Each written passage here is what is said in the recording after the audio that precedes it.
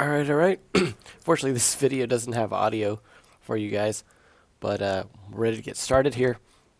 This is actually a feed from Brazil, so just so everyone knows, I am not actually in control of the feed here, the spectator or anything like that.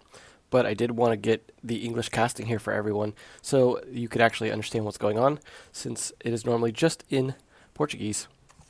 So here the players are actually going to be playing on LAN down in Brazil, so that should be exciting. It is not going to be all online like a lot of other stuff. So expect extra nutty plays from these guys because they're not playing with high ping. They're going to be playing on super low ping. So they're just going to be playing nuts. Fortunately, not sure what this guy is saying. It's all going to be in Portuguese anyways, so I doubt anyone here for the English stream would understand what he's saying. So should be good though. Thanks everyone for tuning in. This is basically, again, the restream here from the Brazilians. They are sending this over. This is live in Portuguese for them on, I think it's twitch.tv/Ubisoft Esports. I think it's ubisoftesports.com or ubiesports.com for their main site. So make sure to check that out if you want to check out all the information about the matches and the games and all that. And see if there's any of the VODs there. They are on YouTube as well. I've posted them up on Breaching Siege. And you could find those on the YouTube for the Pro League and Ubisoft Esports' YouTube channel if you want to catch those. Those are in Portuguese. We didn't have an English cast of those. Fortunately, Ubisoft was nice enough to let me cast this one in English via the restream here, so that way we can all have a version of that is a little more multilingual for a lot of countries. Again, not sure what these guys are up to, but look like they're having fun. Excited about this broadcast here. So hopefully we'll be getting into the match soon. Not sure what is going as far as the lobby goes. So keep in mind generally that this is kind of the phase where they're getting into the lobby, getting all set up. However, they're on LAN, so hopefully it won't take too long to get everyone set up, as opposed to online, which could be a lot more difficult. So if any of you guys who are wondering why there's usually talking a lot at the beginning, it's not because they just want to talk and be on camera. It's because the play-by-play and the analysts are basically trying to give you guys extra show and fill time until the players are all in the lobby and all prepped and ready to go. So that way you guys are just sitting bored looking at a timer. So, yeah, so just to give you guys an idea, the first game we're going to be watching today is going to be Nox versus, let's see, looks like Keed Stars, yeah. So these are both pretty good teams. I would say that Keed Stars is a little bit higher up, perhaps, than Nox, just based off of kind of my ranking. I would say these teams are maybe not the top four, but definitely like good teams. So it should be an interesting match. Any of you guys who watched the VOD of the previous ones in Portuguese, they basically just play very, very fast and loose and don't really just sit still and hold angles or play super cautious and do a ton of drones.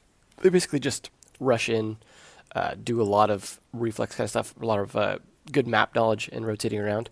So you will see that I expect from both these teams here. So should be good. Hopefully these guys will get in soon here. I saw a little bit earlier you could see them on the LAN there. And we'll hopefully get this started pretty quick here.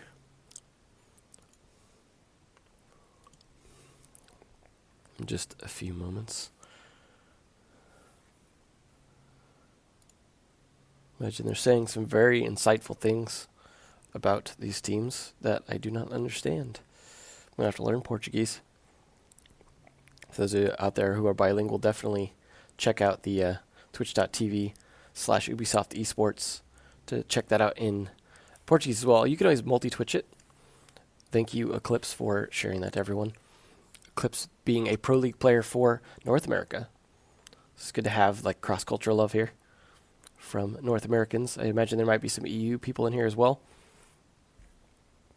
So hopefully everyone will be here. Learn some good new strats, some crazy strats. Those of you who saw the Invitational saw some great stuff from Santos Dexterity. So I expect some great stuff from these guys as well. Though Santos Dexterity, I think, is still probably one of the top, if not the top, team in Brazil. So looks like we're showing how they built out the studio they're playing in right now. Looks fun. Oh, they were just talking about the key roster. Thanks, Eclipse.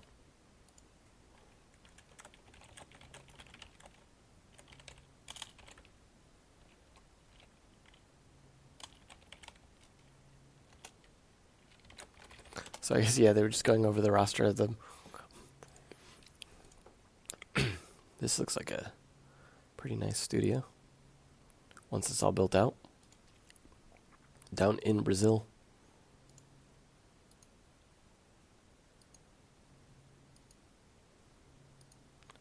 It's smack dab in the middle of the favelas.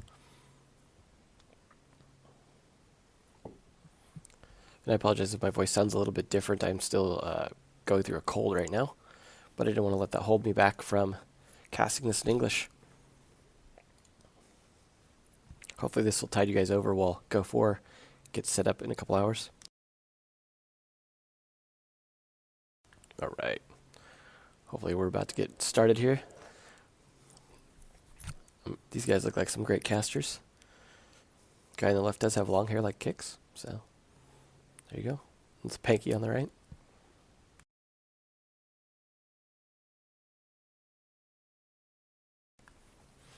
So hopefully just be another few more minutes before we get into the game action, where I'll actually be able to understand what's going on.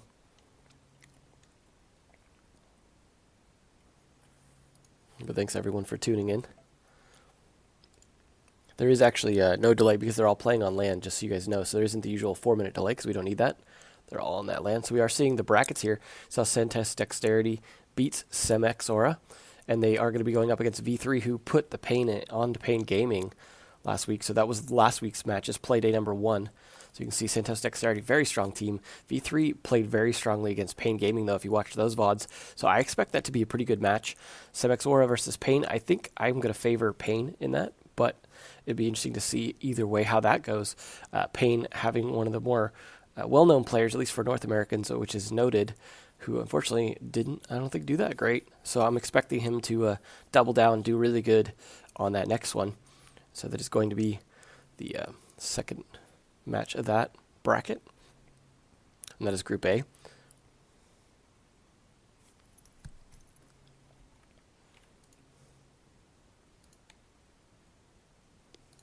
Hopefully we're going to see the Group B bracket here.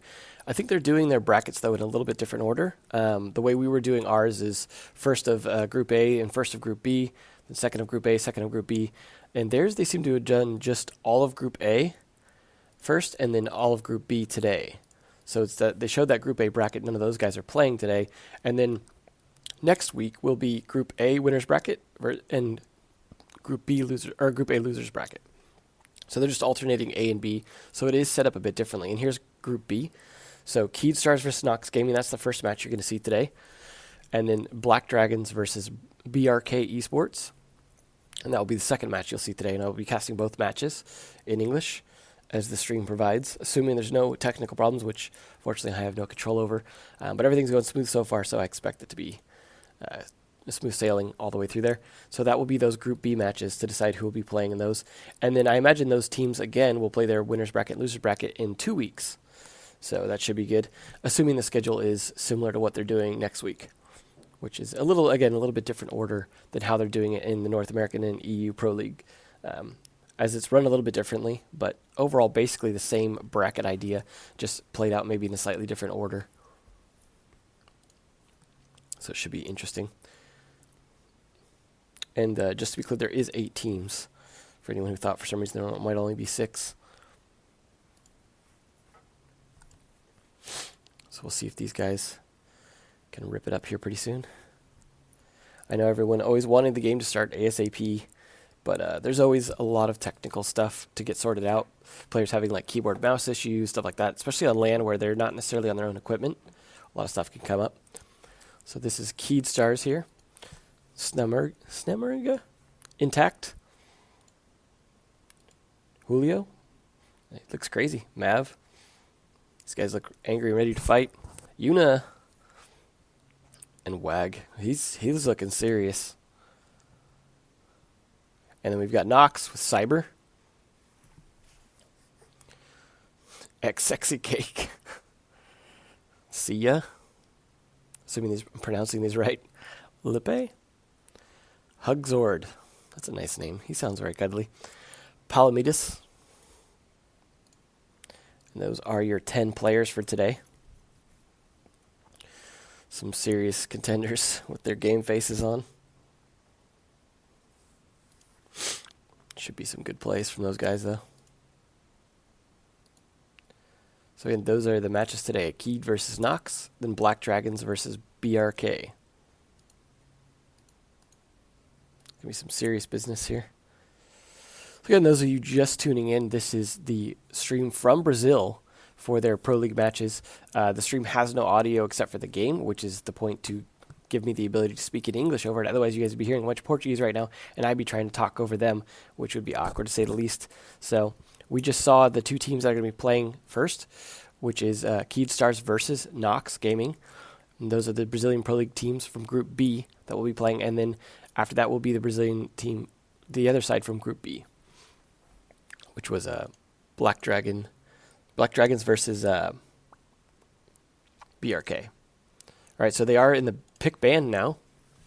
Now keep in mind these are a bit more aggressive players, so maps that favor that are probably going to be a bit more in their realm as opposed to some of the bigger, wider maps for. Well, I guess they might favor those in terms of actually being able to roam pretty crazily as well. So we'll see. Yeah, hopefully we see a coastline. That would be wonderful. But I know North America is willing to experiment with a lot. EU generally not wanting to play newer maps right away. They usually want to see. I don't know if they're just waiting to see what North America does, but hopefully we'll at least see a skyscraper, something like that. Again, we did see the Brazilians play against Continuum in the Invitationals, which was pretty cool. Looks like we're not going to see Border. That's one that's actually been really popular with North America lately. So we'll see what map. Maybe they're resetting the pick band phase. There might have been an issue with it. Sometimes that site tends to have issues. This is not the first time we've had issues trying to do live bands with it, unfortunately, so I don't know what they're saying there. And just to be clear to everyone watching, they are actually playing on LAN, so they have a LAN set up there. We saw the video earlier of how they were building it out and setting it up. Hopefully we get stuff like that in North America and EU sometime to actually play these out in LAN instead of just having them over the internet. But, you know, Brazil, I think, has a bit more infrastructure for that than we do here. So hopefully they'll be ripping that up in another country soon.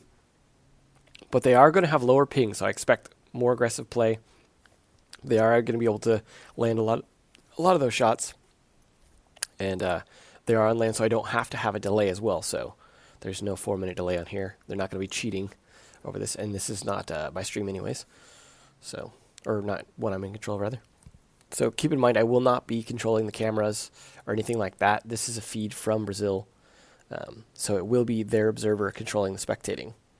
But I will try and keep track of what's going on, at the very least. Hopefully I pronounce the players' names correctly, but it is a foreign language, and I don't see a lot of accents on there or anything, so we'll see how those go. Hopefully they get into the pick bands again there. Yeah, these casters definitely look animated. Wish I knew what they were saying, but they definitely get pretty hyped. Definitely some good casters. We'll see if we can get back to pick bands, get this cracking. Thanks everyone for tuning in. I know it's kind of early for some people, at least myself, on a Sunday morning, afternoon here. And Go Force haven't started yet, so this is something to watch in the meantime for sure. Get your mind on the game before you start playing if you're going to be playing in the Go Force today for NA. I suppose EU has already probably done a good chunk of theirs. So I do hope we see Coastline, though, as a lot of people are saying. Would be exciting.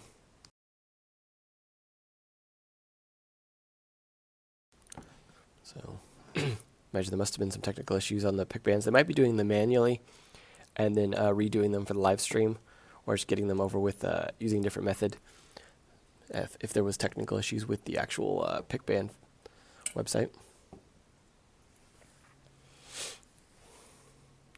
So hopefully we'll get back into that. Again, not sure what they're saying, so see if they can get that going. Thanks everyone for tuning in. Hope you guys will enjoy seeing this in English. Give you something to watch, to do some studying of the foreign strats and help expand the scene a little bit. I've also been trying to do some casting of Australia, and I'm probably doing some of Asia soon, trying to expand out where people get to actually get ideas from, inspiration, and support the other scenes. So make sure to tune into those when those go on, just to at least help out those scenes, get some more exposure. And for those of you who are wondering how you get into Pro League, it is generally through open qualifiers plus invitations or previous Pro Leagues. It tends to vary by season as people tend to adjust the rules, so it does vary, but it generally is a qualification thing, and they generally want the best of the best. So, although to be fair, a lot of times the Pro League does tend to boil down to kind of a top 4 and a bottom 4, depending on the region. Although I think this season has a lot more, maybe more of a top 6 in some ways than the previous seasons. I'm not sure about Brazil in terms of theirs. It does kind of seem to be a bit more of a top 6 as well. Let's see. Personally, my top 4 is Santos, V3, BRK, and Black Dragons. And then the bottom 4, I think, just based off of what we've seen in their Latin American Cups, would be Keed, Payne, Nox, and Semixora. But I guess we'll see. I mean, that's just based off of them playing each other in Cups and in qualifiers and things like that to get an idea of where they kind of rank amongst themselves. But teams, once they get into Pro League, tend to assuming they want to win, put a bit more effort in, and they will do a lot of studying, essentially, practicing, scrimming, working on strats, bringing out their new strats, things like that. So I do expect some of those rankings to change as the week goes through, or the seasons go through the weeks. This is only the second play day of the 7 weeks. Every season is 7 weeks long, and then there is a finals. Hopefully the finals perhaps will include Brazil, Europe, and North America this time, I believe. And that will be, I think, in Poland was the plan. So hopefully that will be really exciting, and that will be probably a week or two after the week 7 ends. So this is week 2, so you could do the math. I don't think there will be a break in between for anything because the mid-season reinforcements came out before it started instead of in the middle of it this time. So we are going back to the live banning. Nox starting first. See if they go with border again. Now that they hopefully have gotten the technical issue sorted out, you can see the faces on the players in the corner there to get an idea of what they're thinking as their pick banning, which looks a little bit like confusion at the moment. So that is actually Consulate going first this time. That's what I could see them liking potentially, just because of the roaming potential and mixed with the vertical play. Yes, I did something with my hair. And it looks like there goes Border. After all, so I think it was Keyed last time banning first. They definitely don't want to play Border. There goes Coastline, sadly. There's 2 DLC maps gone. We'll see what they're going to ban next. Fortunate about Coastline, but some teams just not prepared for it. Cafe, that's one we've actually been seeing a lot this Pro League season for NA and EU, especially NA, surprisingly. So that's going to be out of the question. I'm not terribly surprised about that one. So we'll see what they get to next, though. Looks like they're having a bit more trouble deciding what to do next. A little more discussion with their team. You can see Nox on the left there. Looks like just discussing with their teammates what to ban. This is where they're getting a little more strategic, not just picking things that they don't want to play, but actually really try to figure out how to manipulate the pick ban phase. When you do pick ban, there's actually a lot of strategy to it. You think it's just simply like, do you just remove the ones that you don't want to play, but you have to pick the right order and sort of fake out your opponent so they pick the map that you want. And then Nox is actually going to take out Skyscrapers, again, another DLC map out. So, I mean, obviously Yacht is not in there, so that is all the DLC maps out. We've got Border, Coastline, and Skyscraper all gone. Cafe and Consulate being the 2 old ones that are gone. We'll see. So we've got Clubhouse left. We've got Oregon left. I would expect to see at least one of those. We've got Chalet. Again, those are the ones we've been seeing a lot from the current meta, along with Cafe. I mean, we've seen a lot of Border as well. Maybe not as much Consulate, but it's still been in there. So this season has been a slight change up on things, but it's still a lot of classic maps mixed with a lot more Border than we're used to seeing. Key definitely having trouble figuring out what to do here as well, because this is the last ban, and then it is pick, and third is third is whatever's left over, because there's only 9 maps in the map pool, and so far 6 have been banned. So Keyed bans Chalet. Okay, so that means we've got Oregon left, we've got Clubhouse left, and of course, as always, we always forget that whatever the third one left is, that is going to be, it's not Bartlett University, obviously. So we're going to start on Oregon. Looks like Knox wanting to go with that. Although, he's got a bit of a game face on. So, we'll see how that goes. Oregon could be pretty intense among these guys. Imagine some serious roam gameplay, like rotating around a lot between top and the middle floor, regardless of what bomb site they're picking. So I expect that to be good. Now it's between Clubhouse and whatever the other map was. That's why it's helpful to have the list in front of you, because you never know. And there goes Clubhouse. So we'll see what the third one's going to be. Unfortunately, it looks like it's cut off a little bit on the bottom there. Actually, let me see, is the window. There we go. Resize it a little bit more. All right, so Bank is going to be the last one. That was the last map. That was the one I don't think either of them really wanted to play too much, but Bank is a pretty good one for roaming as well.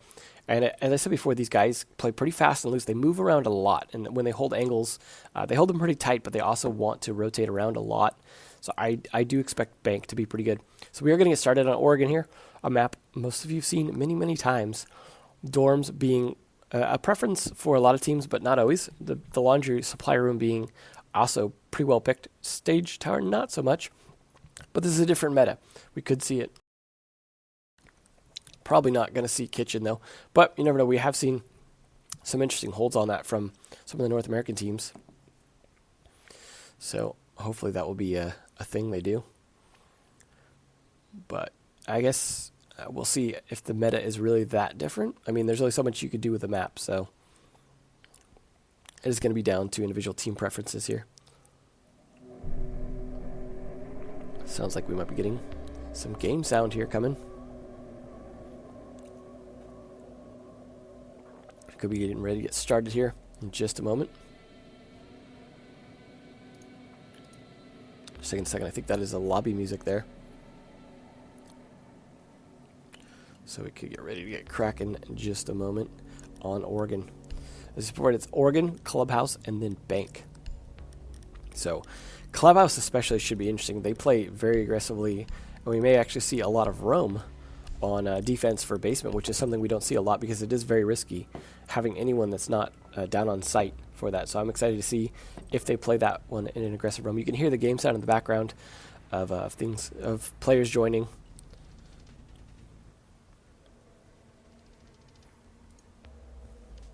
All right. So there is looks like an interview going on.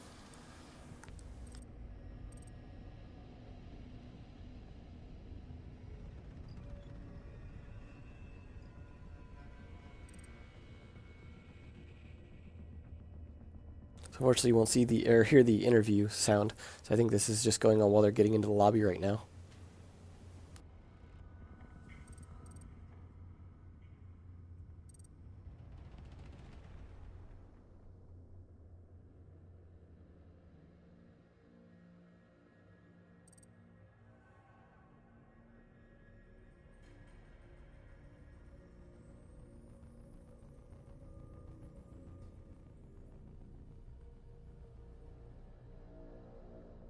So you can still hear in the background that they are still getting into the lobby from the background sounds of the game. So I imagine we'll get started here right after the interview, hopefully.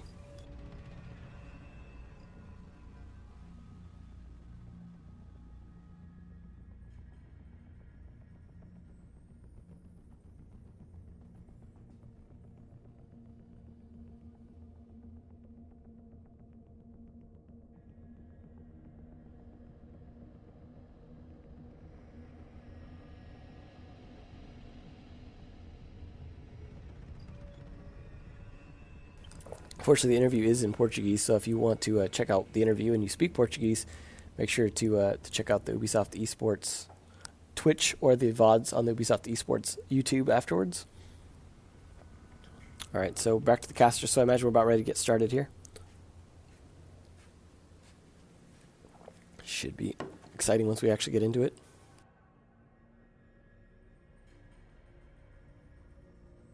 Yeah, as Clip said, twitch.tv/Ubisoft Esports is the stream for the Brazilian actual native feed that will be in actual Portuguese. So unless you speak that, probably not going to get a ton out of it other than inflection. And that is why I'm here today, to try and bring you English casting for it. So again, thanks to Ubisoft.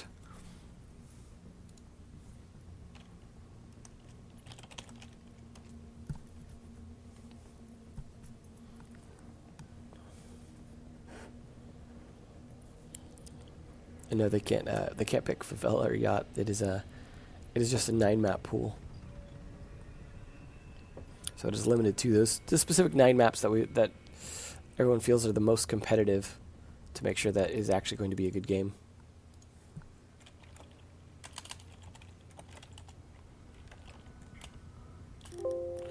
Could I voiceover kicks, please? Thank you everyone for tuning in. I appreciate everyone taking the time to watch this. Hopefully if you jump in part way, you can get a chance to catch the VOD. Or if you have to go, you can come back later. And I obviously do have recording on Twitch.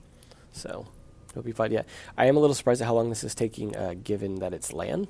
But I think this is a new LAN facility, given that you could see they just built it from the video earlier. So hopefully they're sorting out any technical issues they have. At least the map ban's done. We know what the map's going to be. The interview's done.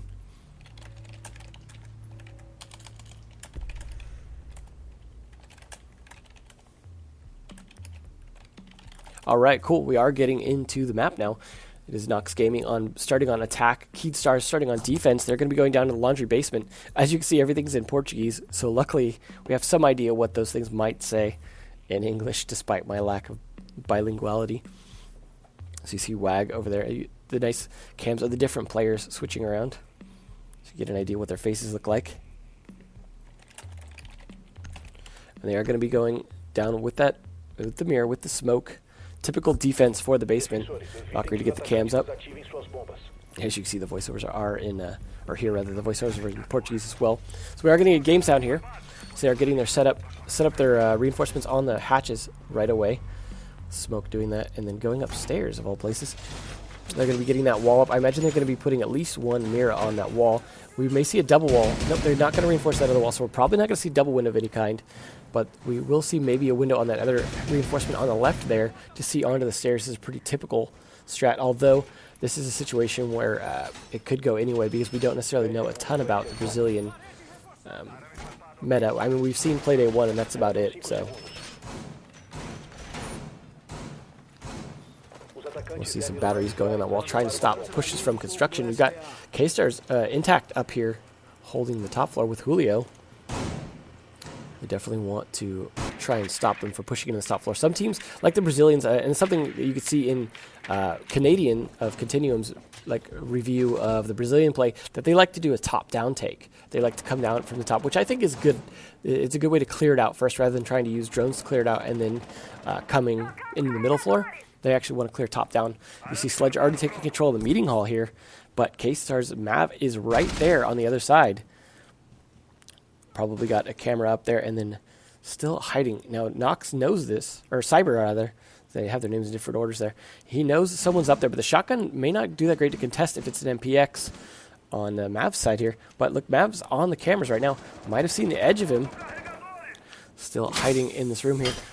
We do see actually the other mirror window upstairs here to hold that instead of having a second one downstairs. So that's a nice strat there. Looks like Sexy Kick being just barely out of view. Gonna drone it instead. It looks like Cyber did finally catch Mav in that stairwell. So that was a nice pick by him with that shotgun, surprisingly. Must have got him just off guard. We see why they're using that mirror window as well to see down. And you see Cyber cautious about someone trying to trade him by coming down from the attic, as Hugzord trying to clear out the stairs there, making sure no one's roaming down from that top floor. There's just his teammate there, and one does get down. Looks like Lapzord coming on in. Lapzord. And then we've got Cyber taking down another one on intact. It's actually a little hard for me to read the names because of the encoding. So that is 3 down on the defense already. It's just down to Mira and Smoke. Is a 5v2 as Sexy Kick takes down Mira. And that is WAG down. It is all down to Julio here, trying to clutch it from the meeting hall, trying to roam around behind the butt, gets caught out by Hugzord, who is laying prone in what looked like the garage door for an easy first win for Nox. I don't think they lost a single man there, didn't even take much damage. So a nice initial play by them, coming on strong to start with. Not messing around. Now it is going to be Keedstar's turn on attack. And they are going to be bringing that glass. So we'll see how that works out for them, because we didn't see glass from the other side. The defender's bringing a pulse this time, a little bit different. They are still going to be going down to the laundry though. So hopefully that'll work out for him. We'll see where those mirror windows end up. That was an interesting switch up having them upstairs, although I gotta say, in the end, it didn't really work out.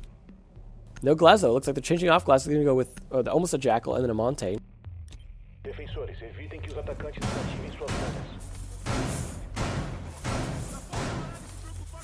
Getting set up upstairs ASAP. They're going to see at least probably one mirror window right there. You saw them reinforcing it. See, no kills there. Yep. 4 K-stars. Fortunately for them. Os atacantes localizaram uma bomba.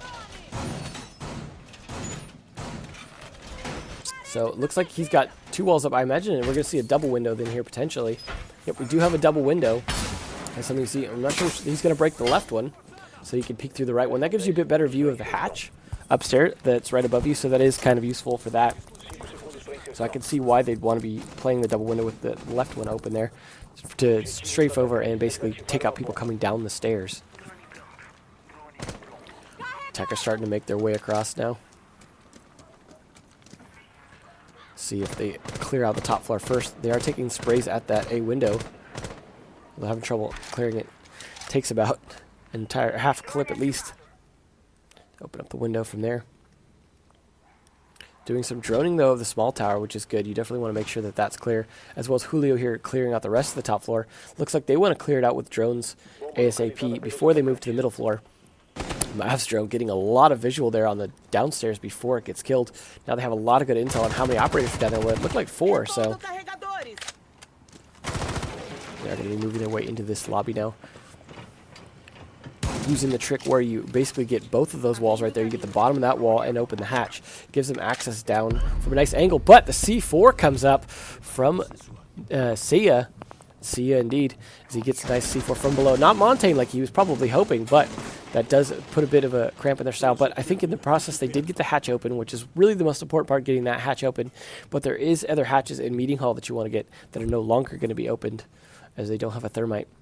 Sia right there with his pulse heartbeat sensor, which is how he found and got that C4 kill. See them trying to find some angles here down onto someone, but looks like Nox not wanting to give up any positions here. Some C4 clearing going on. Trying to get Montaigne down those stairs. And there goes the smoke trying to delay him back. Diffuser looks like it's just sitting on the stairs there, and it's going to be all up to Intact to try and pick that up. But he's still a little cautious about moving down. Angle's coming down here from Mav, trying to find Sia. Not quite getting a view on him, and it looks like it could be actually getting covered up by the side of his sights. Trying to find some angle down here. Montaigne pushed clearly in. The smoke comes out. Does quite a bit of damage. Montaigne now down. Julio takes down another. That is the Jaeger down now. That's the first kill on the board for them. Trying to find some other kills here as they are down to 3 players, 1 at half health with the diffuser. And it's going to be hard to make this plant unless they can get some movement here. They need to pitch from the other side, and it looked like that's what Julio was thinking about doing. He really needed to go for that pitch, otherwise they're not going to make this plant. And there is the planter down as Mav takes down Hugzord, and then Sia takes down Intact. It is all now down to 2 attackers, and the plant attempt comes down again. That pulse, you see that play right there where they're using the heartbeat sensor to sense when they're actually going for that plant and then coming around. Because the coordination is just not there from the attackers, they're not there to cover the planter, and it's an easy win there on that last kill on from Lipzord. Leipzord? So nice job there. And that is another win on the board, an easy win from Nox. I think they only lost 1 player total there as well. So far, Keed not really living up to their name there. Having a bit of trouble getting at least 1 point on the board. This might not be their map of preference. Atacantes precisam localizar e desativar as bombas. So, they're not going to be playing downstairs again. Since they lost it, they're going to go for it again. If they lose again, hopefully they switch to a different bomb spot if that's just not working. But some teams are a little more stubborn than others.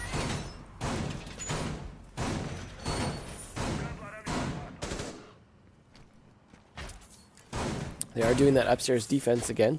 Setting up the window there to watch the window. See if that'll work out a little bit better this time. They're going to know about it though. So I'm not sure it'll give them a ton of advantage. But it depends on whether or not they can surprise the attackers. O objetivo dos atacantes é localizar uma bomba e desativá-la. Hopefully they can get at least an early pick on Nox, or this is going to probably go the same direction it went previously. No one doing any spawn peeking there. They are going to be going to take this top floor again, potentially. A little cautious that tower. That is where he was playing last time. Looks like Mav playing there again. Last time we saw him lose that engagement against Sledge with a shotgun, but there's no Sledge this time. However, that nice early pick from Julio is going to help. Taking down Hugzord. Does get droned out, but the drone is taken out. Looks like he's going to open up a hole for himself to be able to potentially throw some smoke across. They really want to delay this upstairs take. That's really the most important part. Thank you for the host, Pengu.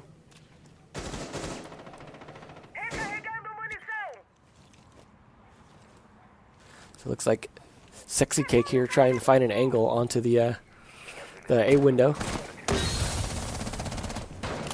He's going to get smoked out, though. We see the benefit of having that smoke there, that hole that he opened earlier, throwing that smoke grenade through that. Managed to stall him back out. Looks like Sia trying to figure out what he wants to do. Probably doing some coordinating with his team at this point. Wag just waiting for someone to try and actually make a push down here, but all the fights are going on upstairs, as that's where K-Stars generally wants to engage. And he does finally start to do something here. But he's still watching this window. We haven't seen that come into play just yet. But I do like the different ideas.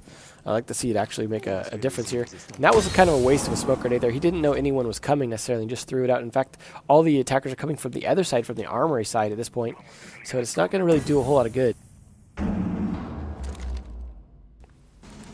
See Benny here holding. Mav does take down another one. That is two down for the attackers this time. This Glaz going to try and do something about that to equalize that. Smoke grenades are out for him, so he does have an advantage, but they're not going to peek it. They're being smart, knowing that that smoke is out, knowing that that Glaz is there. Not going to run out in the hallway and get free kills. So they're definitely being patient like they should be. Glaz, though, instead going to move downstairs where they should be attacking anyways. They got a little distracted by the upstairs, but now they're getting ready for the push. They're throwing out the smokes, getting ready to have this Glaz watch there. Now K-Stars has one mirror window here to look through, and he's going to be able to peek through the side of it. It looks like Mav's going to be there to help as well. They could have a C4 to throw out still, potentially. And the plant actually does go down. K-Star's slowly losing this here. Nice attempt by Mav, and he actually does get around and get that kill. A little prone crawl. Surprisingly working, but it does get traded. And they do lose their Jaeger. And then Cyber comes down the stairs for a 2-kill as Julio finally trades that off to 1. It is all down on a Cyber, though, to finish the job here. The plant has already been down, though, and he is against 2, so it is up to Smoke. He does get electrified a little bit. Looked like a little frustrated by that battery shooting it. But the Bandit comes around for a... Oh, no. Yep, he did get a kill, and there's an easy defuse now. I lagged for a second there. So that is nicely done. Keystars getting their first win. The diffuser did get planted, but they did have 2 men left to counter it, despite Cyber's 2 kills down the stairs. They were able to turn that back around with Bandit's kill there at the end. Probably throwing him off his game a little bit by getting electrocuted by that wall. So that was a nice turnaround. So now it is 2-1. K-Stars finally making a comeback. See a lot of work there from Julio and Mav making that work. See someone even, I guess, from the Noxus side. Cyber definitely did a lot that round. Sia doing a lot the previous round as well. So now we'll see where we're going to go as far as bomb sites go. They did win the downstairs, so they're going to be going up to the dorms. Not a big surprise there. We're going to see that Montaigne. They are bringing a mute, though. That is something that's pretty useful on the top floor because there's a lot of choke points for those stairs. You can actually control how they drone upstairs and potentially stop some other like breach charges, things like that.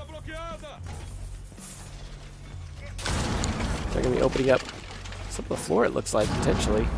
Interesting strat. It might have been for the wall, but open up a lot of the floor in the process to give them some angles down.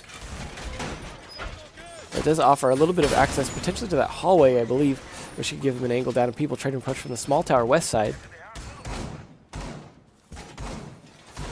Looks like they want to close off the big tower side of the attic, but open up the other side on the dorms so that they can rotate around to meeting hall. Now, that is a good strategy generally. If you don't want to use that big tower, set it up so that you can rotate like that. And it looks like they actually want to play in there. They've got a shield, potentially to shield them from the windows. And they've even thrown a mute jammer to try and jam them from blowing that wall. Try and secure his backside. They definitely want to play in there and be able to rotate down to meeting hall as well. So that could work out as a nice strategy for them. So far we've seen some good play from Nox, so I wouldn't be surprised to see that work out. We'll see if the Montaigne here can make a push onto dorms. Not sure which side he's going to go from, but it looks like he's on big tower so far. So they may have to try and go for a breach on that side. However, they don't have a Thatcher to try and take out that mute. So they're going to have to use a shock drone, if anything, probably, to take out the mute jammer, unless they can just hit it from below from the meeting hall. That is a bit risky. Now they're going to try and clear out this big tower as fast as possible. Wag just pushing into the meeting hall instead of trying to worry about the big tower itself. Looks like a missed drone throw there. That's got to feel bad. Not as bad as a missed grenade throw, though. Cyber just hiding here, facing a wall. Hugzord watching the A window angle, trying to make sure that no one's coming there. He's just taking some pre-fires, even though there's no one there, just in case. You know, when those lucky ones hit, it feels good, so it's worth a few shots out occasionally, especially if you're just biding time at this point. Looks like Moringa going to come around to potentially help open that wall, but I'm not sure if they know it's jammed yet because they haven't made an attempt. Unless they hear the mute jammer by getting close to it, we may see this fail right here. It's going to go to detonate these, and if that mute jammer's still there, a whole lot of nothing's going to happen. And I think they do realize that now they're going to have to try and take out that mute jammer, potentially from below. So we'll see if we can have one of them take that out. And there it goes. So now they're going to be able to blow those, and they are going to open up. Now Cyber is going to be facing a wall yet again. This time he's going to be in a bad situation. Julio does take down Cyber, though, from the other side. And that's a nice pinch there as he's busy being distracted by the backside opening up. Good timing on that flank. They've now cleared that out to try and push in. But Interact takes down Hugzord. And this attack's really working so far. They've gotten 2 down. That is the Doc and the Jaeger. It's all down to Castle, Mute, and Mira here to try and defend this. We've got Sia over here as the Mute trying to play in armory. He's getting pushed on heavy by this Montaigne to see if he's going to go for knife, but it doesn't matter. He gets flanked from the other side there. Easy takedown for him on Mav, and that is now 2v5. K-Star's starting to make a strong comeback here. There's Castle, take it down. Interact getting a nice kill on him. The spray coming through the wall, trying to find him, and it does find that last one. The Libzord taken down for a nice clean win. I don't think they lost a single man on the attack side. Looks like K-Star's getting their groove on now, finally. Figuring out what they were doing wrong. Seems to be working a lot better for them now. Sorry, just my mic here, trying to get better sound for you guys.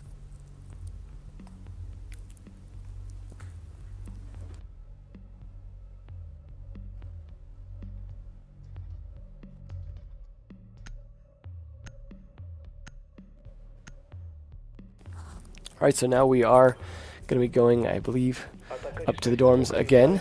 Yep, for the defenders as they won the downstairs. So now we're going to have to go back up to the top. See what they can do here. What's up, Shada? See if they're going to go for the same kind of strat that they used for the downstairs with those windows. Hey, Macy J. Thanks everyone for tuning in. It's cool to have all the different regions here checking out what the Brazilians are up to now that we got some English commentary. So it's awesome to see everyone in here. Looks like they're going to go for a window over here. Not sure where the other one's going to go. Looks like they open the hatch so they can rotate down as well. They may try and play below a little bit, try and control that kitchen so that no one can get below them and shotgun up or anything like that. They're not bringing a buck or anything on the other side, but they are bringing in Capitao, so that's something a little bit different from what they've been bringing so far. They do want to clear out the small tower for sure first. That is something they don't want to get shot from behind if they go to try and push those A windows. Looks like, though, Intact trying to contest down here and make sure that they can't push in from that west side by controlling the showers here if they could catch them off guard. So we'll see if that plays into it, if they can actually get him. Assuming he doesn't get droned out. It is kind of a pain to drone all those showers, though. See the shock drone here trying to catch anyone that might be there, as Glaz is going to be working that A window. Imagine they might smoke and go for it. No one carrying the diffuser at the moment, so I'm not sure who's going to actually make the push here. See a little bit of Moringa's gun there. Doesn't quite land the shots he was hoping for, though, on that Rook just hiding in that corner. Looks like they're going for an A-window push. They've got Glaz on already. The diffuser's sitting outside the window. They're going to smoke and go in, but they need to clear some of that barbed wire. First, they're going to need to clear the ADSs. They're going to need to smoke it and then hop in. Now, they don't... I'm not sure how many smokes they have. They definitely have at least one on Hugzord. And then Glaz himself is going to have... Oh, I'm sorry, 3 and then 3. So that is about 6. So it should be plenty to smoke it out. Looks like they're smoking out the B side as well, though. Mav expecting them to push kitchen. No one actually pushing it, though. So they might have spread out a bit much for this defense. They're really set up for this kitchen defense and the west side defense, and everyone's playing on the roof. So they're really not doing any good. Does catch that drone, though. Misses the shots thanks to the metal bars. And it does get a free 10 points on someone else. Capta trying to find an angle. Not catching anyone just yet. He's going to set up a claymore, though, potentially here to make sure that they can't open a window on him. Decides to back off the last second. He's a little worried about that window in the attic behind him. Still concerned more about that. We do have someone downed here. It looks like the rook is downed. Not out just yet. It's like maybe some more shocks coming out. And Interact just holding this angle here. Hopefully they're going to rotate up from downstairs, as that hold downstairs is just not working. Mav going to get his man back up, though, it looks like. Potentially drop down through the hatch that they had open in the bedroom. So he could pick him back up. Nope, does get taken down. Hugzord finishes the job. Not going to get that man back up, but the swinging through the window gets punished by Julio. No getting into B site at this point. The shots come back out. Trying to take down Sexy Kick. He does get knocked down as Sia takes down Mav. He probably went for the rotate back up. Libzord almost dead there on the glass, but does manage to down him as Cyber gets taken down. Libzord finishes off Julio there. It is down to just Wag trying to find 3, although Glass is low in health. Capito didn't take a lot of damage for that, surprisingly. That spray of that rapid nail gun, basically, not landing anyone. Now they know his position. He's going to have to rotate around, but they're going to expect that as well. So he's going to have to come around from the other side. You see Capito look like placing a claymore, so that's definitely going to punish him if he tries to come around from that side. He is trying to now, and he's going to see those lasers if you look carefully. There we go. And it's going to give away his position then when he shoots that, and that's the whole point of this. He's going to try and stay outside the range, but the shot's coming out from Capito, nearly forcing him into the claymore. Now he can wallbang through that. Both guys just trying to find a position, but he just barely got him and didn't expect him to be laying on the ground. Glaz is going to be here to punish, though. Glaz doesn't have much health, but it certainly only takes one shot from Glaz to finish this job. Jumping outside is going to give away his position clear as day, though. Not sure what this is going to accomplish because they're just going to be right outside. Save the op. Tries to bait him out. Sexy Kick jumps out, shoots him mid-air for a win from Nox again. And now up another point. I think it is now 3-2. So it is looking good for Nox. Keat had just found their groove and now lost it already. So it's 3-2. Going to be hard to come back from if they have lost their momentum. So we'll see if that works out. Hopefully we can see the scoreboard again. We are going to see Thatcher this time, which is good with the Montaigne, something we haven't seen necessarily a lot of yet, which is definitely a problem for. I thought they did shoot the mute jammer from below last time.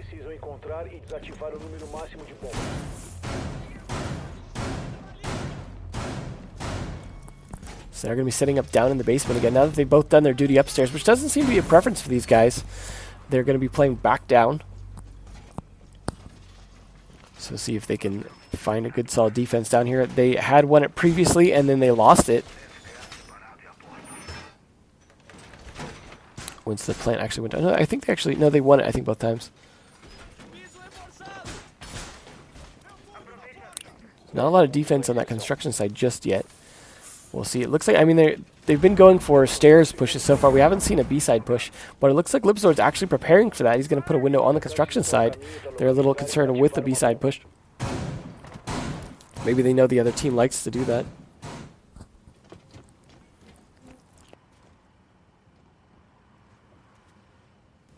A lot of droning coming out on the mid floor. They might have already droned the top floor. As like they'd seem to want to attack top down most of the time, but I'm seeing a lot of droning coming out on this middle floor instead. So I'm not sure if there's any roamers upstairs as I'm not in control of the camera. But hopefully there's some good roam play going on here to try and counteract this middle floor take. They're going to take control of small tower first and back up this Montaigne who's pushing in.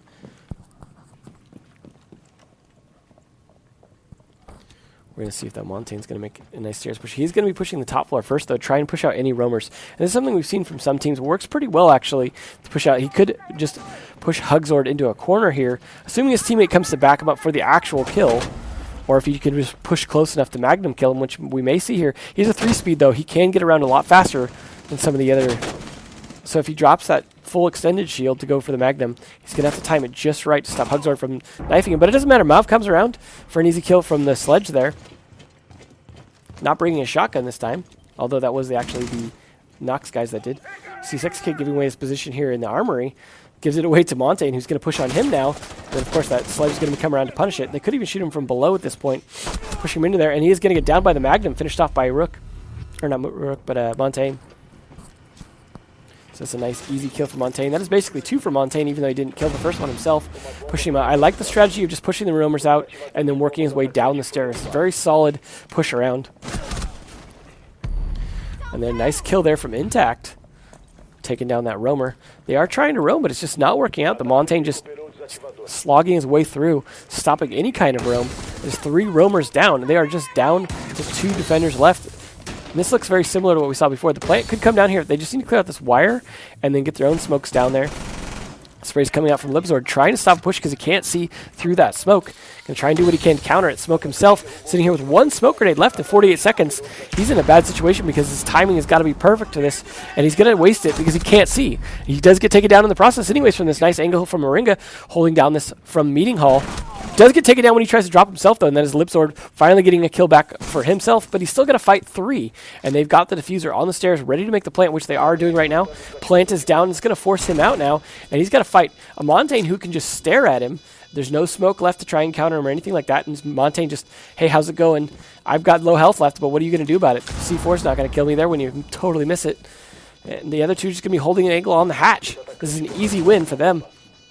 If he gets lucky, though, gets these headshots, almost gets one of them, but Mav just takes him down. Easy peasy, losing just a little bit of health. And that's a nice win on the board from K-Stars, bringing it back to a tie here, 3-3. Both teams kind of figuring out what the other team's doing and countering it.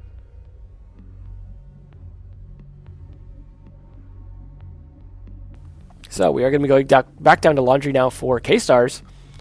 So they may or may not do that same upstairs defense, what you've seen them do. Now they set up for a B-side defense from Nox and then didn't end up needing it.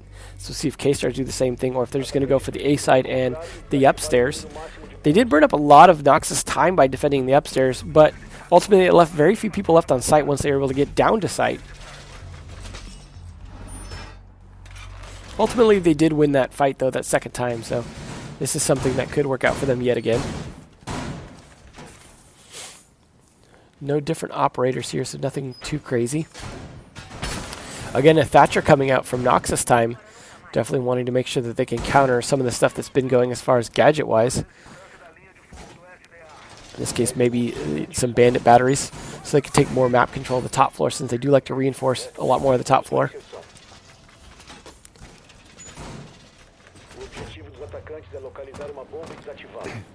Again, they're approaching from the west side. Have we seen the attackers like to do? Because the west side is so isolated to the kitchen and the small tower, it is actually good to try and clear that side out first, and then also work the armory into the dorms, so that you can push from the back as you push the A window once you have the west side cleared out, and that is like a nice pinch on the top floor from both sides. And that is what we see them doing here, basically. That's a good solid approach, is once you've cleared out the kitchen, unless they drop from the bedrooms, a lot of times you've got it pretty isolated at that point, and you don't have to worry too much about roamers from behind. You see Julio here, though, just trying to hold it upstairs. They definitely want to play this upstairs again. He's got some holes to try and smoke towards the window again. Sia trying to figure out what he wants to do there. Probably making some call-outs to his team. Interact just waiting for that push he knows is going to come on that window. Nice little crack there, but it looks like Moringa taking one down already. And that is a sledge taken down. Drones coming around. They are getting some idea what the upstairs defense looks like. They can start picking it up from below. See the smoke grenade come out, and then Hugzord here going to try and clear out from below, just barely missing that shot, though. Looks like that didn't actually even explode. Not sure if it just bugged or got ADS. And then Intact taking down another one. That is 2 attackers down already. This upstairs defense, again, working. As they're able to play a nice roam with it. But Wag tries to push in, gets taken down. Or, I'm sorry, Wag takes down Hugzord and Libzord. The 2 Zords there. As Interact finishes off Sia for a nice win from, I think, a flawless victor here from K-Stars. All 5 men left alive. And now they are up a point, which is the important point at match point now. So if they win this next round, then they take this map and we move on to Clubhouse. And we are going to see Clubhouse either way, as this is a best of 3. So match point means Nox really need to get their act together here if they want to stay in this map. If they get another point, then it is going to be overtime.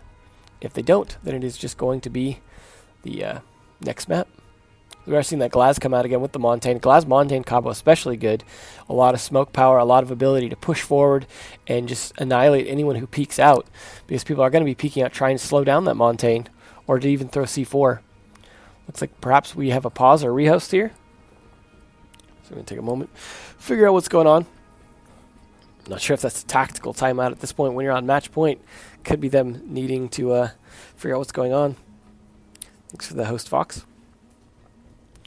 So hopefully it's not a bug or anything like that we need to worry about. We did see that one remote breach not work, so it could be that bug there, and that could be why they're just delaying for a protest. At least that hopefully will get sorted out a bit faster on LAN than it does on the internet, where you don't have to deal with tickets and all that stuff. So hopefully they're figuring that out real quick. So they've got to be sorting out what's going on with that. I mean, I'm not sure that was really critical to the winning. I don't think that would have done a whole lot. There's always a chance they'll replay that round, but that seems like a minor bug to replay a round for, because they were definitely getting decimated at that point. And yes, I know it's an automatic host, Dylan, but I still like to say thanks. So hopefully they can get this sorted out here and decide what to do, making a call on it. They might be reviewing the VODs as well.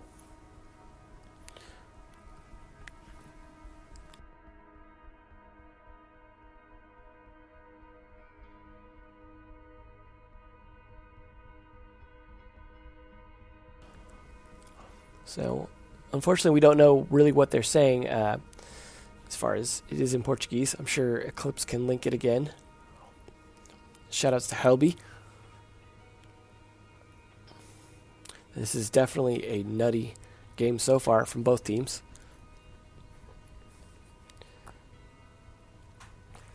Should be interesting to see where it goes from here, though. We are on match point. If they don't replay the round, if they do replay the round, that could put them a little bit on tilt. But you do need to back out usually during a round if there's a bug. And since they didn't back out, I have a feeling it may not go to a replay or anything like that. It was at least on stream. We did see it happen, so they should have video of it they can review, which I imagine they're going to, and probably see that it didn't really make much of a difference in terms of that. Like, that round was just, I think, pretty much over at that point. Yeah, Pinky and Kick's looking a little bit different there.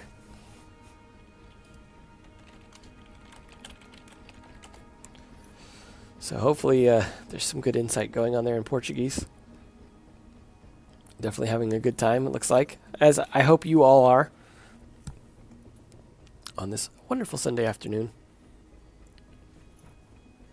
Appreciate everyone tuning in from Brazil, from North America, from EU, from wherever you are.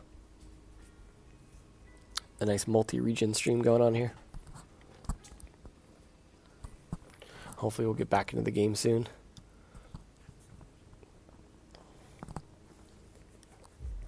I'm not sure what's taking so long in the protest, and that usually a situation with a protest you need to back out. So they may be sorting it out just now. Either way, though, they may have to unpause it. It sounds like they're getting stuff going on. You can hear the in-game menu sounds. So hopefully they'll get that back and started soon here. I hear people potentially leaving or rejoining. They may be rehosting it at this point.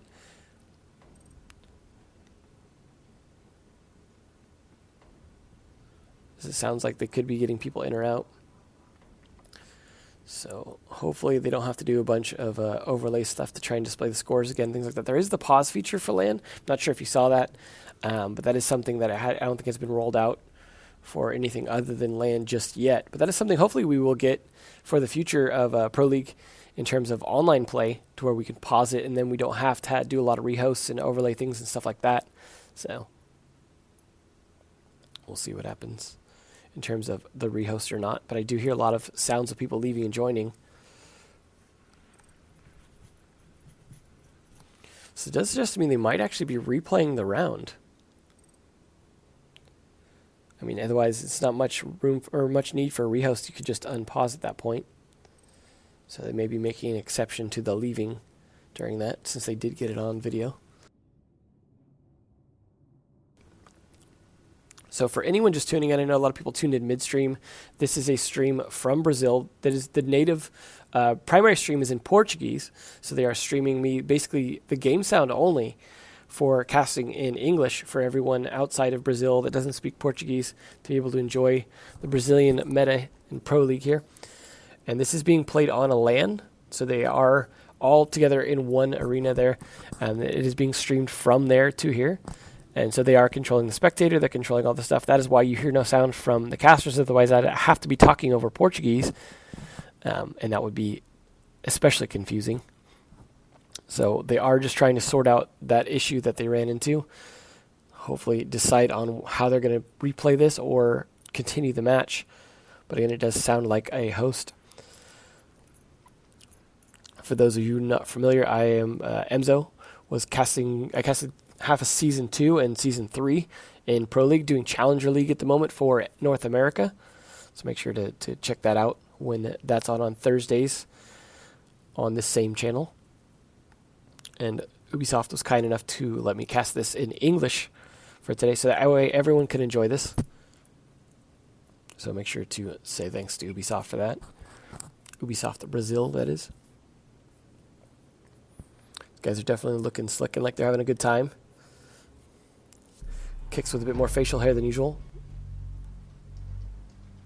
Does sound like we could have the match going on now from the game sound. And we'll see if they cut back to the game in just a moment here.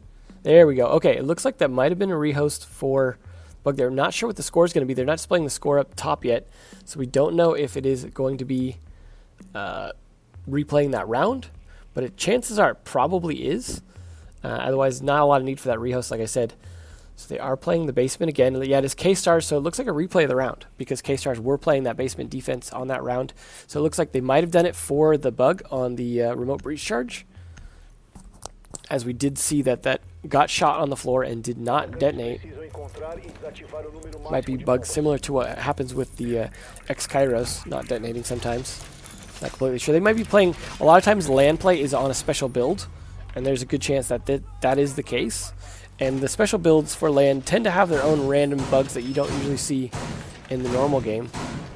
So we are back underway though. We are going to be seeing probably similar defense. Now they decimated them on that last attack.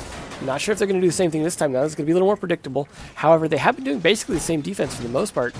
Each time, lost the first time, won the second time, and won the third time before a rehost. So it is now back to 3-3, I believe. So we'll see here. Vapo telling me this is a live build, so hopefully it is not some weird bug, though, that we are experiencing normally on live. However, he may have run into that personally. Vapo being a player formerly from Zizou, the Pro League EU team. So just to be clear to everyone, it is 3-3 now. They are no longer on match point, but if they win this round again, of course, they will be. However, we've seen a lot of momentum swings from these teams when they have to replay a round or rehost. So this could actually go in Nox's favor now that they've got a bit of a thing going. It looks like Sia may be calling for an issue. These X-Kairos might not have detonated. So it looks like he put his hand up there to call for something. It looks like he's looking down at the ground now. So yeah, we may be getting another rehost. They may have had another issue. Looks like a team kill there for whatever reason. Yep, it looks like it might have had someone stuck. Okay, so I guess another rehost there from another detonation bug. Well, at least that was at the beginning of the round, so we don't have to replay the whole round yet again. So that was a good timing, I guess, on that. So I'm just going to go ahead and throw on the music for a minute, give everyone a chance to chill, give my voice a break for a second, as I am still going through a pretty heavy cold. And we'll just wait for this rehost to get started again. Hopefully it won't take too long this time, as at least they're just rehosting, getting everyone back in.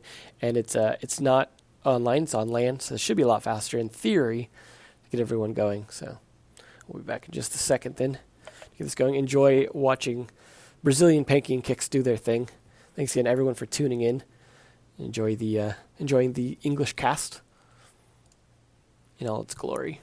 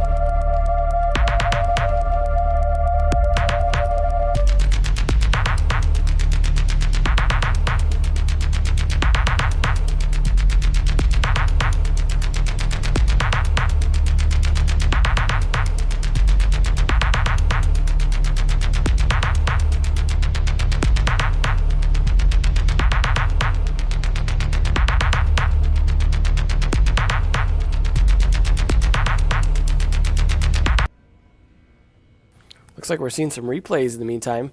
Some of the great plays. Something to watch to basically fill time here at this point. But nice shot there using that double window, and that's why you see that used. Left side there. Some whiff shots, but in the end, a nice kill there. His Montaigne push. Nice. Keeping him busy on the right side, then forcing him to try and fight on the left side as well. Some good shots. That top floor fight. This may have even been the round that they just replayed. And that jump out at the end. Some good replays there. And the match isn't even over yet. I already hit a lot of good replays from these guys. Hello, Cross. How are you?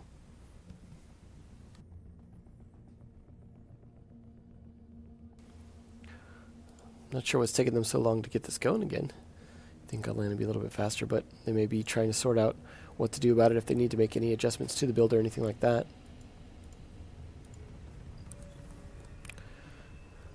For anyone asking about Noted, Noted actually plays on Pain, who played last week, and they are now done in the losers bracket. So they, I think, will play next week because there's the losers bracket finals next week.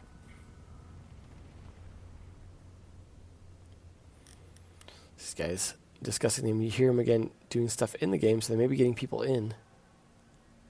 Or at least in the lobby right now from the sound of it.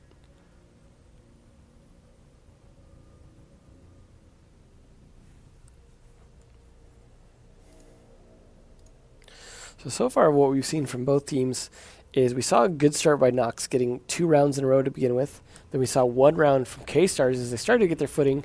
Then another round from Nox. Then K-Stars finally getting what looked like 2 rounds in a row, although one of them now had to get replayed. So a situation where they could lose their momentum. There we saw Nox trying to get their momentum and then already getting another bug and having to rehost. So the question is, who's going to win this round? And chances are whoever wins this round may win it, as at this point you got to really kind of have that last bit of frustration lost from all these rehosts and ready to push that momentum forward and take the actual map. So see if that could be K-Stars to win that round yet again, or if it's going to be Nox to figure out what they did wrong in the previous round, take advantage of this break to actually figure out, okay, we need to do things a little bit differently on that attack. We know where they're sitting. They're going to be playing the same way for the most part, defending that top floor, which we've seen them do. Even though they're down in the laundry, they want to waste as much time as possible because the attackers want to attack top down, because if they don't, they're just going to get pinched from above when they try and attack the middle floor. They're going to have to completely contest that top floor. And I think that's interesting in terms of defensive strategies. Or basically, on a 3-floor map, when you're defending basement and you know there's a lot of choke points and rotates around for flanks, you hold the entire top floor as strongly as possible to make it so that they have to contest it, they have to burn up a lot of time trying to attack it, that you have the ability to rotate and pinch downstairs from both sides, and in doing so just burn up so much of their time that by the time they actually get to attack the basement, even if they've killed all your men upstairs, that your site players actually have enough resources left to finish off whoever's there, or at least buy enough time to stall them out. Although it's interesting because you see the smoke playing upstairs, so he's not going to be downstairs to try and contest anyone pushing down the laundry stairs. So that makes it a situation where, yes, by the time they get down to the bottom, they may have lost a lot of people and they may have burned up a lot of time, but you're not going to be able to delay any more time by actually using smokes or anything like that. So if they've still got like a Montaigne alive, for example, and a Glass, then they're going to be able to just walk right in and make that plant. Not a whole lot you're going to be able to do about it. So hopefully that situation doesn't come up for K-Stars. But they do seem to have at least gotten enough points to make it tie, if not potentially get back to match point again if they can win this next round. But it all depends on that. So we'll see if we get back to this rehost sometime soon here.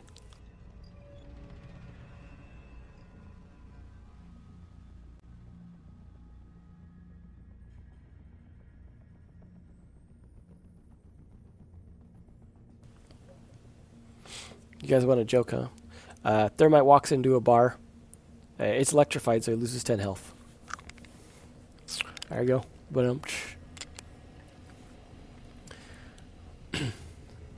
So yeah, this is a nice casting desk down there in Brazil. Hopefully we'll see a lot of good games from this LAN setup that they're using. This is something we saw them building earlier. seeing an interview that unfortunately we can't hear or understand.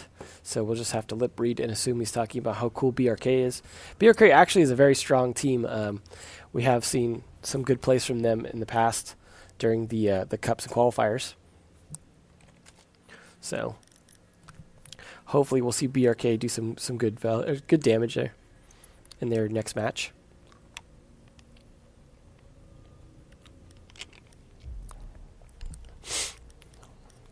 Definitely looks like a happy player about their play. I'd say BRK ranks about probably third out of the top 8 from what I've seen so far.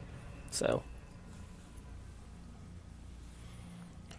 hopefully, I think let's see, we'll see them next week or not. I think BRK will be playing. No, they will not be playing next week. I think they'll be playing in 2 weeks. Or no, they're playing today. What am I saying? They're playing the next match against Black Dragons. So we will see BRK coming up after this matchup.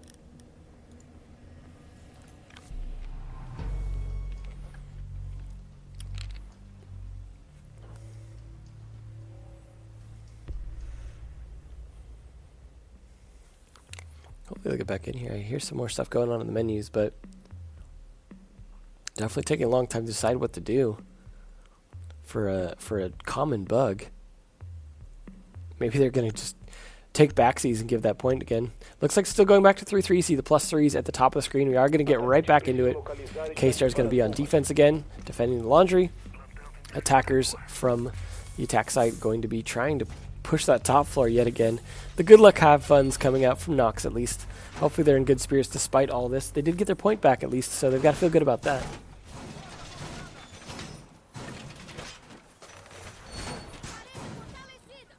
So let's see if they can defend this a little bit better. Or I guess as good as they did last time, rather, since they defended it quite well before. Not the first round, but the second round and the round we just replayed, or are replaying.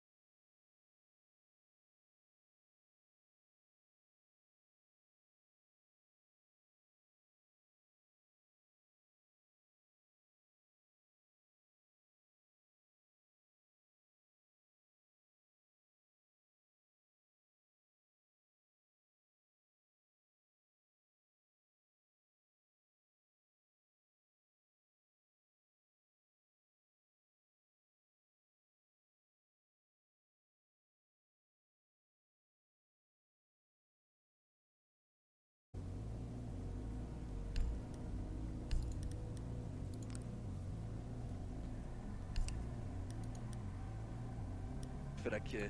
É a hora que dá o buffer na tela, ou seja, tá carregando pra você daquela travadinha na internet, às vezes a rota não tá tão legal, a conexão às vezes não é muito boa, e aí sempre trava no quê? Na sua melhor cara, né? Que você tá com os olhos virados aqui, apareceu o Meligene. Ah, rapaz, você comeu muito daquele mousse. Você comeu muito daquele mousse, Meli. Tem um mousse aqui no lobby que eu não vou dizer. Olha, eu só vou dizer uma coisa pra você. É um mousse relaxante.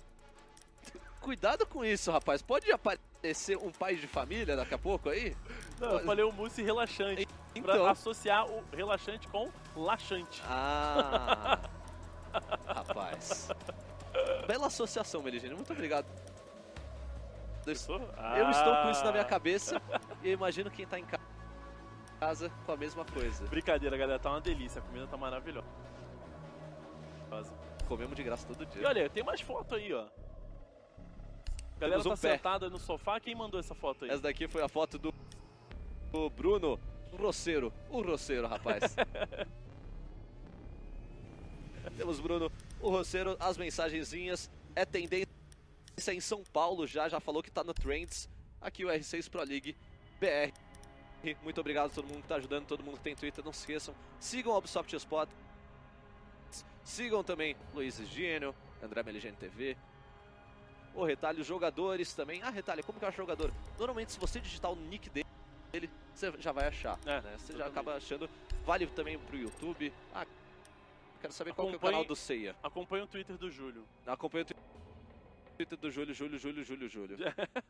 Não, eu acho. Não, tá Júlio Giacomelli. Eu acho que é Júlia Cajúlio, não? É Júlio Acajúlio. Acho que talvez seja. Mas o arroba é Júlio Giacomelli. Como se escreve Giacomelli, não sei. Ou se pronuncia. Tipo, é G-I Comelli, não é isso? É G-I-A Comelli. G-I-A Comelli, né? G-I-A Comelli. Até assim, zoando, eu errei. Então vamos que vamos essa partida aqui. Pra quem não sabe, tivemos alguns probleminhas técnicos com relação até a Ibana dentro do jogo. Então por isso ela foi recriada num round onde a Cade conseguiu vencer por... acabou vencendo e partindo na frente 4-3. E aí aconteceu o que? Teve um problema da Ibana e depois, desde então, a gente tá tentando aqui refazer o round que a Cade venceu, mas tá tudo empatado, 3-3. Primeiro mapa ainda dessa disputa, casa de campo e banco são os mapas de sequência. Caso tenhamos o empate em mapas, o desempate é no mapa banco. Casa de campo foi a escolha da Cade e a Nox acabou começando nos picks. Escolheu o Oregon, jogou bem no início. Acho que a Cade não estava ainda muito entrosado naquele momento, sim, mas depois fluiu e empataram a partida. Exatamente. Esse 3-3 realmente é importante ressaltar justamente o que você falou, o comeback da Cade, que é uma coisa muito tradicional desse time. Nas outras organizações que eles jogavam, esses jogadores têm uma frieza muito grande, apesar de você ver esse 2-0, eles conseguiram se recuperar no jogo. A Nox também não está brincando, está conseguindo se manter, né, de igual para igual na trocação. Isso é que eu estou gostando de ver, Retalha. As estratégias estão bem elaboradas, mas são estratégias que a gente já conhece, já sabe como vai acontecer, né? Mas na trocação tá sendo muito gostoso de ver também esse jogo, porque o time da Nox, ela tá surpreendendo às vezes alguns jogadores que têm a vantagem do pique. Sim. Né? Você vê aí, por exemplo, o Marvel estava deitado na lavanderia. Ele poderia ter eliminado o jogador e não conseguiu. Ele tinha um pique melhor, ele tinha vantagem, mas não conseguiu pegar. O jogador da Nox acabou eliminando. Então tem muita coisa boa pra gente ver também nos próximos mapas, tá? Inclusive no mapa Casa de Campo também. Eu acho que vai ser realmente muito emocionante o segundo mapa e acredito também no terceiro mapa, Retalha. Teremos sim Atacantes 3 mapas se continuar desse jeito. Continuar desse jeito. Eu acredito até talvez que a Cade possa conseguir uma virada aqui no Oregon. E aí a gente vai ter que ver como que vai estar a skill individual dos jogadores dentro da casa de...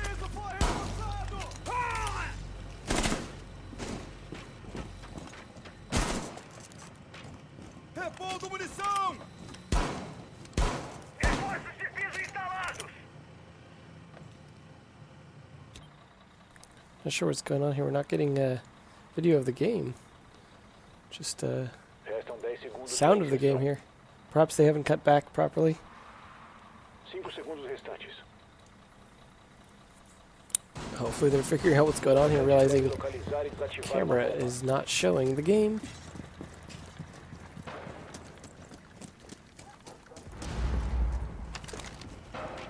Well, at least we get to hear it. Yeah, they could be actually playtesting the action there, making see if it's working or not. Free to listen to the testing. Sounds like it's going off. Hear the sound of the X-Chiron exploding. So that's good news. Bomba localizada pelos atacantes. O atacante derrubou o desativador de bombas.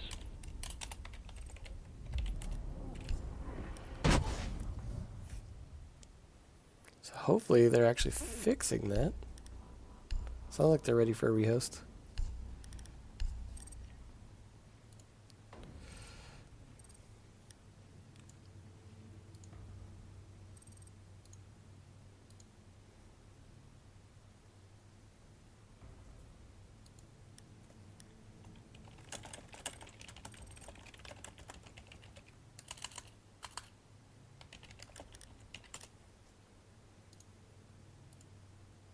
Okay, well, sounds like they at least tested it. That's positive. Sorry guys, I don't have more control over this, but it is just a feed.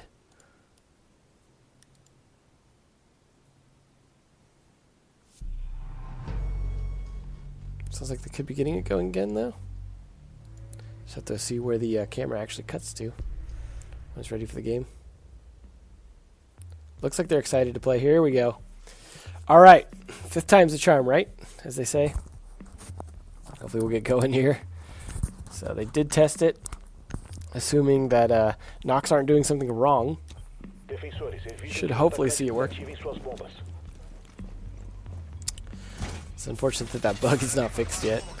So thanks everyone for your patience. Sorry this has been interesting to say the least.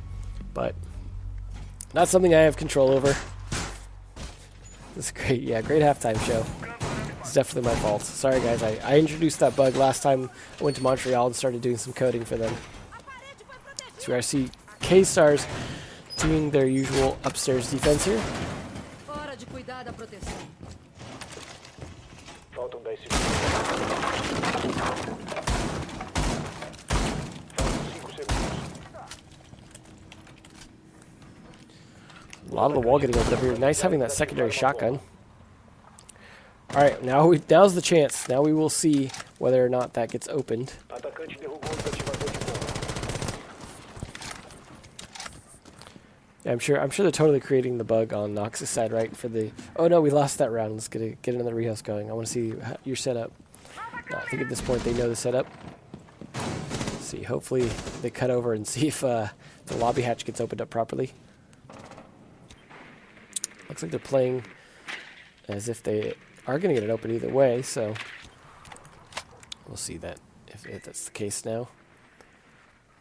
Sexcake looking to try and catch anyone in meeting hall, but there's the one right there. Mav hiding in the tower again. Something he's been doing every time playing inside that big tower. Looks like neither of them want to shoot at each other, though.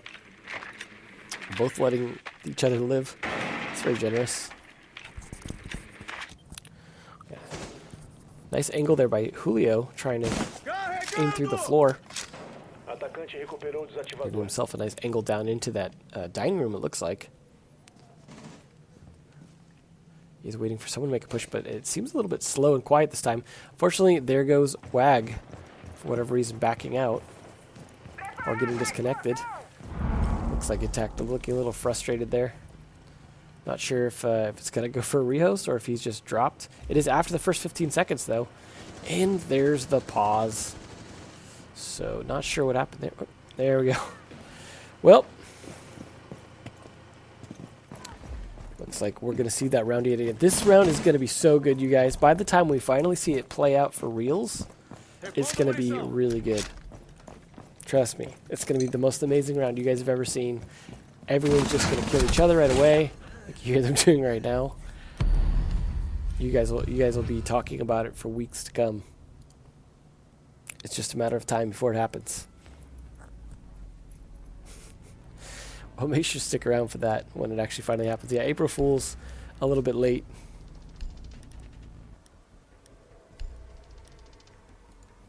Hopefully we can get going. Take backsies on another round. R6 Pro League BR. Everyone tweet with that hashtag. But tweet nice things about rehosts. How much you enjoy them. This is going to be the best rehost you guys have ever seen. Not sure what happened that time, though. I mean, we saw what happened the previous times. There was the bugs opening the hatch. But we saw someone drop this time instead. Not sure if they backed out because of a bug or if he just got disconnected for whatever reason and then they had to go back in. It looks like they're talking about their hairdos now. That's good. I mean, I've got to admit, they've definitely run out of things to talk about at this point. So I feel for these guys. Definitely been there many times. But I'm going to have to learn some Portuguese, figure out how to translate what these guys are saying for you. Looks like they're having fun. Good time down in South America. So hopefully, look at this sorted out. Let's hope the next match, or the next map at least, doesn't have this many issues. Poor guys.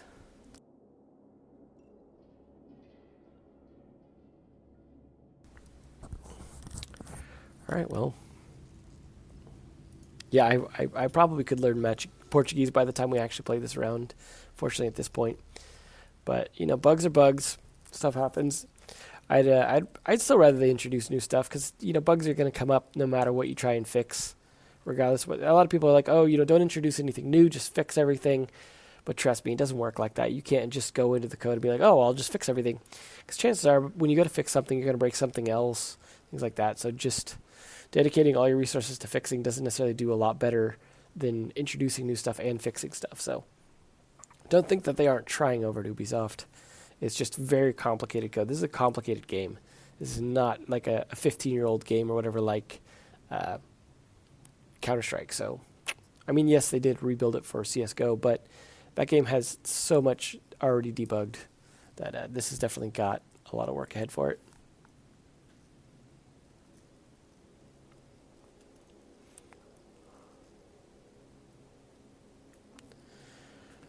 Hopefully we'll get this started soon, though. Maybe they'll just introduce a feature where the X-Kairos are like a 50-50 chance. You win the jackpot. The coins come out when they explode. If it actually works. At least this is one of the few bugs at the moment. Like, there's definitely, considering the complexity of the game, I think this is pretty good.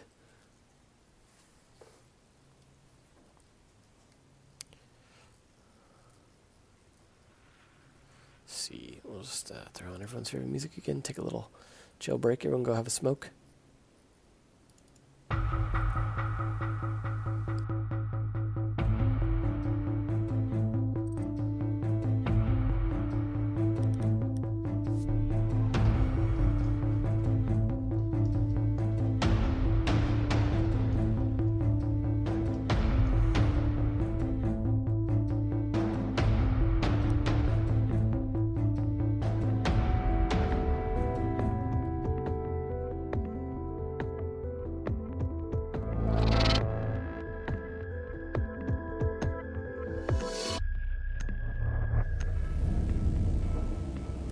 Atacantes precisam localizar e desativar as bombas. Alright, well never mind, we're gonna get back in game. Looks like they're already making sure it was working there. And no, I don't actually smoke. Alright.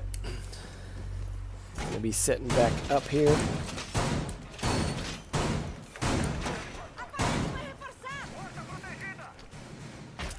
So, not a lot to say, I suppose, about this setup since we've seen it about 5 or 6 times now. But, interesting. I liked what Smoke was doing with that hole in the floor last time. What's up, Kicks? How you doing, buddy? How's Poland? Having them pierogies. Right, well, hopefully they get this open this time and no one disconnecting. Some nice holes opening down there as well. If this match manages to get a minute into it, then hopefully we're not going to see it again.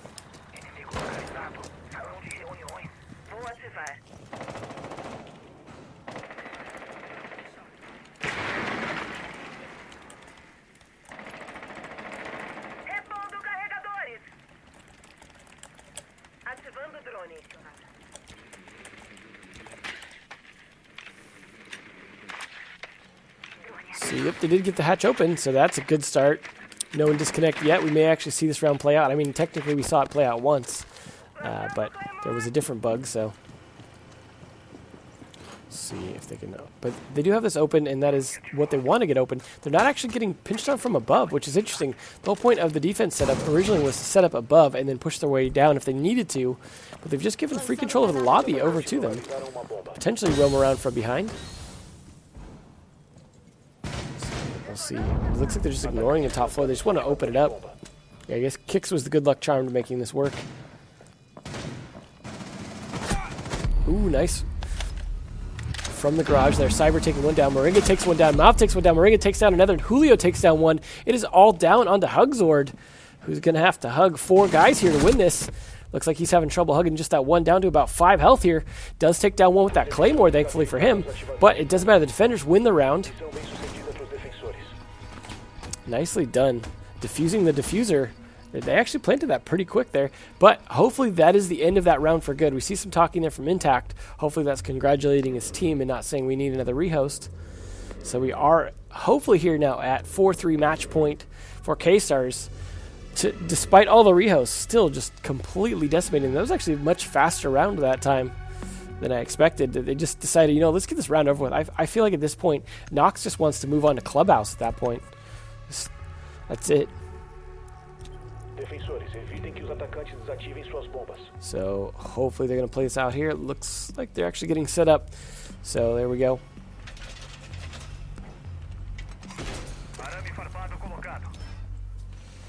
Alright, so they're getting set up for a basement defense from the Nox side as well. For what could be their final round here if they lose this. Seen some solid attacks from both teams and some good defenses from both teams as well of the basement. So at this point, I think they're just trying to get the map over with. We see the double window again. We saw that work pretty well previously, so you saw that in the highlight as well. Opening that left window so that they can stay safe from the hatch, throw smoke grenades out, peek on the stairs. I personally think this is a good defense because one of the counters to you being down there is that Glaz trying to use the ability to shoot through one of the walls that you normally set up against you by just wall banging it, and potentially seeing even a peek of your yellow is enough to know that you're there and taking you down. So I think the double window, given Glaz's current state, is actually a better way to go. So yes, just to be clear, to anyone tuning in after the 6 or 7 rehosts we had, unfortunately, this is Brazil. This is a feed from Brazil, so they are controlling it. They're controlling the spectating, all that. We are getting just game audio so that we can commentate over in English and provide that for everyone who wants to enjoy the game in English. And so I appreciate Ubisoft for letting us do that, so that way we can make sure you guys can enjoy it without knowing Portuguese. This is Nox Gaming versus Keed Stars. Nox Gaming down by a point against the match point from Keed Stars. Hopefully this hatch opening this time as well. It does sound like it is, so we will hopefully finish this round. Looks like they didn't do the trick though to open the bottom of this with the same X-Cairo, so maybe that was part of the bug, but looks like they want to open this up properly with 2.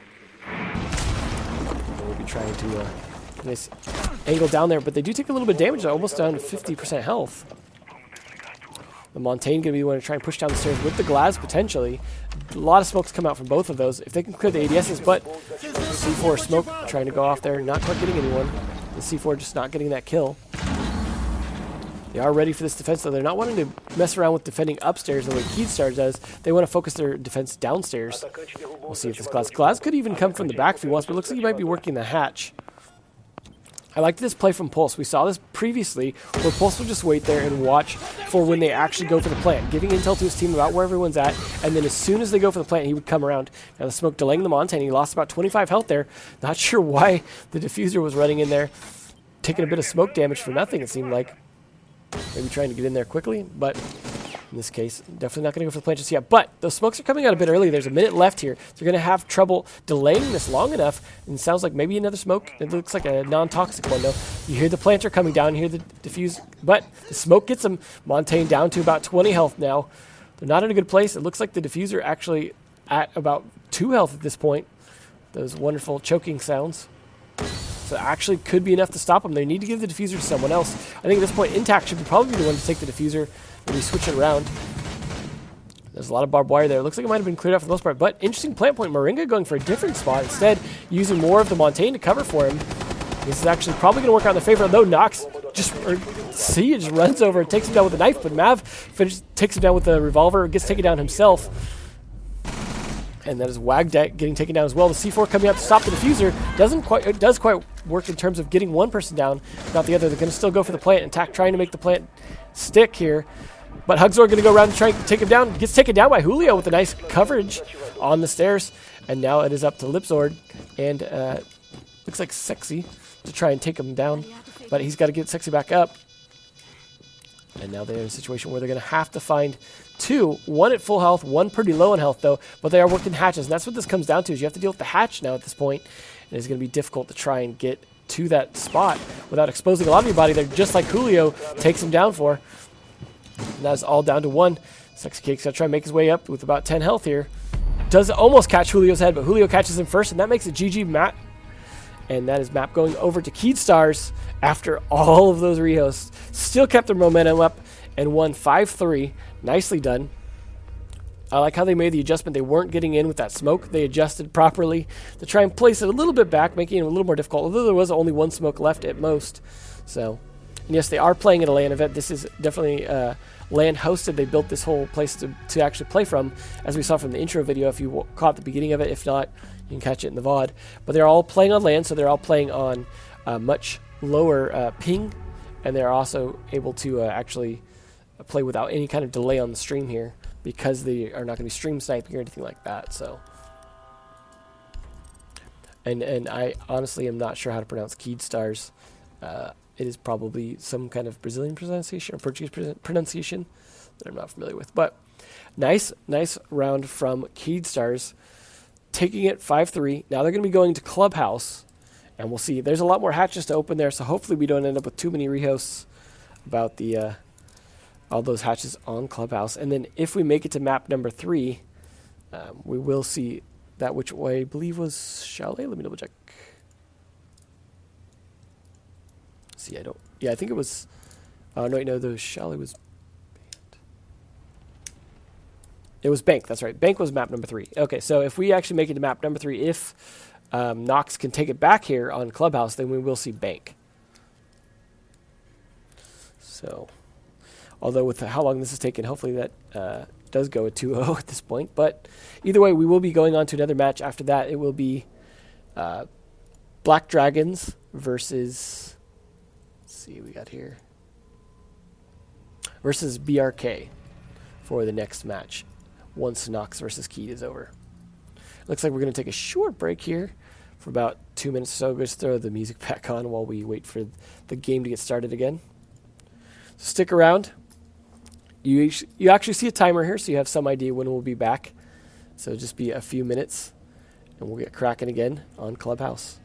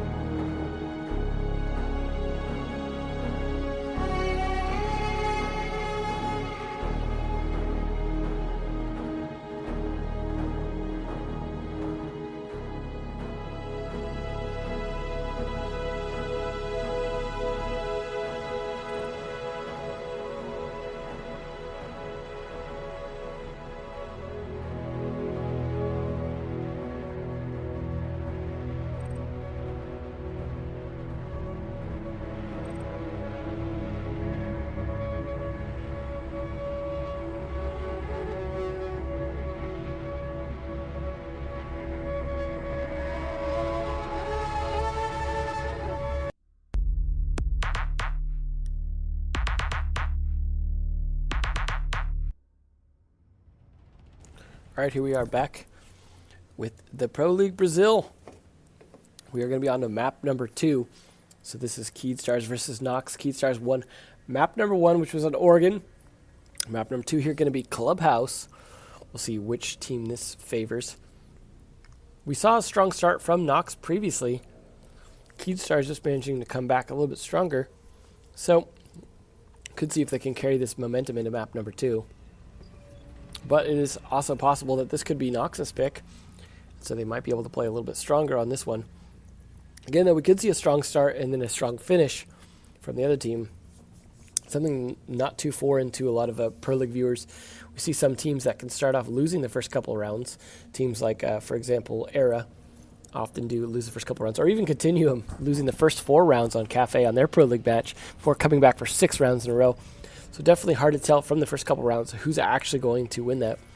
I am hoping here that they will either play some unique bomb spots or play the basement a bit different, maybe throw some more roamers up and try and make that work, because it is difficult to do so, but it's awesome when it works, in that you can actually still get in people in spots where they don't get droned. If you can manage to stop those drones, putting a mute, for example, does kind of give away your position unless you can get enough mutes.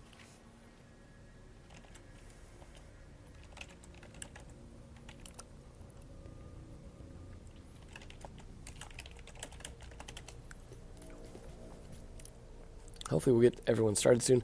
Last time it took a while to get everyone in the lobby. So, I mean, I do hope that their LAN setup helps speed things up a little bit and that they're not having to wait. But you can hear people joining now in the lobby in the background. The little sounds of people joining and leaving, things like that. It does sound like they're getting in there. So hopefully they figured out what was going on with the hatches in a way that they could at least prevent it. As I said before, I think there is a workaround in how you detonate the X-Kairos that makes a difference for that. So hopefully they can figure that out and not have that problem here on Clubhouse, because we're going to see, if that comes up, we're going to see a lot of rehosts here on Clubhouse, especially because it's not just the laundry hatch in a situation where you're going to have to open up a lot of hatches, 3 hatches every single round for the basement. So we'll see how that goes. But hopefully they will get going here. Talking about how exciting this match is going to be, I'm sure. How excited they are.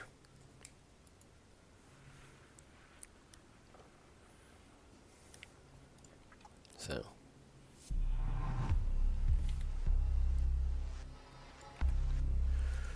Get cracking here in just a second.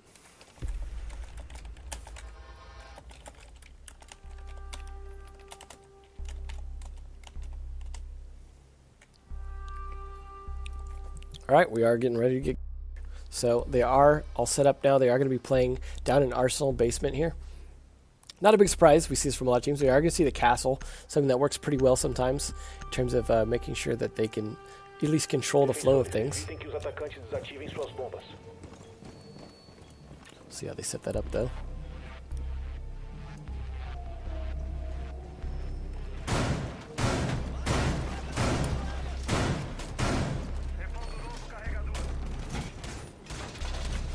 They're setting up actually some castles upstairs here. They're going to try and close off that door. That is a pretty common attack vector that was attacking that kitchen hallway.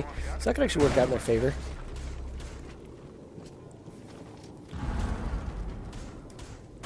They do like to play a lot of people upstairs, though. Although not as much for Nox as Keed. So I can imagine Nox playing all 5 downside and maybe Keed playing some more upstairs. Just to be clear to everyone, this is Pro League Brazil. This is a feed coming from Brazil. I only get the game sound. I don't know Portuguese, so I can't translate. I'm just here to cast in English so that everyone can enjoy the actual matches in English. Do what I can to help out the scene here. I'm just doing this kind of last minute thanks to Ubisoft asking for some English casting.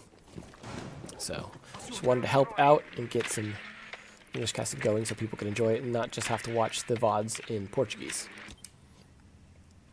So we are seeing a Glaz and a Montaigne. They're not going to be going for like a stockroom push or anything because this is down in the basement. However, we can see them push tunnel or blue utility.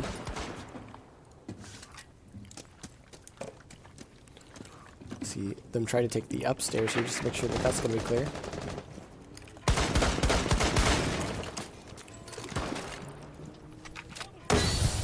Uma bomba foi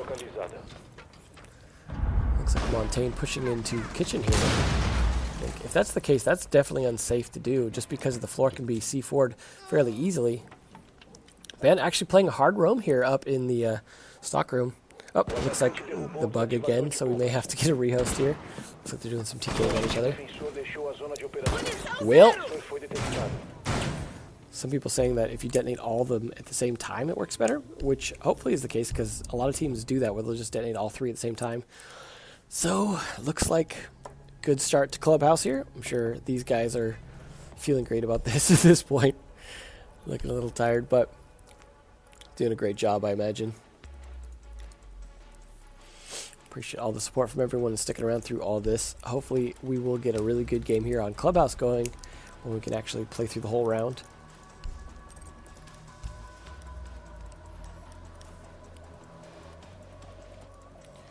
So this is the Latin American scene. LatAm as it's abbreviated, as opposed to NA, North America. There's no SA, it's just called LatAm. So yeah, Vapo informed me as well that basically if you detonate multiple at a time, so basically they just need to detonate all three, which is what a lot of teams do now. You just put them on all three hatches and then detonate them all at once. So hopefully they know that.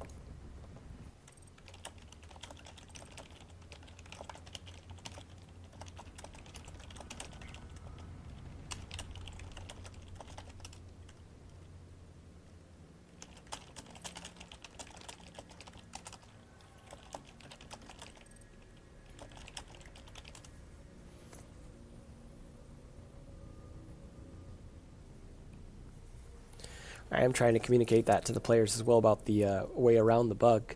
Hopefully that can get word to them. I'm not sure if they could pass the message on, but I am trying to let the Ubisoft guys know so they can try and get a hold of them and let them know, prevent some more rehosts here, do what I can, sort things out. So I appreciate everyone trying to help. Well, basically if the first set bugs, then you shoot the second one, detonate that instead.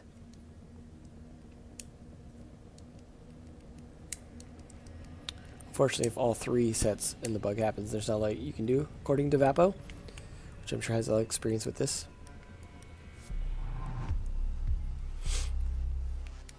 Thanks everyone for tuning in and sticking with this. I know it's not easy trying to make it through these rehosts and stuff like that.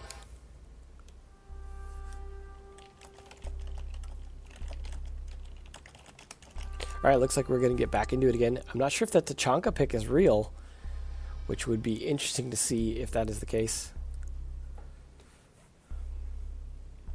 We are going to see Glaz Montaigne, though. Could be an interesting combo against that Tachanka. So I'm not sure if that's just a meme pick or they're actually being serious about it this time, trying to throw them off. Atacantes precisam encontrar e desativar o número máximo de bombas. They're going to be sitting up downstairs with that. And see what, maybe we'll see where the Tachanka gets set up. Hugzord.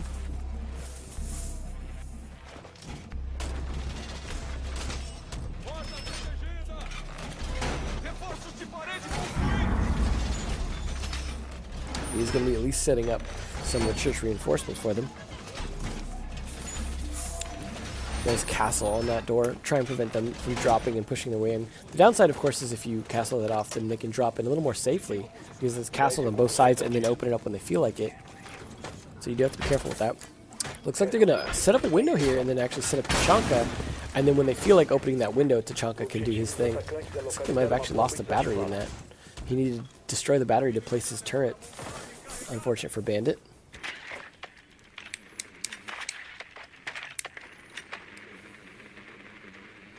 Looks like Moringa doing some droning to try and figure out where they might be roaming. We did see roaming from Bandit last time. It looks like we're going to see that again. Not playing in stockroom this time, but rather playing towards the stairs, where he can safely rotate back if he needs to.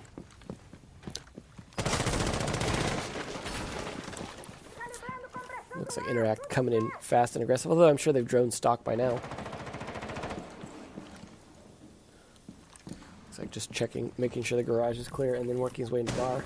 He's going to be the one here pushing in aggressively as the entry fragger to clear it out, so that way then Moringa can come in here and do the hatches. Hopefully he's going to do more than one at a time here. Looks like he didn't detonate just yet, so see. Hopefully he knows to detonate multiple ones this time. I did try and pass that word on, so He's going to do the old upside down trick. He's not going to go upside down, but the repelling trick does give you a safer angle down to that than jumping in the windowsill, where you can just get killed pretty easily. It looks like that hatch did open successfully. That's a good start. It looks like they didn't even reinforce that one in bar, but they're still going to use that nonetheless. They brought a thermite, though, just in case, perhaps, or maybe even to use on the church wall. So that is good to have as a backup this time, especially. And you have the Glaz and Montaigne, though. We'll see how those get used downstairs, perhaps, on the push. They do have them in kitchen. Maybe they'll even go for a drop down if they smoke down into there. Looks like they're at least using them to peek right now. They've got the Montaigne just taking looks downstairs, then walking around kitchen. That is, again, probably one of the worst ideas if they have a smart player like playing Pulse or something like that. But they didn't bring Valkyrie or Pulse. They have no way to know where he's at and detonate a C4 on him. So that was really a mistake on the defender's part in not being able to capitalize on this. Smoke's starting to come out. We could see actually Mav trying to use that to see through, seeing if he could fight one. Looking for someone there. Not finding anyone through that angle, but Bandit not being able to see up through as well. Does see him for just a glimpse there. Julio slowly creeping around here like he's waiting for someone to push up from garage. Tachanka getting ready here. It looks like they might have blown the window. He is ready to do something if they come down those stairs. But Mav finally takes one down with that Glaz, and that is the Jaeger gone. Sex Kick, though, does knife wag to death, and that's the Montaigne gone. Wasn't able to quite dodge around fast enough. Interesting, he's opening the castle doors with his Glaz rifle all the way across there. Nice angle on that. Looks like another Nox player takes one down. And it is the Ash down as well. And the Moringa gets taken down trying to push from construction here. Did not see him back there. And Castle using the nice angle. And then Nox takes down 2 for the win. Sexy Cake with the double kill from the hatch as they try and drop. And that is the first win on the board for Nox. Even with their meme pick of Tachanka there, still managed to take the round. Didn't end up doing anything, but the attackers didn't seem coordinated in their actual push. They were just dying in random spots at that point. So we'll see if they're able to make a more solid defense than they did in offense. We did, again, see them lose the first couple rounds on Oregon before they got their stride on Keystars, so could go either way. No Tachanka pick this time from K-Stars. They're being smarter picking that Pulse and Valkyrie, so they're going to have a lot more access to C4. And we are seeing Montaigne from Hugzort. So we could see him push in the kitchen carelessly as well. Hopefully he does. I mean, that's, again, not great to push Montaigne in there. We saw that not work out at all. He ended up even getting knifed. So hopefully he'll push perhaps down utility or push in from construction. Something a little bit more useful. Seeing the opening up the top there. It looks like Mav wanted to open up to perhaps throw C4 over. Or you can just maybe set up cameras on top where you can see both like that. That is pretty useful to do. Be able to see into 2 rooms at once.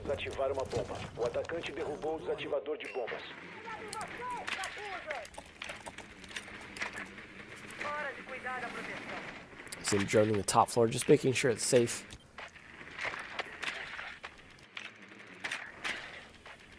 Clear out that kitchen.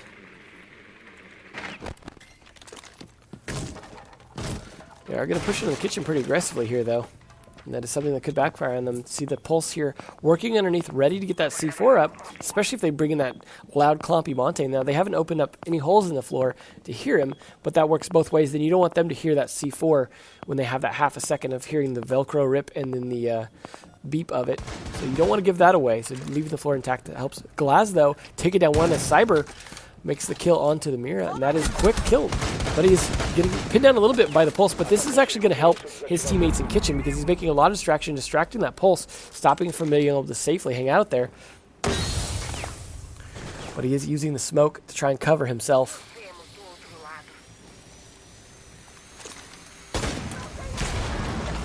He's managing to make some progress in here, but he's going to use his last smoke here to try and push in.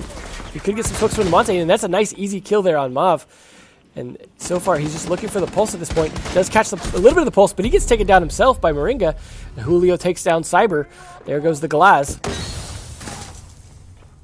So that is 2 down for the defenders, 2 down for the attackers. Without the glass, though, they weren't making much progress. And the smoke comes out behind the Montaigne there. That's going to do a lot of damage to Montaigne, who's about half health now. Hugzord trapped in here. And that's the problem with pushing dirt versus pushing the blue tunnel, is you do get a bit more trapped by those smokes. The crazy windiness of it actually makes it harder to push. We saw some teams try and push that with the recruit shield back in the day. Players like Young, who used to play the overpowered recruit shield, would try and make that push. But it's not easy.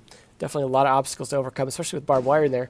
Jaeger slowly creeping his way up, actually expecting someone to come in, and they do. A nice easy kill on Sia.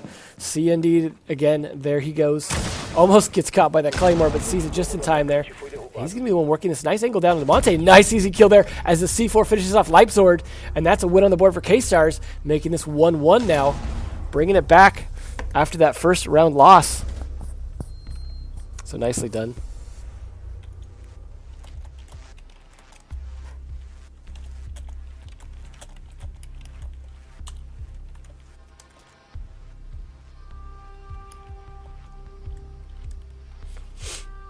And we are going to see the fuse this time, but we're going to be against Bar.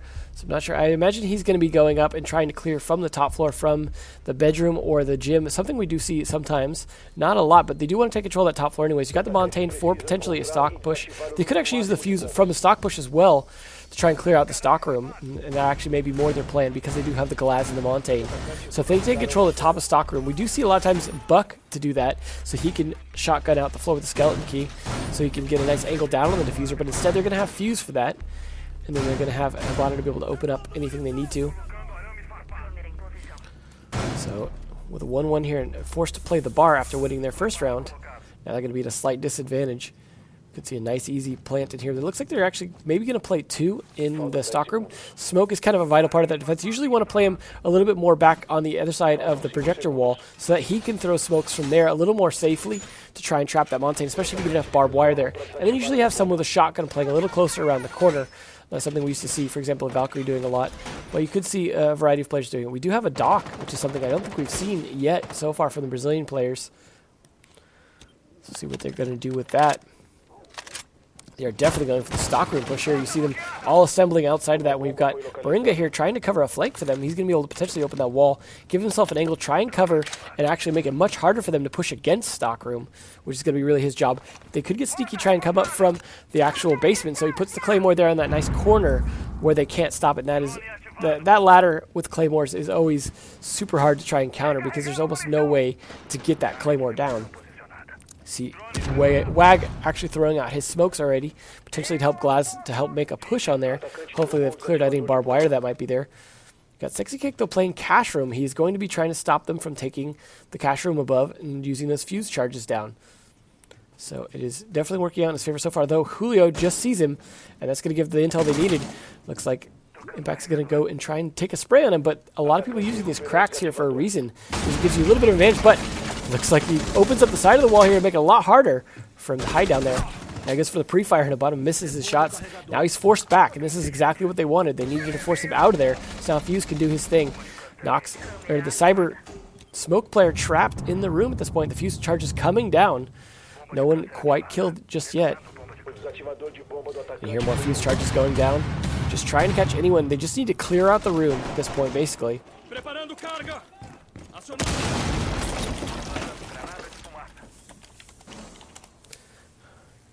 Looking to see if he can catch anyone here. Not quite finding anyone at this angle yet, but kill does come out from Julio. And that is 3 defenders down as 2 more kills come out from Moringa. Down to Sex Kick and Hugzord. It is all down to Leipzord on Doc.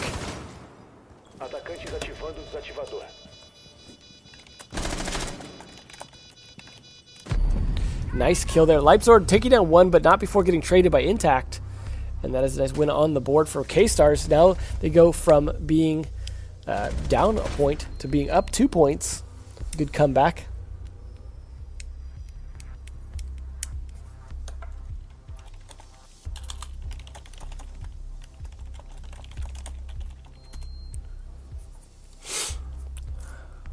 They're going to be bringing the Montaigne and Galaz again on Bar.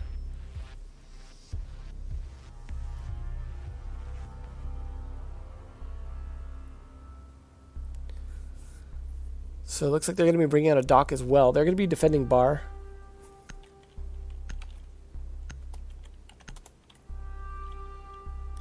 Atacantes precisam localizar e desativar as bombas.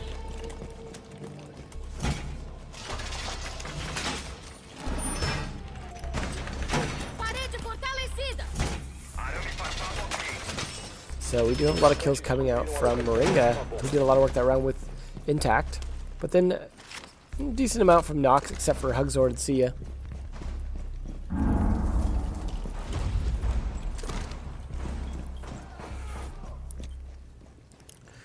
Moringa's going to be setting up some cams in here as well. 10 segundos para inserção. Looks like they may have their smoke player hang out in the stock room as well, but it's hard to tell just yet. Os atacantes se deslocam para desativar uma bomba.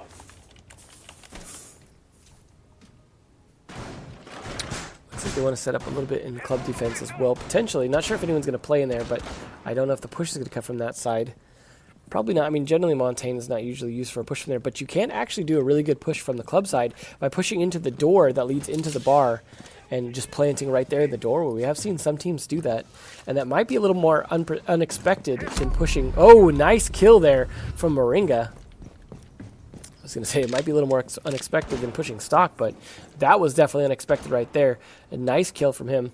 Maybe he had his cam outs and expected it, as he does have all his cams set up. So it was a good start for K-Stars, who are now in a little bit of a roll, having gotten 2 rounds in a row and already gotten the first kill very early.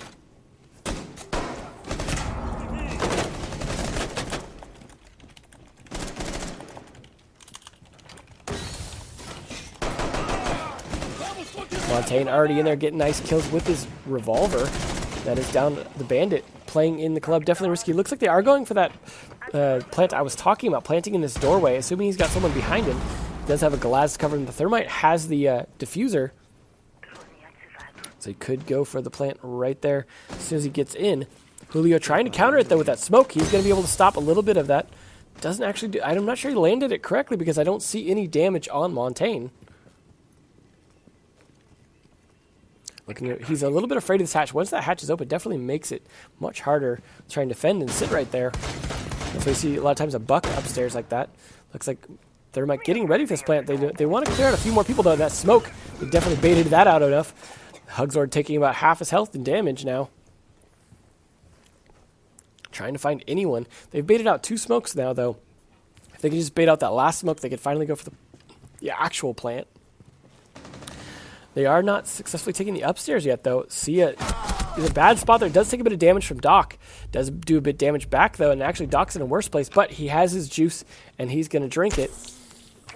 There he goes. He's ready to try and do some wall bangs, but no damage coming out there. Not quite hitting any of those shots, sadly for him. He's definitely contesting this top floor, though. He doesn't want to give them access to that hatch, because as he does, you saw with the pressure they put on Smoke. More shots on Sia. Sia not ready for those just yet. Back and forth here between these two. At least Doc providing a distraction and the ability to heal himself. Does finally get the killing blows onto Sia. Takes control of this top floor. Now gets an angle down onto Glass. And that's an easy kill. It is all down to Thermite and Montaigne to try and make this plan happen now. Not sure if we have 1 smoke left or not, but it's going to be difficult. Hugzord with that shield on top of his head, making good use of it. Thermite, though, a little bit more exposed. Could get killed here. Does get taken down.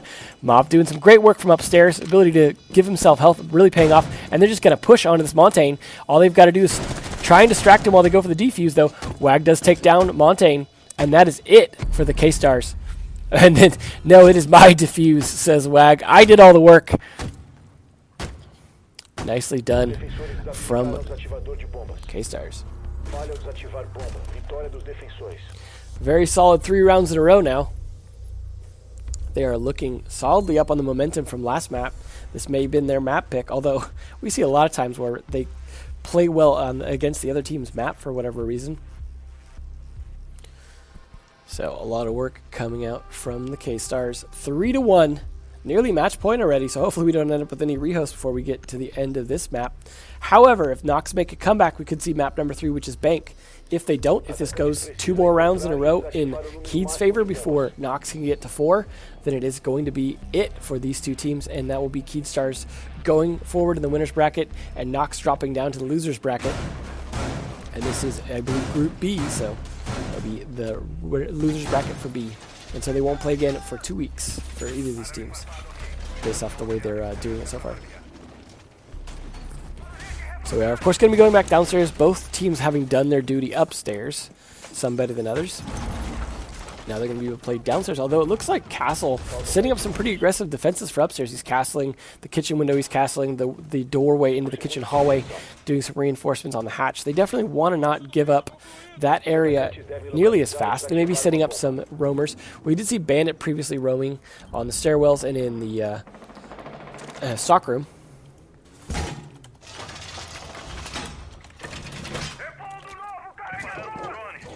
We'll see this Montaigne push again.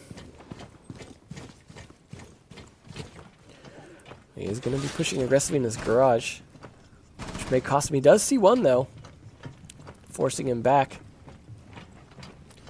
And that is the beauty of Montaigne. If nothing else, he just certainly provides intel. This crawl is forcing him to drop his shield a little bit. He actually could get flanked around here from a lot of positions. Nice distraction from Bandit. Could get him shot in the back, but he's going to push aggressively. Stomp right on Bandit's face, but gets killed in the process. Traded by Sia. That was a nice play. It was a little harsh for Montaigne, but at least he got one kill before dying. Hopefully that wasn't a huge part of their attack strat, or they've just lost it. But they do have the Glaz. That is very powerful at the moment. Diffuser is just sitting here now, though. Maybe Montaigne carrying it and dropped it when he fell down. But that is intact, taking down Lipzord. And then his K-Stars still trading stuff back here, only losing in Montaigne. Moringa taking down Cyber. That is another kill. It is all now down to 2v4, although one of them is a little bit low on health. See if they can just take down Rook. And there's Rook taking down. Moringa takes down Sexy Cake. It's all down on the last one as Sia gets taken down for the last one. And that is now match point 4-1. They are definitely going crazy here. Being a little frustrated, I suppose, by the Oregon matches. Rolling that momentum over here and steamrolling the Nox players. After all those rehosts, maybe just Nox is not feeling it. That's a Tachanka pick early on, making me think maybe Nox just doesn't have their head in the game at this point. So hopefully they can make a comeback here. Otherwise, that's it, and this is done, and then we move on to the next match. So it's all on them to do something about it here. We are going to be, of course, back down to the basement. This could be the last basement round here. Well, probably will be either way. Well, I guess they lost it, so I guess they could play it again. If they can win this round, they can play the basement yet again.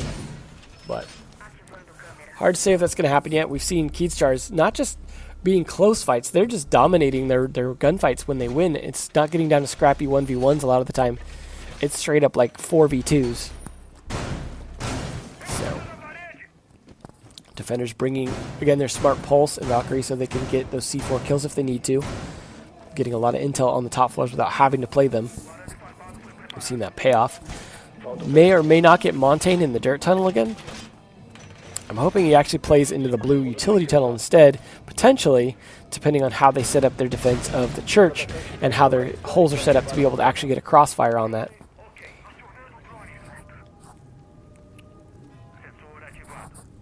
A lot of drones coming out here. They definitely need to clear these floors as fast as possible so they can try and get in and make sure that there's no roamers, because that's been a big problem for them previously. See it, just making sure this top floor's clear. You see them double droning it at this point, trying to get it done as fast as possible. Probably everyone on the team on drones except for, looks like Cyber and Sexy trying to make their way. At least Cyber trying to push the garage again. We saw them do this previously. He might go down through the, looks like, yeah, through the utility tunnel. He's going to be pushing his way in. They didn't barbed wire it, it doesn't look like, which is unfortunate. I mean, that is, you really want to barbed wire that tunnel and slow down a push from there, because if they can take control of that blue utility tunnel, it becomes very strong for them as an attacking group to be able to do a nice pinch maneuver. And you see Thermite rotating to potentially open up the construction side to push in through dirt. If they do so, and then Glass has control of the utility tunnel, this is going to be a nice solid pinch. And we're going to see the Nox guys probably fall pretty fast here. Or I'm sorry, the K-Star guys, actually. This could be Nox's winning attack. Let's see if they're able to make any progress, though. So far, no kills out on the board. So we're getting a little bit of lag for a second there, but looks like that is Montaigne down. K-Stars with a nice smoke kill on him. They pushed dirt again for some reason with that Montaigne. Not working out for them. They should have realized last time that the smoke was really the bane. Their existence as WAG just gets nailed by Nox, or Cyber's glass rifle. Smoke start to come out. He is pushing solidly down here. There's a little bit of barbed wire. Not a ton here. And he's going to start opening that wall. Potentially to get more, but he's got to not open too much. Does start taking a bit of damage.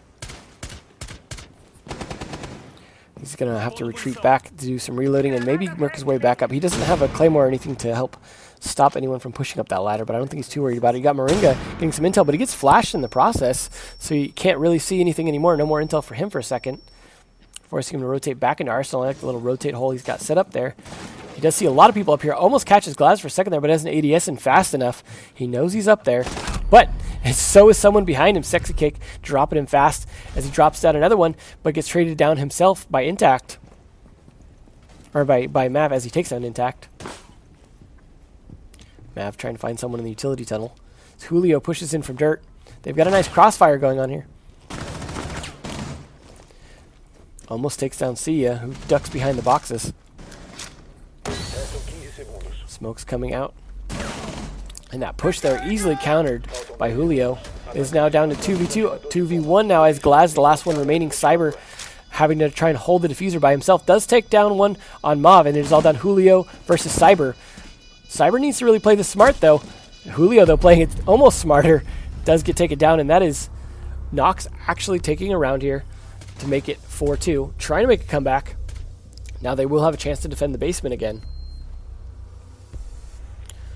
So that is the closest they can get here so far.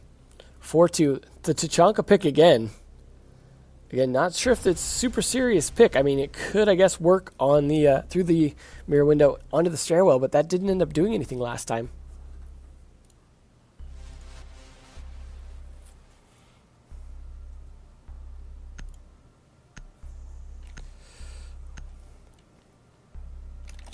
Atacantes precisam encontrar e desativar o número máximo de bombas.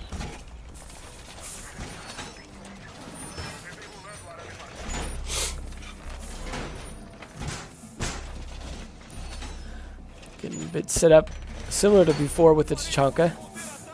Again, not sure it's really going to do anything, but you know what? They didn't lose that round. That was the one round they won, so could work out.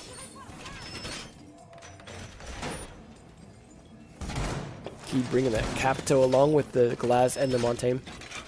Gives them a little bit extra smoke power that they can throw and gets through ADSs, so they don't even actually have to deal with the ADSs to smoke for Glaz. That could come out pretty handy. The fire is well good for trying to clear out people behind the minibar in church, for example, or clear out people out of some other odd spots, or even push them back inside the dirt tunnel. So, pretty useful on this particular map, or this particular push. So again, 4-2. Nox needs to win this one as well. They are at least on their basement defense. If they can win this, they still have to win one more to even take this to overtime. Otherwise, any round one, the next two rounds by Keed will actually take the map, take the win for the day, and push them forward to the winner's bracket. A lot of droning coming out here. Trying to clear out this floor as fast as they can now. Don't think there was any roamers from this side. Nope, all 5 on site from Nox. Not wanting to play this careless. They need to win this round to stay in it. They're definitely playing as tight as they can.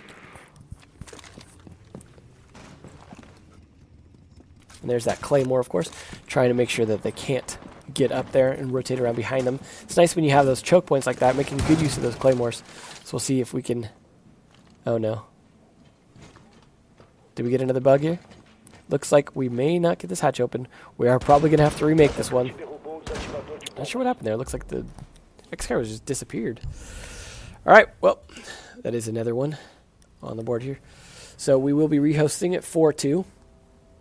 It will be Nox back on defense, and K-Stars on the attack again.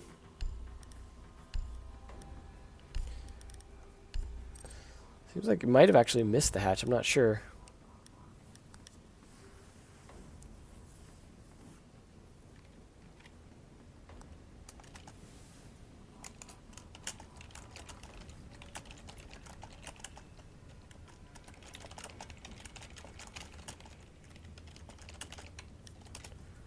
So we'll see if that's properly called. K-Stars. Wonder what that stands for. Kickstars, right? So hopefully they're sorting that out. If he did actually miss the hatch, Hopefully, they might even get penalized. If they get penalized, then that would give another round on the board for Nox to actually try and make this work and get into overtime. So hopefully they saw that. I don't think it was a bug. As you saw, the charges didn't actually show up. They would still, I think, have been there had he actually tried to trigger them and then just got the bug. So I think that was a miss. So we'll see what they end up deciding with that. Unfortunately, again, I don't speak Portuguese, so I don't know what they're saying about it. Hopefully they recognize what happened as well.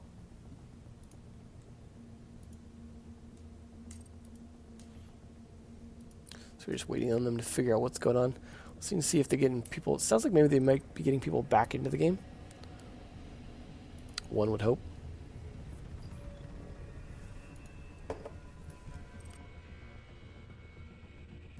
What's up, Diesel?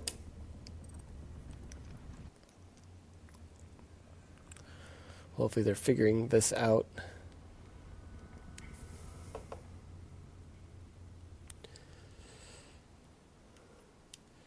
Well, at least this map, I think, is probably almost over, unless they do get a free point for that, in which case it might not be, might go to overtime. Either way, we've got another map to play, or another match to play, so let's see where we at as far as time goes. It's actually been pretty long. It might be pushing the other match forward a bit, so this might run a little bit longer than usual today. But we've certainly had our matches that have run fairly long on the NA side, especially when we were hosting Xbox, just because of connection issues across from Poland to North America. So this is not too foreign. Been in there on that desk when it runs that long before, so I know how that is. I feel bad for these guys, but I'm sure they're doing a great job. Got to be getting a little tired by now, but definitely tweet out to R6 Pro League BR. Let them know how you feel about the Brazilian matches themselves. Positive, constructive things only, of course. We do want to see Brazil come up in the world and do some awesome things, and that is why I'm here, to try and make sure that people get a chance to see this. I mean, you can see the matches either way in the VODs on YouTube, but I know there's a lot of people that might not watch it in Portuguese, so I just wanted to help out, do what I can to make this more accessible to everyone, so that Brazil could be viewable, trying to do some matches for Australia and New Zealand, trying to do some for Asia, just expose the world to the world, and make sure everyone gets to see all the awesome metas going on. Whether or not you like them or feel like they work effectively, I think it's great that everyone's actually trying to make this game worldwide, global phenomenon, and not just make it North America and EU focused, because there's a lot of great players out there, a lot of great scenes. You see, for example, like a lot of LAN happening for Brazil, because they're all kind of in one area, so you can take advantage of that. And cool stuff like that I think will help. I mean, we saw some different teams come out for the Invitational, which was great. So, like, seeing the Australian Xbox team, seeing the Brazilian PC team, the Asian PC team from Envy, like, a lot of different things coming to, like, the meta during the Invitational. And I recommend watching the VODs of the Invitational, because there were so many different things played, so many different strategies, so many different ideas. And that's what this is all about. This game is built in such a way that, like, there's so many ways you can play it. I think it's phenomenal in terms of what you can do and how it evolves. I mean, this is a map that's been around since the beginning, and you see all these different ways to play it depending on how things get balanced, how people change the meta, how people change their strategies, trying to take advantage of their skills, things like that. That's stuff that is going to continue to evolve the game. So I think maybe we're going to get back into the game here. They look like they're staring at the camera like we're going to, so hopefully that will be the case here. Sounds like they're definitely at least getting them back into the lobby. Not sure if they're going to just yet. Maybe not get back into the game. They're definitely thinking about it. You can see the concentration in his eyes as he wants to get back to that. So hopefully we'll get cracking here. I do hope we see that at least one Brazilian team here going to the actual finals LAN in Poland, Katowice. I believe that is the plan for at least one or two of them to go. So that should be really cool to see some of these ideas taken to that finals. I mean, so far, based on how everything's looking, there's a good chance we'll see Dexterity Santos again, Santos Dexterity, whichever order it's actually supposed to be in the finals, just because they're like actually really, really good. And we saw them previously. I mean, if you want to see, if you go to Canadian's channel, on YouTube. He actually has a really great breakdown of the match that they played against them at the Invitational. I definitely recommend checking that out because it's great to see one team break down another team's strategies with a lot of that insight, especially the team that played against them. So it's great in terms of learning a lot from that. And Canadian's been doing a great job of that. Canadian are going to be one of the best players right now. Some hearts coming out from the Brazilian commentators from their little hands there. They're definitely loving it here. So hopefully some hearts going back to those guys as well. It's a hard job. So I'm not exactly sure if they're going to get started yet, but they're definitely not in just yet. So again, for those of you just tuning in, just in case there is any new viewers, this is the Brazilian Pro League. This is the stream coming from Brazil. They provide game audio only, so that way I don't have to try and compete with the Portuguese being spoken. But it does also make it a little awkward in terms of, you see them talking, but you don't hear them. However, it does provide a way for me to provide commentary for you guys as a secondary language, much the way that a lot of the other games get streamed in German, for example, by Vertipones, which is great. And then there are some other ones as well, streamed in French by Skok, for example. So those are great for getting other languages out there so that other people can enjoy them. So hopefully you guys are going to enjoy the rest of this match when it gets cracking again. This is the map number 2. Map number 1 was Oregon, which Keed Stars won, and Nox definitely did not. But they played it a bit closer. Now it's Clubhouse, which Keed Stars, again, is looking like they might win. But you never know, Nox could be making a comeback here, especially if they get a point for maybe that missed Habana shot. But we'll see what they decide on that. They should hopefully show a score overlay when it gets back. So we'll see where that's at. But this is the first match of the day. It has gone on a bit long because we did have a lot of rehosts due to the X-Cairo bug detonation in Oregon, trying to open that laundry hatch in the lobby. So the second match will be Black Dragons versus BRK once we get to that. But this is just the first match here. This is the first teams paired up in the Group B bracket. If you're not familiar with the way the Pro League works now, it's a little bit different. It's also mirrored in the Challenger League, which I do for NA casting. There is a Group A bracket and a Group B bracket, and there's a losers bracket for those. So the Group A and Group B both have 4 teams to start with, compete, and then drop down, and then move forward from there. It looks like we're actually going to get back into the game. I hear the game. Hopefully that's what's about to happen here. Hearing the music. Sorry, Avon, you're not going to get any Portuguese. What's up, buddy? There's that Tachanka again. So they are going back down to the Arsenal. We are going to get a replay of that. It is still 4-2. So it looks like they decided not to penalize, regardless of what it was. They are just going to replay the round, which wasn't too far in just yet. So we'll see how they manage to defend it or attack this differently. And maybe you get that hatch open this time.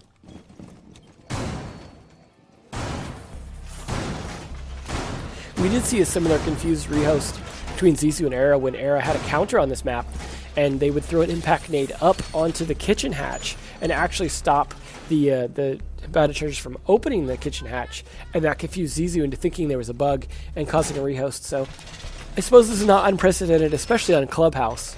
A map where opening hatches makes a huge difference, which is why Era was so obsessed with preventing that kitchen hatch from opening. And you've seen some of the crossfire from it and how much that matters, although dropping down it has also not worked out so great. Tachanka again getting set up for that window. I really want to see him do something with that. I really hope that's not a mean pick. I hope he's actually going to do some serious damage through that window onto the stairs. That would be exciting for everyone, a good VOD for Pojo's Digest at least. But depends on them actually making something happen with it and that we get it spectated, which unfortunately I'm not controlling the camera, so keep that in mind that I am spectating the spectator here, not controlling anything, as this is just a feed from Brazil because they are playing on land here. So we'll see if he gets that Claymore set up, and then we'll see if he gets the hatch open for Stockroom here, as that is going to be his first target. Doesn't miss this time. Nope. There we go. Right in the abyss. It looked like he clearly shot it that time. Not sure what's happening here. Is he going to try it again? Try it again so we can see. No, those are just definitely going to the abyss. It's definitely not him missing. Fired 3. Clear as day. So something is definitely wrong with that hatch.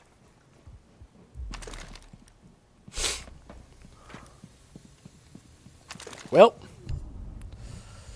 That is unfortunate. At the very least, we got to clearly see what's happening there. There was no confusion, no mistake, no miss there. So hopefully they can figure out.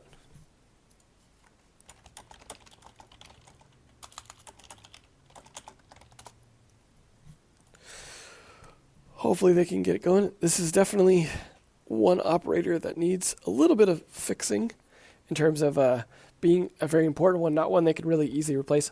Maybe they just need thermite at this point. Hopefully. Got to get back in there.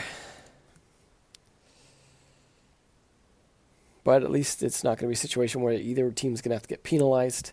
Luckily, we were spectating it, made sure it was definitely what we thought. Some angry music coming out. I think the stream is haunted. So, not sure if we're going to end up taking a break for them to double check it and maybe fix it. Or if they're just going to keep trying to play it out with a rehost. Could go either way. Might be a good idea to just do some testing real quick and see if they could figure out a way to reliably reproduce and get around the bug to prevent that from happening. And hopefully not in a way that gives Keystars an easy counter. But, or I'm sorry, yeah, Nox an easy counter because Nox is the one downstairs.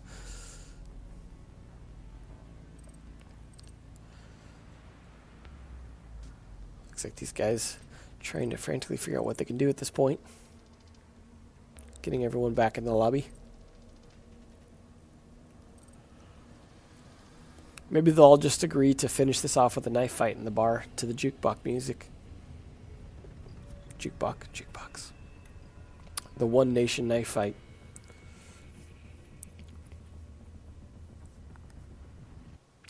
Like gentlemen.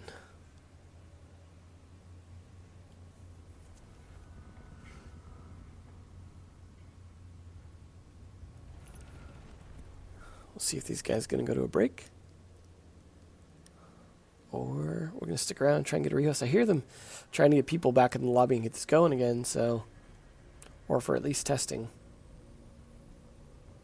Thanks everyone for sticking around. I know it is tedious with these rehosts. Tedious for the people working on it, commentating over there. Tedious for the viewers. Tedious for the players.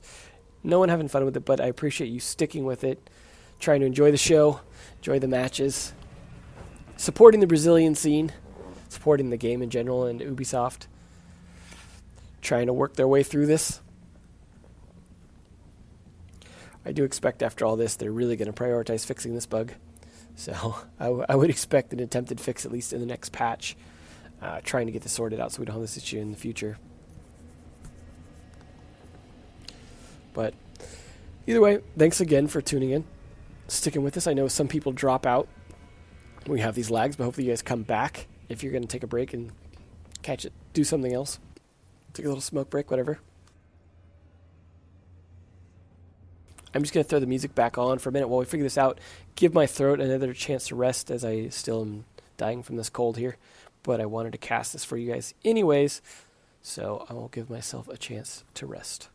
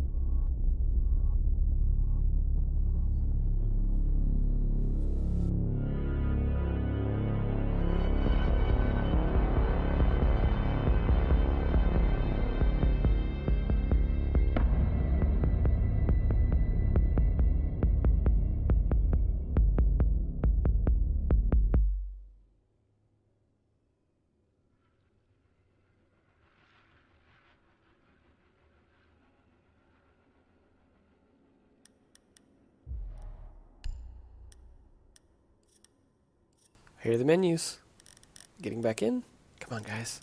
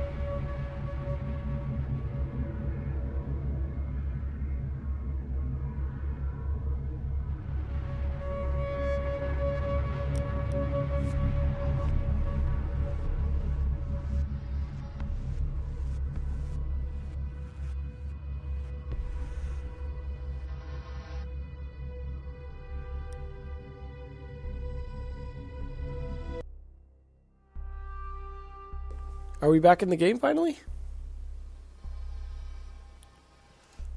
Alrighty.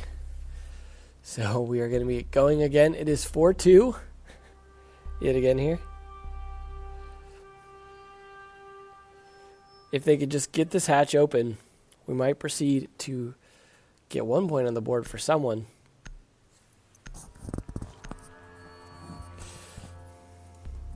So we'll see how far we make it into this match. Hopefully they figured out what to do to stop the issues from happening, because obviously that's been a little bit of a problem. And that's the end of that. Well, that was quick. Was it an April Fool's round? So not sure what happened there.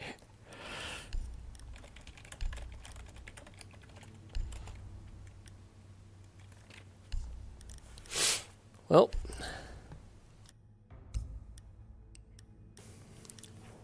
they're definitely making sure to test creating lobbies at this point.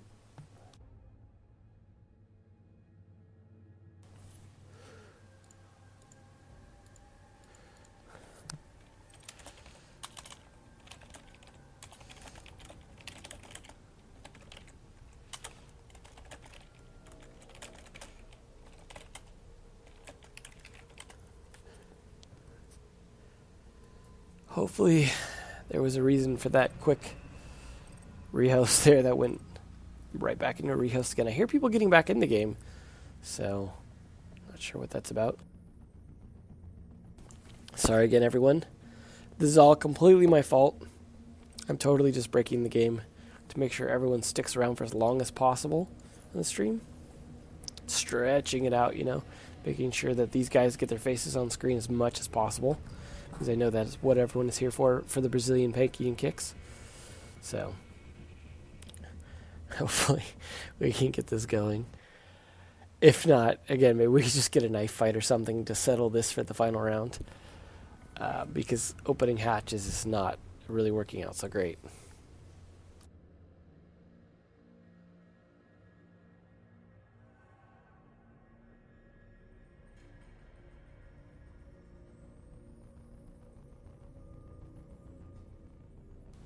I can only imagine what these two guys have left to talk about at this point.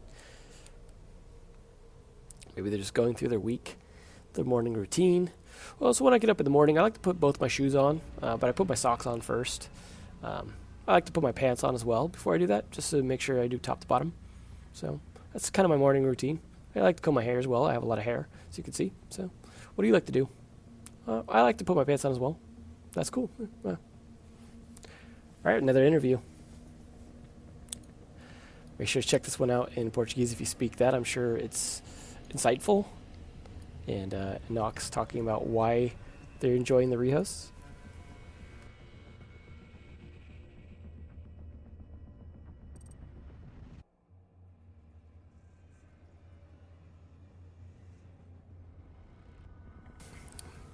Well, I'm sure they enjoyed that interview.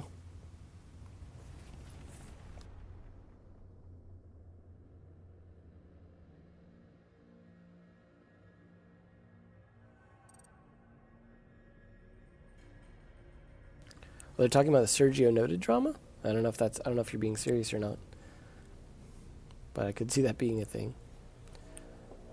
Poor Noted didn't do so great the first week, but he could still do well in the losers bracket, work his way back up. Staying alive. I just wish I could see the lobby, so we could see people going in and out. Be exciting, right? Like watching a stoplight. Greetings from Verdi. Verdi. And if those of you who don't know, I think Verdi might be streaming this in German right now. So that's pretty cool. If you speak German, you can check it out there too. You can use multi-twitch it, I suppose. Noted is in Pain, who played against V3 last week. Didn't do so great. They got 5-0'd on the first map. I actually not sure what the final score was on the second map, but not so great. They definitely got 2-0'd. The VODs of that are up on their YouTube, but they are in Portuguese, so.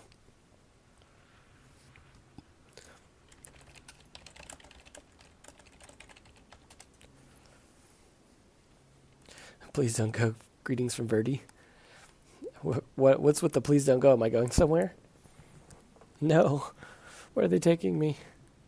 They're going to drag me to Brazil?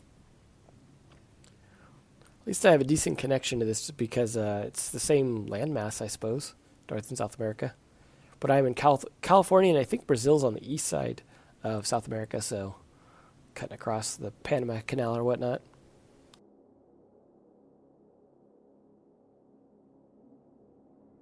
Shout outs to everyone around here. I guess we got some viewers from Verdi's channel, so shout outs to them. Probably some German speakers there. Verdi, I'm sure, doing a great job trying to do his best for these rehosts as well. having fun with that. So appreciate anyone coming here from there, anyone coming from anywhere, really. It's great that there's some viewers that want to see this in English, want to make sure that they understand the rehosts in English instead of Portuguese. Yes, I am a ping player. Unfortunately, I get bad ping to pretty much everywhere. I have to play on the East Coast servers. I actually got better ping from Poland to East Coast than I do get from California to East Coast. California, or North America, it's odd. But yeah, I'm going to have to take a weekend course in Portuguese, or a week-long course, I guess, before the next Sunday, so I could translate this.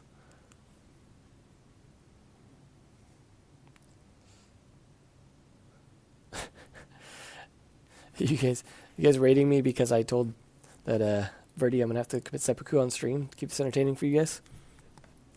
That's funny. Shoutouts to everyone in NA, everyone in Latin America, everyone in EU, maybe even Australia. I'm not sure where we all got everyone from, but awesome that you're all coming here, coming together. We do have someone from Australia. Awesome. Cool. Unless you mean Austria for some reason. Shoutouts to you guys. Definitely going to do some more casting for the Australia and New Zealand teams, as well as been talking to Verdi about doing some for Asia as well, which Verdi has done. So we definitely want to get everyone in on this. Get the universal English language for everyone, hopefully. So for anyone who just got here, we are waiting on another rehost due to bugs opening hatches. So X-Gyro's having problems. Well, there's someone from Austria. Nice.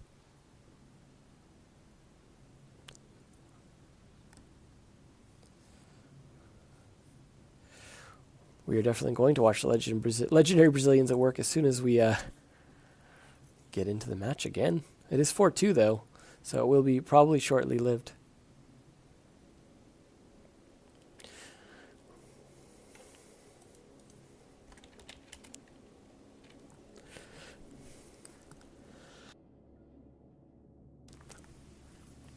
Shoutouts to the moon.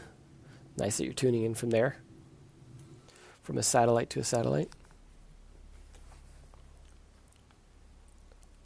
There definitely has been some different strats, especially this Tachanka. For anyone who's been watching, seen this Tachanka placed down in the church wall facing towards the stairs through a mirror window. And I am from California for anyone who missed that. So that is where I'm casting from. But this is streamed from Brazil. So this is the live stream coming from them. Send me their feed, and then I get to talk over it.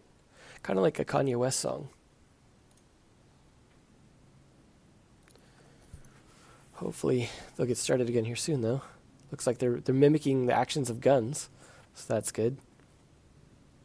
Maybe they're just detailing every gun in the game at this point. Something to go over. And yes, there's more games after this. This is the second map of the first match. So hopefully there's enough time left for a second match after all this. The second match will be hopefully soon. That'll be Black Dragons versus BRK.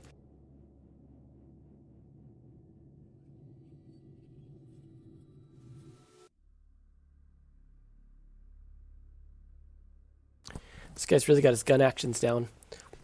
He might want to take an improv space object class, though. He's kind of gripping that handle a little tight. Talking about Scarface, huh? Is that really true?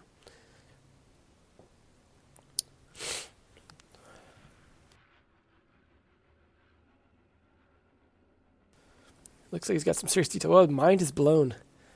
Oh, the other guy. Yes.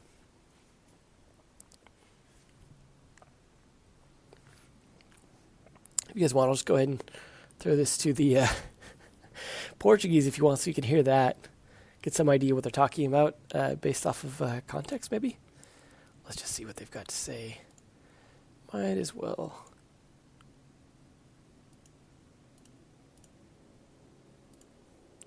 Let's take a look at that here.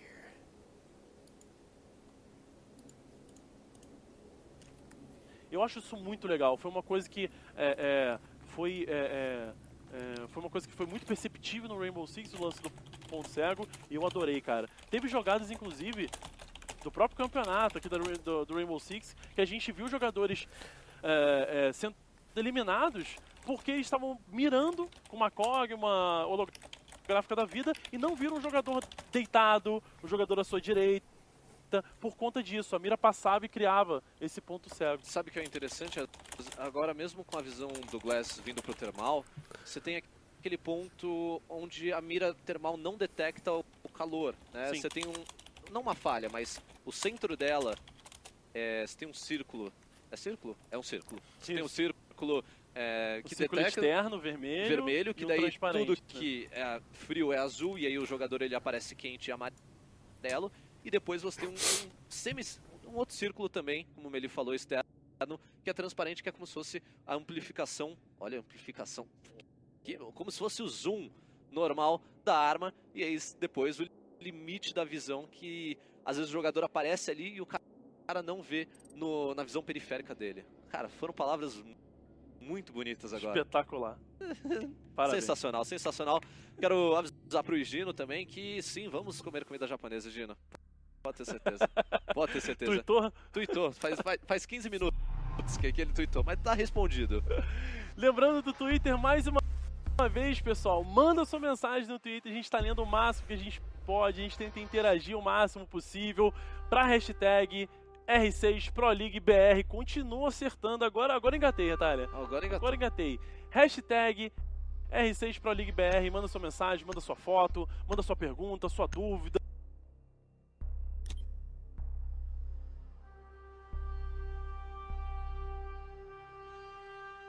All right, here we go. I think we're getting back into it now. Looks like once they load up. And yes, I do like Brazil. I think they have some great players, especially Santos Dexterity guys. Definitely gotten some great stuff.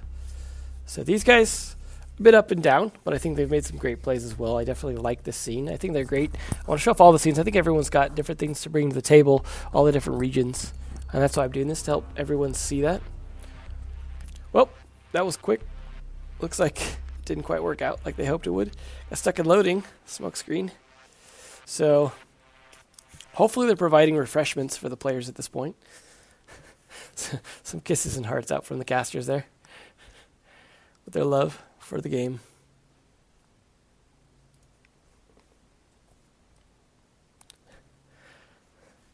I apologize to everyone for this. Hopefully you guys stick around. I understand if you need to go and do something else at this point, but please stick around if you can and watch this. If you do have to go, I understand, and I'll watch the VOD later, but appreciate everyone sticking around to watch it and sticking through this to enjoy the comedy of bugs and other mishaps.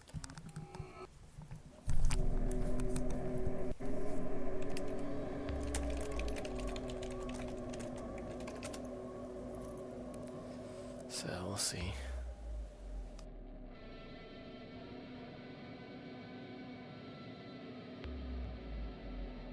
Yes, thank you for suffering with me.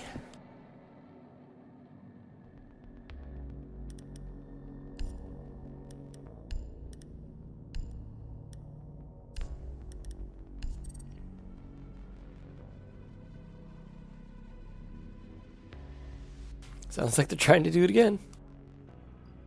So many hearts from the Brazilians. I wish I could send some back to them. You guys should send some hearts back to the Brazilians as well in case they watch this VOD.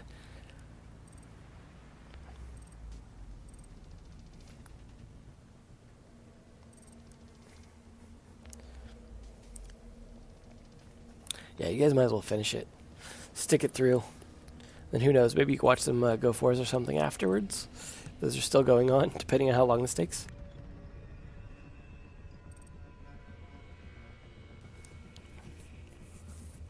Everyone having a good time, though. It's Sunday. Chill out, relax.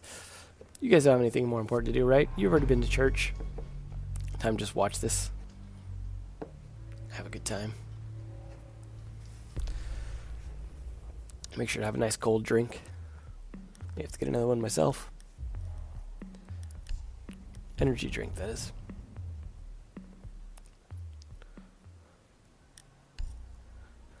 I still hear people getting into the lobby. Maybe we'll get a game soon. It's always the last round, right? Where all they've got to do is win one more and then it's over. Just struggling to get that last one in. Still 4-2.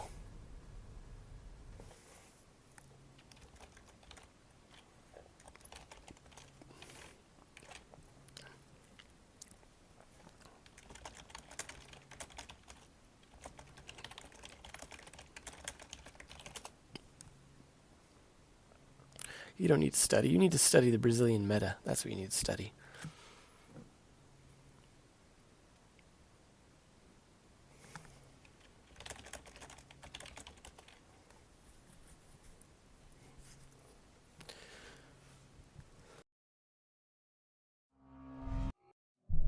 Oh, sounded like they were going there maybe for a minute.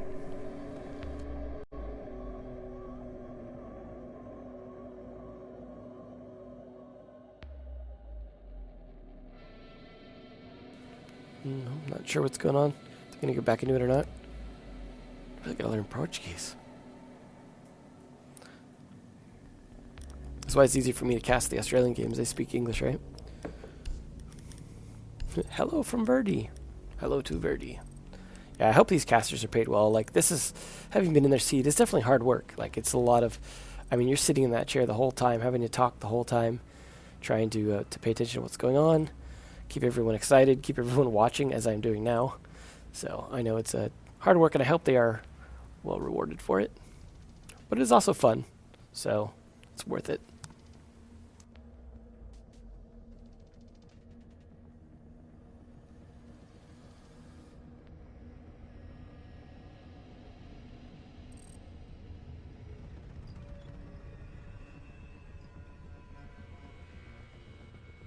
Yeah, hopefully these guys are big down in Brazil. Looked like they were excited and disappointed for a second there. Hello from Verdi. Hello to Verdi.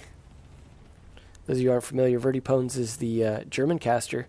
Does a lot of the casting in German, but also does some in English. Great guy. Love that man.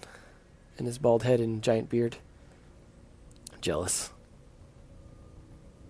One of these guys needs a giant beard. I think the guy on the right needs to grow some more facial hair. See what he can do with that.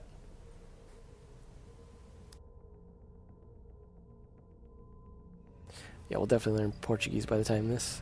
And then we'll forget English.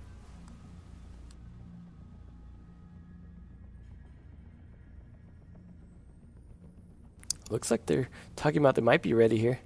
We're almost ready.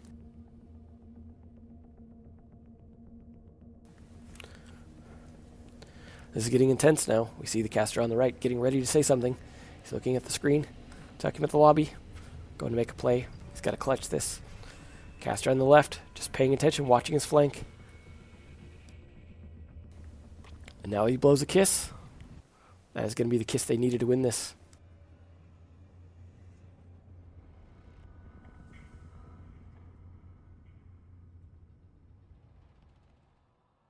That's right, hashtag R6 Pro League BR. Might need to be shorter. R6 PL BR might be better. Takes up a lot of a tweet.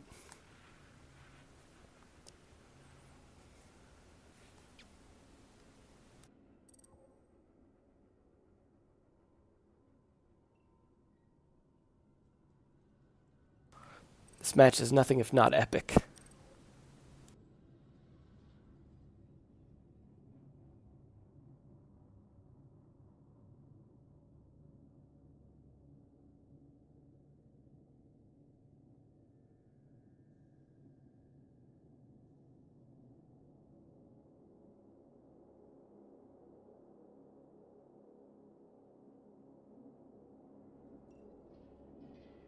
I feel like we're so close here, folks. Just get some caffeine, have some coffee. Here we go. You see the 1-0 down there? Maybe they'll just change it to a 2-0. Does everyone agree that they're all tired? They just want to move on.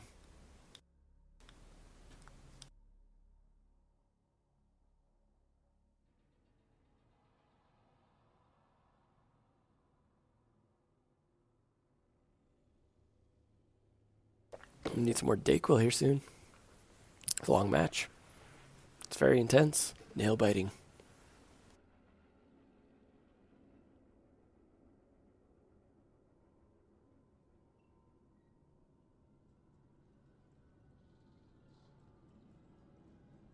Alright, let's hear what they're up to. Maybe we can get some idea. And it seems like that always triggers them to actually start playing again as soon as I have to play it in Portuguese. So, we'll see. Throw that back on.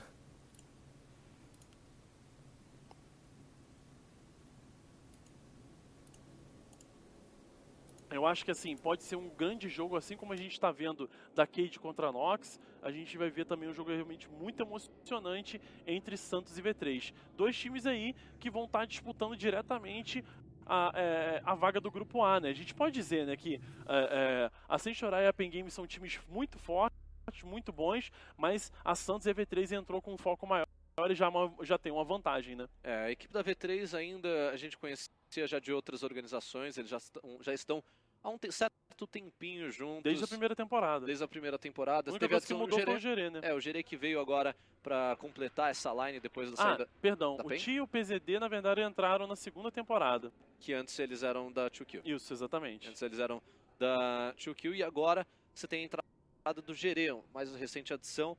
Em termos de psicológico, a gente sempre encarou assim, a V3 em alguns momentos ela fica instável demais. Sim. Então às vezes perde um round e aí parece que desmotiva, né? Desmotiva o time, não consegue se reerguer, mas ao mesmo tempo, se eles estão com domínio de jogo, e ainda mais essa line da V3... Eles passam o caminhão. Eles passam o caminhão. Eu, se eu não me engano, não sei agora se eles estavam... Eu acho que eles estavam treinando com a Santos, até treinando bastante, e estão jogando bem. A gente viu, por exemplo, vou citar os frags aqui das duas equipes que vão se enfrentar no fim de semana que vem. A gente tem, claro, o confronto entre Santos e também a V3 e o confronto pela chave dos perdedores, sem chorar, contra a Pen Game. Na Santos a gente tem o KD, que cada um finalizou essa primeira rodada, 3.83 do Gohan. É o destaque máximo da Pro League, eu acho que ninguém atingiu esse KD na Europa, América do Norte. Mas é só um jogo, né? É só um jogo, primeira partida. Vamos ver até o final. Vamos até o final, pode diminuir, pode aumentar. Sim. O Astro fez 0.90 de KD, né? Foram 9 eliminações e 10 mods. Tivemos Pânico com 1.13, Silence 1.40 e Cameraman com 1.57. Já na V3, PZD com destaque ali foi 1.60. O Gerê acabou ficando com 0.63. Depois, Ti com 1.29, Psycho com 1.43 e Kamikaze com 2. Meli. É isso aí. Vamos dar uma olhadinha para ver se o jogo já está pronto. Vamos ver aí os resultados também da Pen Game V3. Depois a gente vai conversar um pouquinho também da Pen Game da V3. All right, good luck. We're back in game now, so let's hope we can make it through this time. Alrighty. So we'll see if we can make it through this round. Still 4-2. Nothing crazy here.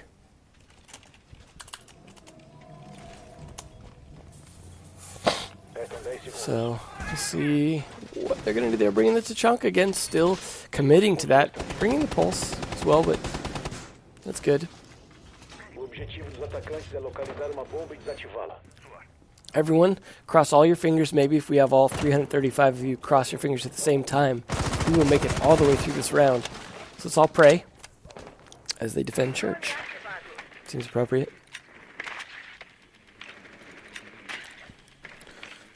Don't worry, Macy. Your dog appreciated it. All right, yeah, nobody jinx it. So hopefully he can successfully place his claymore. And we're going to watch him try and open the hatch. All right, hopefully no sending... Oh no, he's going to go do a different hatch first. Again, they didn't reinforce that one. It does open that one successfully. Thermite going to go for that one. Well played. Just have Thermite do that one instead. That seems to be the problem with sending that one into the void, so... Good. These ones have seemed to work okay for the most part. There we go. I think it opened. Feeling good about this now. Looks like they're taking out some barbed wire down in the blue utility tunnel for a push down there. Intact, wanting to work that. Does lose his drone, but he's trying to clear that out as much as possible. Has some idea who might be down there. Got to re-drone it though, just to be sure. We've got Glaz trying to hit some shots, maybe through the kitchen hatch, as we've seen him do before. So there's some working upstairs. You got Thermite up there to do his thing as well. May open some other hatches.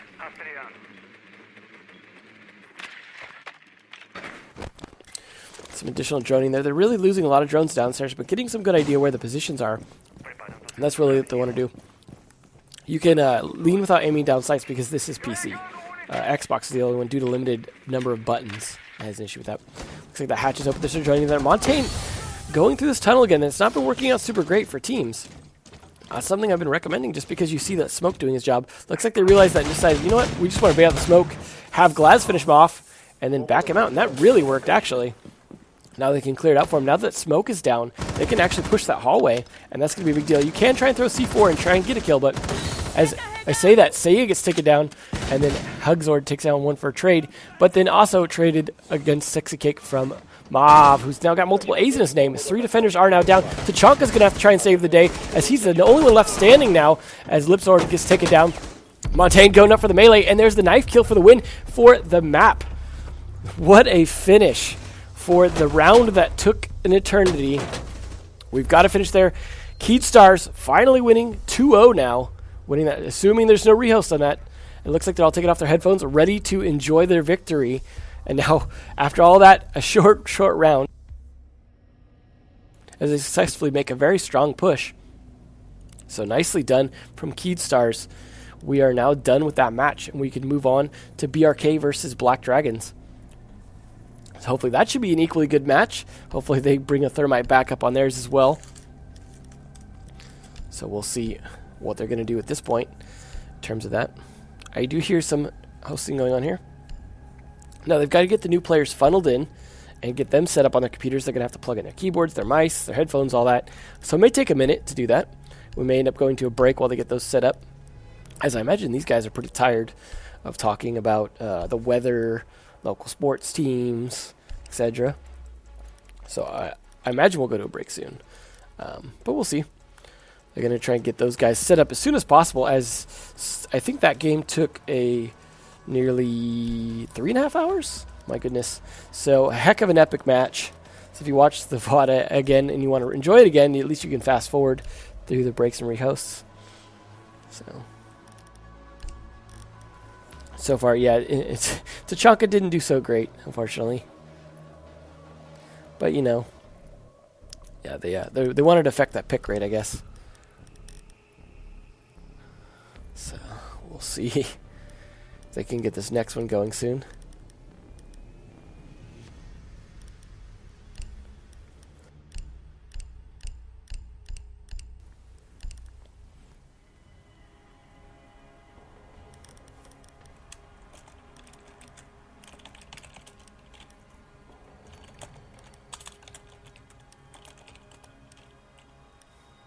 Some nice replays there. Of course, we don't get game sound on these either. Nice kill, though, from Glaz. Setting that body flying into the air. That nice yellow glowing radioactive corpse. Another nice kill there as he shoots almost everything but the head, but manages to pull it down just in time. The recoil on that rifle is pretty harsh. So, nicely done pulling it down despite all those whiff shots initially.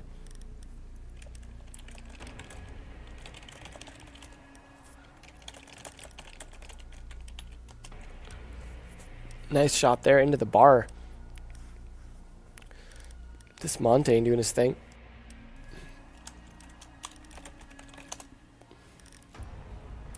Static image of the casters. Their reaction shots when he's and say it. He wanted to hold that so hard, but then he just got picked out by Doc, who then took down Glaz right after, and then took down Thermite from behind there. He just decimated everyone from that upstairs, and that's why you want to control that hatch. It's just, if you lose control of it like that, all of a sudden now they're using it against you. You almost don't want to open it because of that. And this Wag just, no, I'm going to get you. Doesn't even finish him off in the air. Just lands on his body. Throws a smoke grenade at him. Tries to kill him with a smoke grenade for 5 damage. Doesn't actually do it. And then gets killed himself. It's great. These special moments. Just practically running right up to knife him. Shoots him in the face. He's a little preoccupied.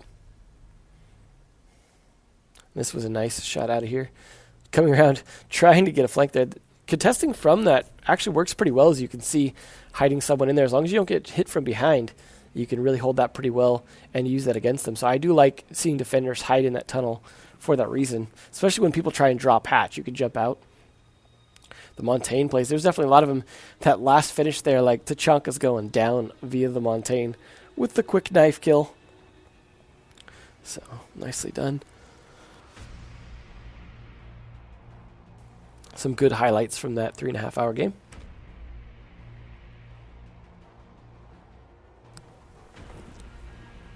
So hopefully we will be getting into the next match as quick as possible. So make sure to stick around for that. That is the second Group B match. Again, that is Black Dragons versus BRK. Now, Black Dragons and BRK are actually two that I would rate in the top 4. So we just watched two that I would rate more in the bottom 4. The top 4 I would say are Santos, Dexterity, V3, who beat Pain. Both those teams won their games last week. And then this week is we got BRK and Black Dragons. Now, both of these are pretty good in comparison to each other. So let me see. I think they may have beaten each other in the past a little bit. Let's see.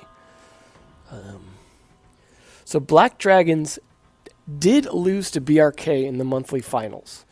So there is a chance Black Dragons have a little bit of an advantage here. Just record-wise, like for what they've done in the past. So slightly favoring Black Dragons for this. But could go either way. Teams definitely adjust, and they have their maps, things like that. So totally could go either way.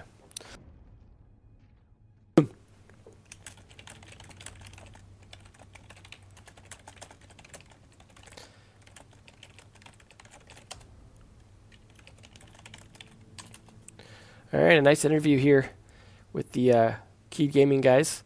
He looks pretty happy with himself, which I imagine he's got to be relieved after a lot of rehosts and stuff. But you know what? Every time after the rehosts, they kept their momentum and they still played well. And so that says a lot about these guys. I think they have some good staying power. Could work themselves up from bottom 4 to top 4 if they keep doing it.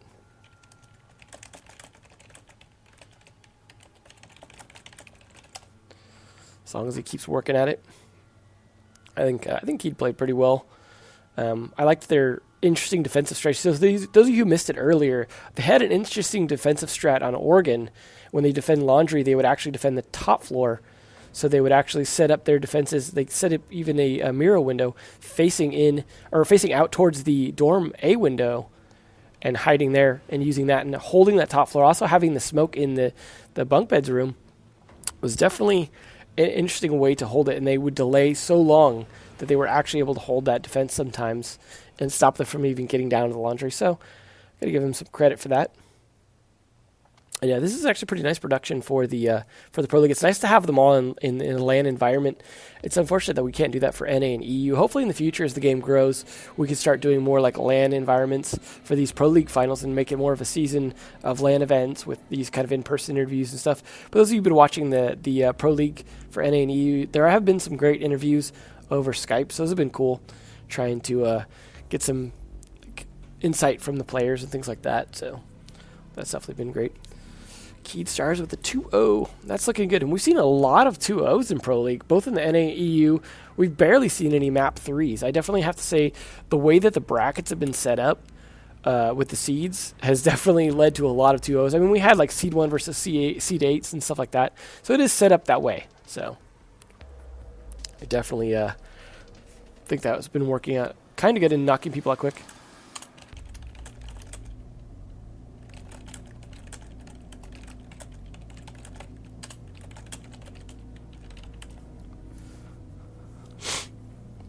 So hopefully they're going to get set up here soon. Interview is a good time filler while they get set up as well. So hopefully it won't be too long. That's right, Black Dragons versus BRK. Burke. So let's see, this may be going to a break here.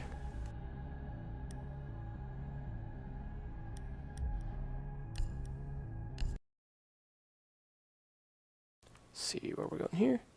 And we are going to break, so I'm going to take a moment to make some hot tea from my throat here, as was suggested.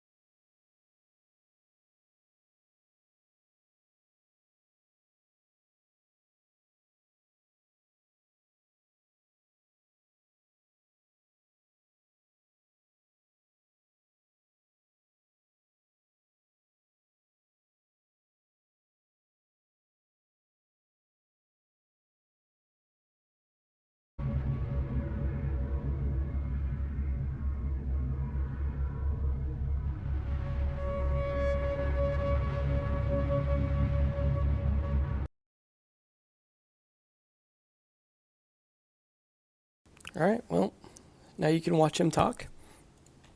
Read his lips. He's pointing at the camera, so I imagine he's greeting us. Warm welcomes.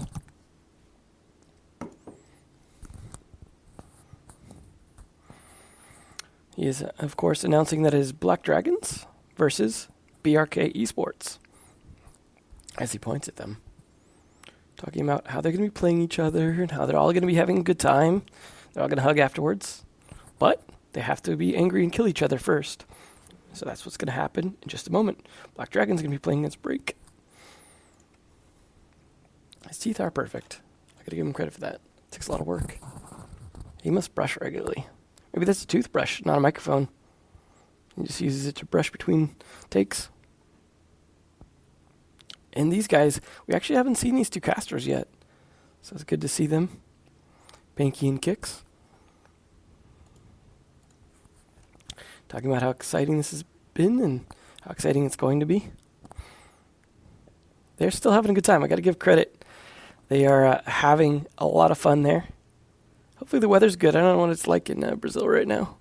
But it is getting springtime towards summer, so could be kind of hot.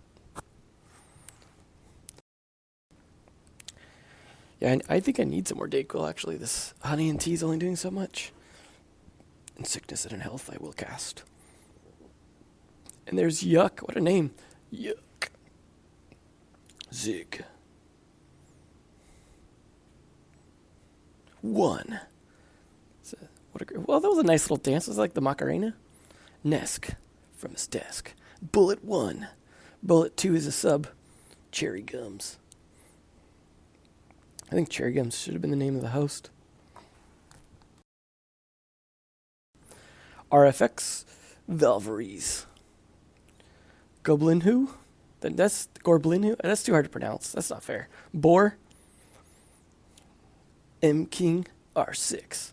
It's always nice when they put R6 in their name in case you're confused and think they're a COD player. Oh, here we go, the map bands. Hopefully this will work the first time here.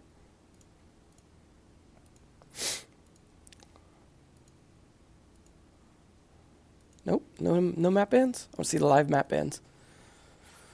Last time we did get Oregon, Clubhouse, and Bank. See if these guys are going to ban all the DLC maps. I'd love to see Brazil play some either Favela, their home turf, or Coastline would be nice. Although we've seen a lot of Border, so it would be too big a surprise to see Border come out here. BRK with the first ban. See what they can do here. And there goes Console. That was the first ban last time, actually, as well. And the second one being Border. Let's see what they go with here. Definitely think about it. You can see the little powwow discussions with their guys next to them. But he's taking a bit longer to ban. They're really trying to be strategic about it. Like the guy on the right looks like a mix between Bacon of the NA scene and maybe Eclipse. I know Favela's not in the map pool. I'm just messing with you.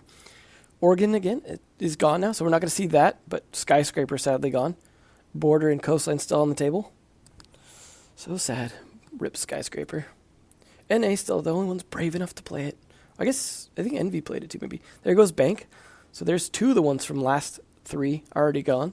So it means we're definitely going to see some maps different, although it'd be nice if they banned Clubhouse, but I don't think anyone ever wants to ban that, which is unfortunate. Hopefully, if they do play Clubhouse, they bring Thermite, you know what I'm saying?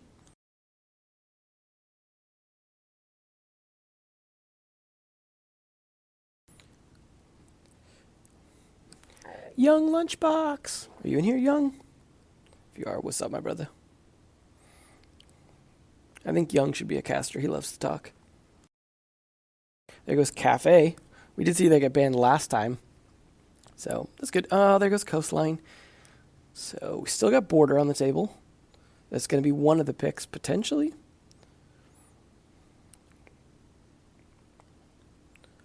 Let's see. This is where the strategy comes out, right? Which map do you pick?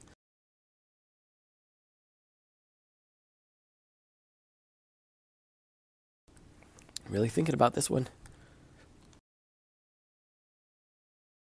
One of them is going to pick Clubhouse, no doubt. They're not going to leave that for a third map. But we do still have Chalet on the table as well. So there's a good chance one of them will pick that. So we got Border, we got Chalet. Let's see. What else we got? Yacht, plane. No, I'm not sure what the third one will be here.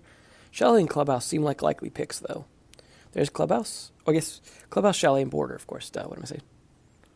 So I expect the Chalet pick here, leaving Border, but Border has just become a lot more popular, so.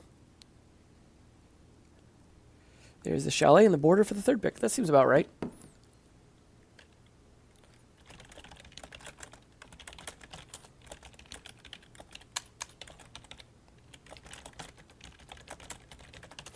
All right, cool. So we're going to be seeing those three maps.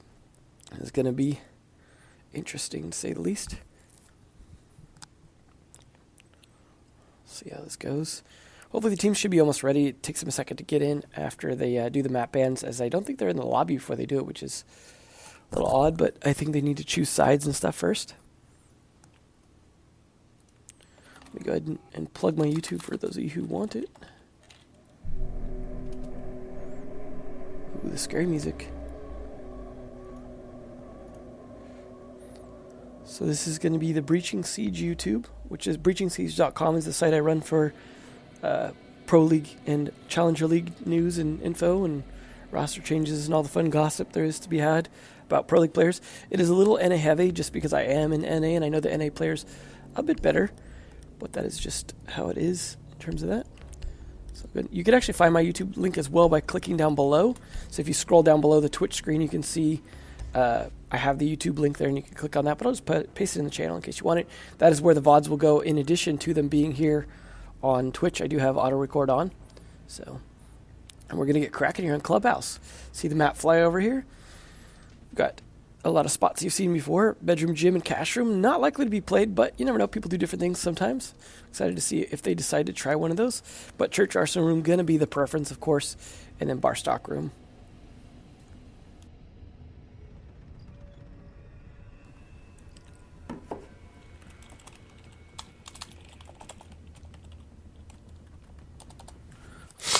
We'll see how they're going to play here once they get set up. Not sure who's going to be on what side to start with.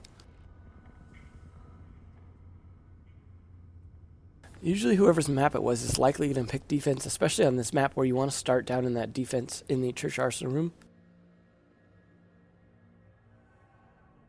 This is the Brazilians, so they might play it a bit different. Map 2 and 3 are going to be Chalet and Border. So it's Clubhouse, Chalet, Border for anyone who missed the map pick and ban that was live. I know we had some people tune out for a bit because of the long break and some people tuning back in. So just catch everyone up.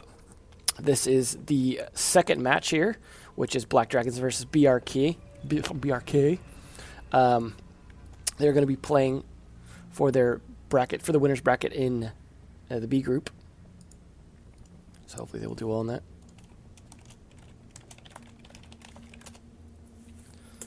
And they'll interview with one of the BRK guys. As we did get, I think, an interview with one of the Black Dragon guys earlier. Some good curly hair coming out from both these guys.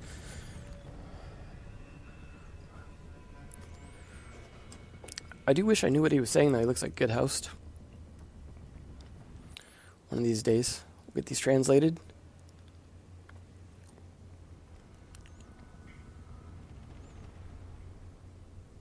Oh, this is a Nox guy. Yeah, you're right. That is Nox. Why are they? I guess they're just supposed to interview with the Nox guy, not BRK. BRK uses red in their colors as well, so it's hard to tell.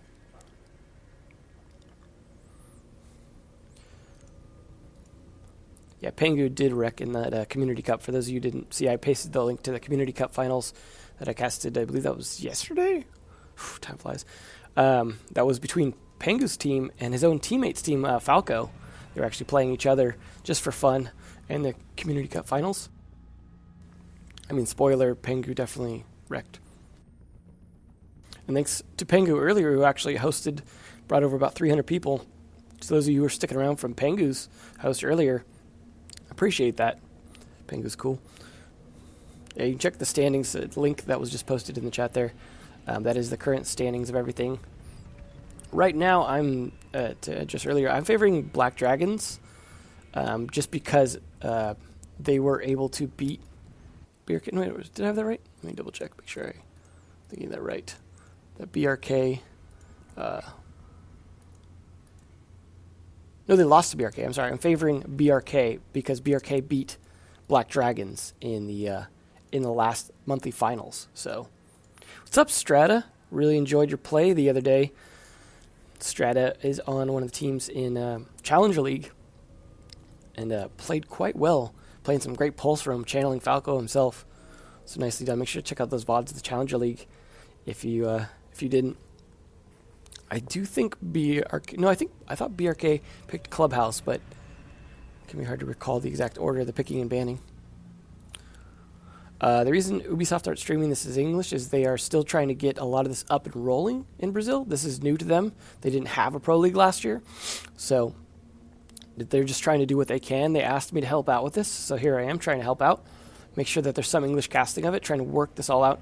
I think they're trying to work something out with ESL as well. Not entirely sure what the status of that is to try and cast that maybe from Poland. But in the meantime, wanted to help out and get something going here. As Playday 1 had already passed in Portuguese, and wanted everyone to be able to enjoy these games in English for people that don't really want to watch it in Portuguese. Although I have to say, watching in Portuguese can be exciting as well. They do get pretty hyped. I guess I'm not as hyped as others. I'm more of usually the analyst, like on the commentating. If you see me in Pro League for Season 2 and 3, I'm usually in the chair that the guy on the left is in, which is I'm usually there for color. So doing play-by-play is something that's newer to me, but I like the solo casting and being able to do what I can for you guys. Stream the Challenger League, stream all kinds of stuff, and having to do both. But it's pretty cool. I appreciate everyone tuning in, checking that out, all the good feedback, and enjoying the games. It's fun. What's up, Geometrics?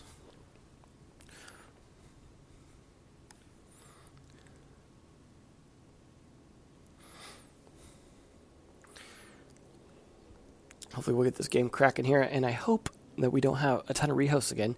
I gotta say, props. The honey tea is actually helping. My throat's feeling a lot better now. Now that I don't sound like a smoker. So, oh, what's up, Easily? Appreciate you guys too. Easily a great player as well. A lot of good players in here from NA as well as EU and stuff like that. So glad everyone's able to tune in. Some kick-ass players here. England as well. Oh man, everyone's funneling on in here. 3 players from Elevate. The student athlete grind. Looks like they're about to get cracking here, showing that 0-0. So, hopefully, they're almost ready for that.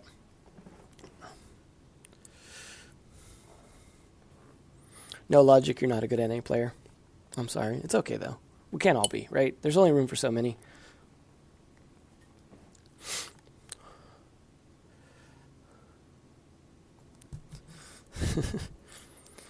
Hopefully, we hear in the background the getting into the game, so it sounds like they're almost ready here. I mean, usually when we do the flyover on the Polish stream, it's usually right before the game starts. Looks like they do things a little bit in a different order here in Brazil.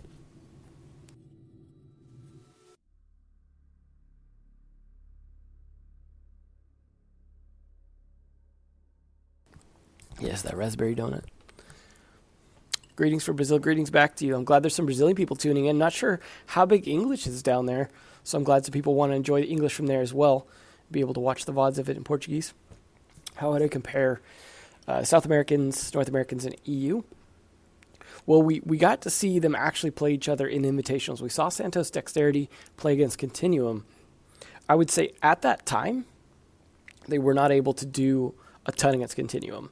But I do think they showed a lot of promise, and they seem to be one of the top teams at the moment. So I do think a team like Santos Dexterity can start to compete somewhat at the level of NA and EU. But at the same time, like when you're playing in a somewhat isolated meta, and you don't get a chance to scrim a lot with the other games, or the other regions, it can be a little difficult to kind of learn how to play against them. And so obviously they play good against each other, but Australia, New Zealand, and Asia have the same problem. They have somewhat isolated metas, especially Australia and New Zealand, trapped on an island as they are not able to get as much practice against other regions. So hopefully we can make this game worldwide, get a lot more lands going on, bring out some people from different regions to get better and better comparatively. But I think South America does a pretty good job. I think you guys saw some of that play earlier. there was ups and downs. Those were the teams that I said I think were more in bottom 4. These are more top 4 teams. I do think we're going to see some intense gameplay from these two, especially. So, sounds like the game's about to start. Let's see. Please.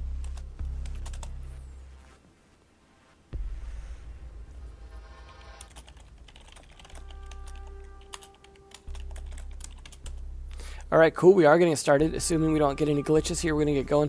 They do have a capped out pick early. The castle coming out from the defenders. Let's see what they castle.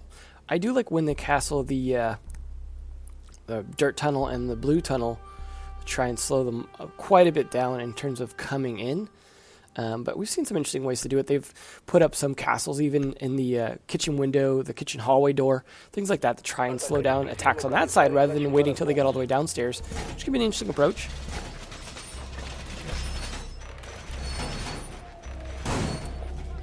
Let's see.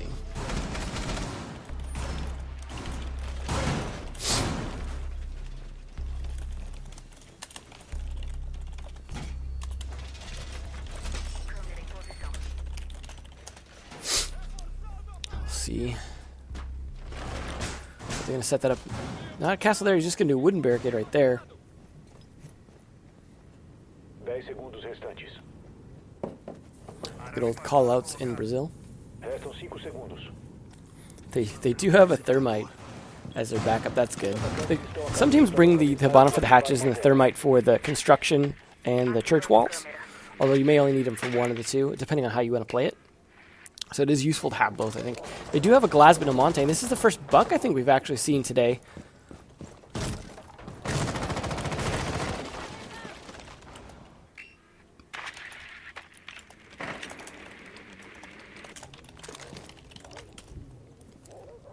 See Nesk coming in there into the garage. We saw Glaz coming to the garage from the other teams as well. Seems to be something they like to do. Thermite are pushing it actually fairly aggressively for a thermite. Usually you don't see that. Ooh, nice camera there. He does catch it out though. Almost blended in with the light. It's good to see. Camera placements do start to get a little stale after a while, but the nice thing about that kind of utility is it is fairly flexible. You can throw cameras outside, you can throw them in all kinds of spots inside. It was good that Ubisoft made it so that it was throwable as opposed to having to place it. So it made a lot more flexibility, meaning there's this whole meta game with where you place your cameras. Seeing this is what we usually see Buck for, opening up a lot of this floor here to try and get angles down. It is a dangerous game though if they have a Pulse or even a Valkyrie, is they can have cameras up there to see exactly where he's at, go for the C4. However, it doesn't look like that's their plan at the moment. We've got Castle down there. He could be trying to get someone through the floor, but not find anyone just yet. It looks like he's a little more concerned about the dirt tunnel, which it looks like they could be pushing in through. You've got Glaz droning it. Could try and get a nice angle in.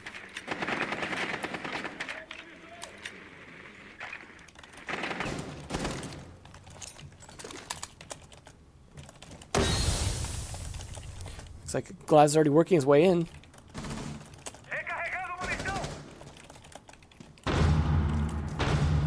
Uma bomba foi localizada. Thermite working this angle. He's already opened up these hatches as well. He's used both his thermite charges, so he might have actually opened up the construction tunnel for Glaz and then used his other one on one of the hatches instead. Atacante derrubou o desativador de bomba. See, Atacante Buck, are they all the way down here now, not actually wanting to push from above anymore? They decided that's over. Whoop, not sure what happened to the feed there. That's definitely on the feed side, not my side. So I'm not sure what's going on with the overlay. So we're going to see the, there we go, we see the pillar box version for a minute. Smoke here down to low health, trying to smoke the back as Valkyrie's taking it down. That's 3 down from the BRK team. Black Dragon's pushing in strong now, just Smoke and Castle left. Thermite down low on health, Glaz is down. So this is a strong push still coming from the attack, but they have taken some casualties. Shots come down again, another break player down as the last one gets down in Church. And that is all 5 down. Nice, strong start from Black Dragons.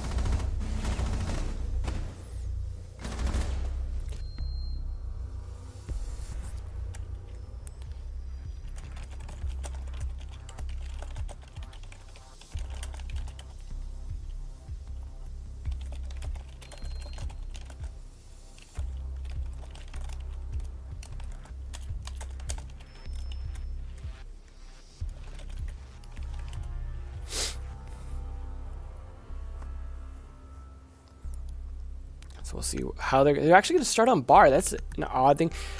We have talked about this before. There is some teams that want to start on their off site and use that as a way to get a little bit of buffer if they can win it.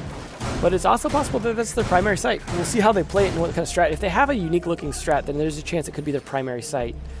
It is definitely a difficult one.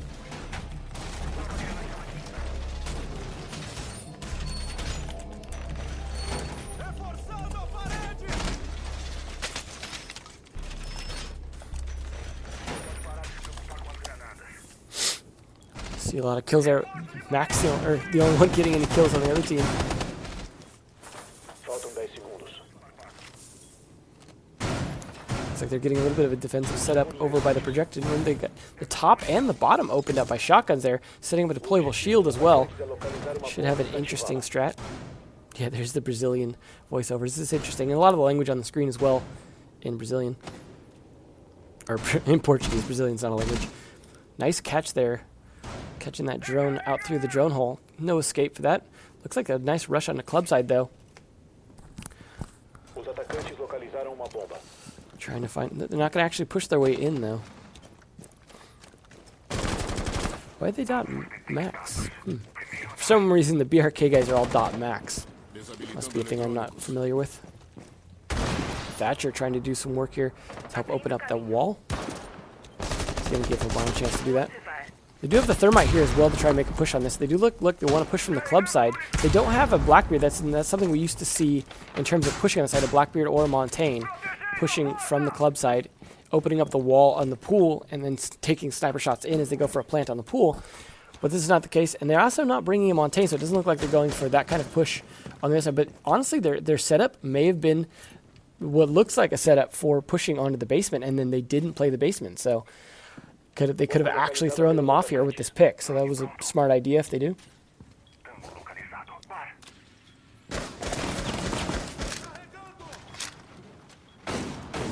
A lot of buck work coming here, though, from the top floor. They did get control of that pretty fast. We saw what happened last time when we didn't get control of it. It is a big deal.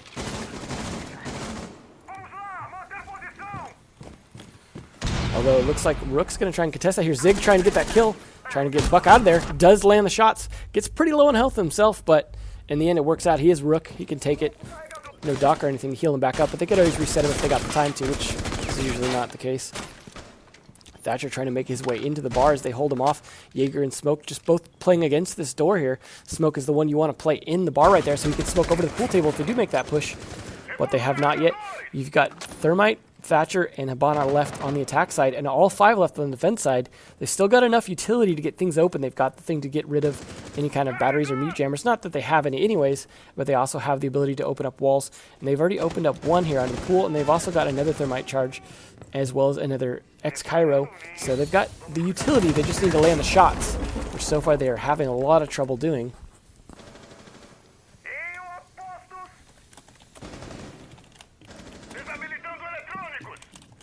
Trying to find his way down here. It does catch him from behind. Distracting Smoke there definitely paid off. He's trying to get some more kills here. And the shots come down from Habana, but doesn't matter as it looks like Yuck takes his face right off at the bar.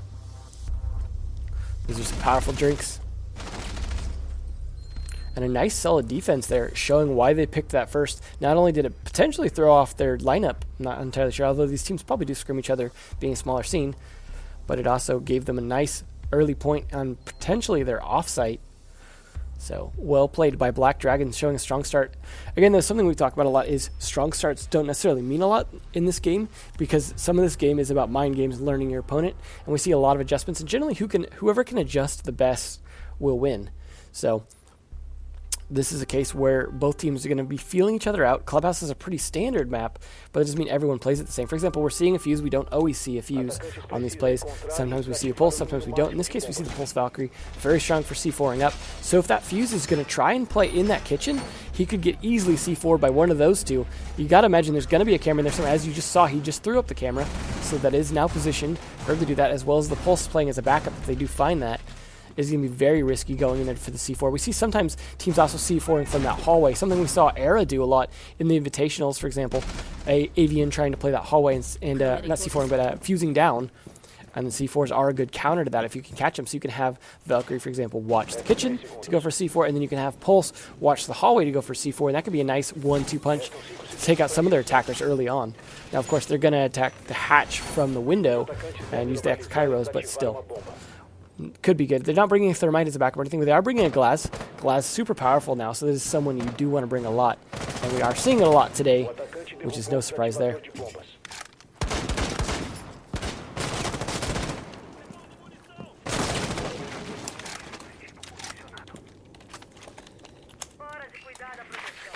So it looks like Nesk trying to drone his way in and try and clear out this bar as fast as they can. We see some of them pushing in aggressively, some of them not. Looks like they're wanting to play it a little more cautious and not just face check null plays. Some players are a little more brave and wanting to rush in like that.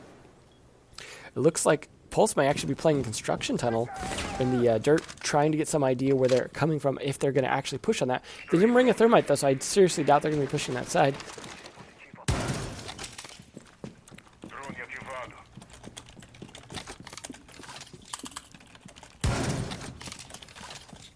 Liberado.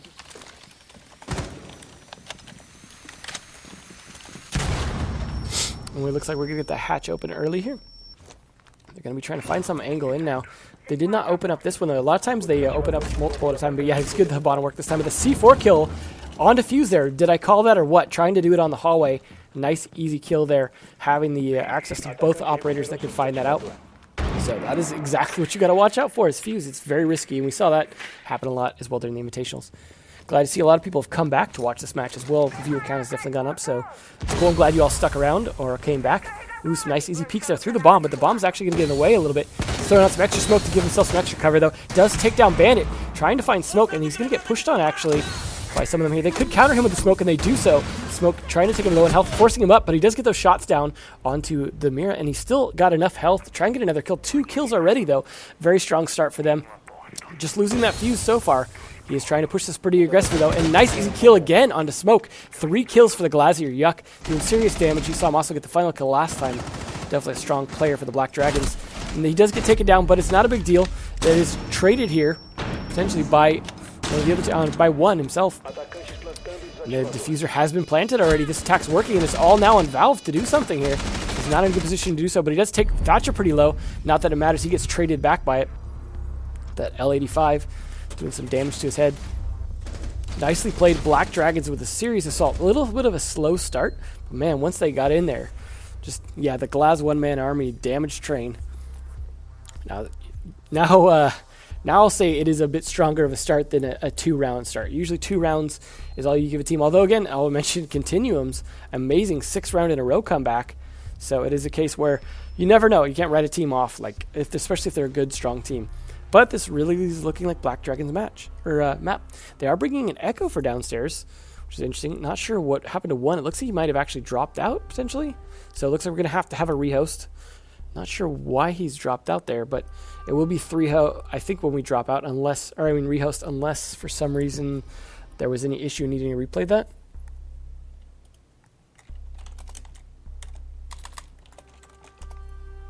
So nicely done.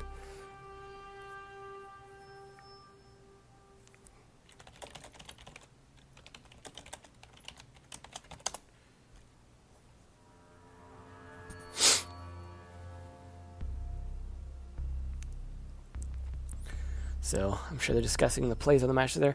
As we saw, Black Dragons just coming in super strong, both on attack and defense. They attacked really nice on the basement first round against the BRK guys. Then in the second round, a solid defense of the bar unexpectedly, definitely changing things up a bit and actually winning that, playing it very loose in the bar area, but having a lot of flexibility, opening up the top and bottom of that projector wall to give themselves a lot of access from that side, and then just making sure that the guys playing upstairs couldn't stay upstairs. That Rook taking out that Buck was nicely played. And then that third round, getting that Fuse at the beginning was a little bit of a setback, but the Fuse isn't exactly a critical part of that play unless you need to get them out of position. And you saw the Glaz one-man army taking 3 down.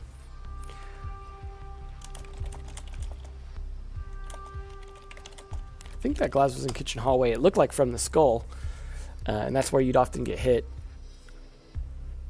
So again, nice 3 rounds from BD. However, this is the time, these kind of breaks are the kind of ones where they will often change their momentum. So I wouldn't be too surprised to see a BRK come back for a round or 2 after this. But again, BD have been playing so strong. Those just Black Dragon attacks and defenses have been very solid in landing their hits, getting their kills, actually flanking. Things like that has been making a huge difference in their plays. So I would expect the potential for Black Dragons to take this. I did say, though, that earlier that Black Dragons lost to BRK in the most recent Latin American monthly finals. So there is a chance that BRK might just be stronger on a different map. So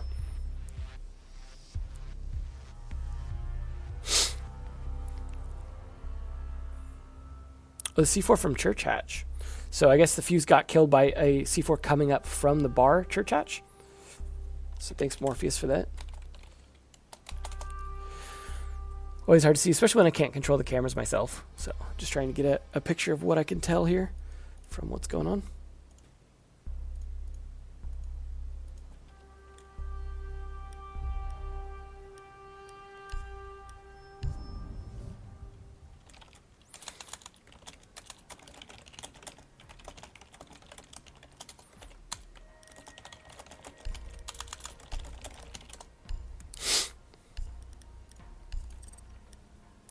So, sounds like they're getting the rehost going here. We got kisses being blown, of course. These are very friendly casters. It's nice to get some good kisses from them.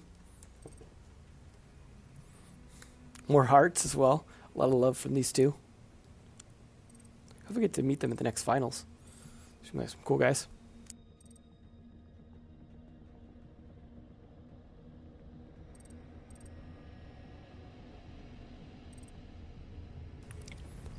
Sound like they're all getting in there.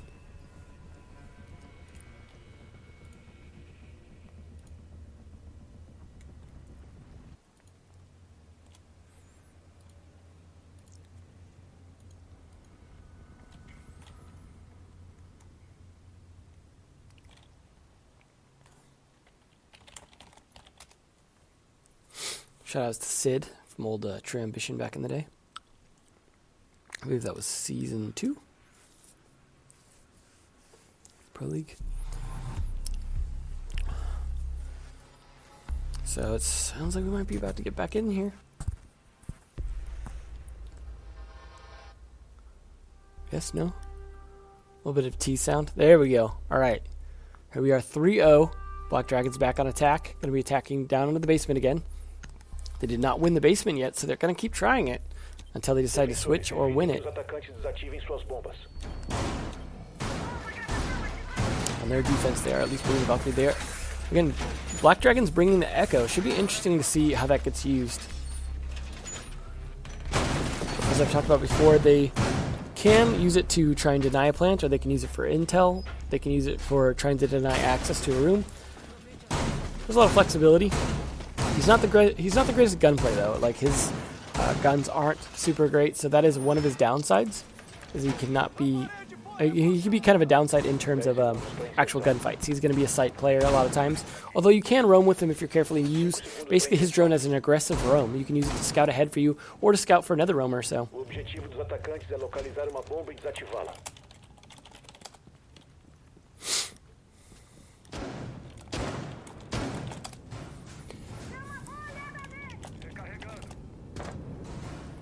Seeing some droning upstairs as well, trying to clear out that cache room. They definitely want to check garage before they go in there. Playing very carefully. They're not wanting to rush in super fast here. Playing it slow. We did see Black Dragons playing it pretty slow as well. It looks like BRK played it a little more aggressively, I think, in the earlier rounds. But now they're feeling a little more cautious. Let's see if they can make this attack work here.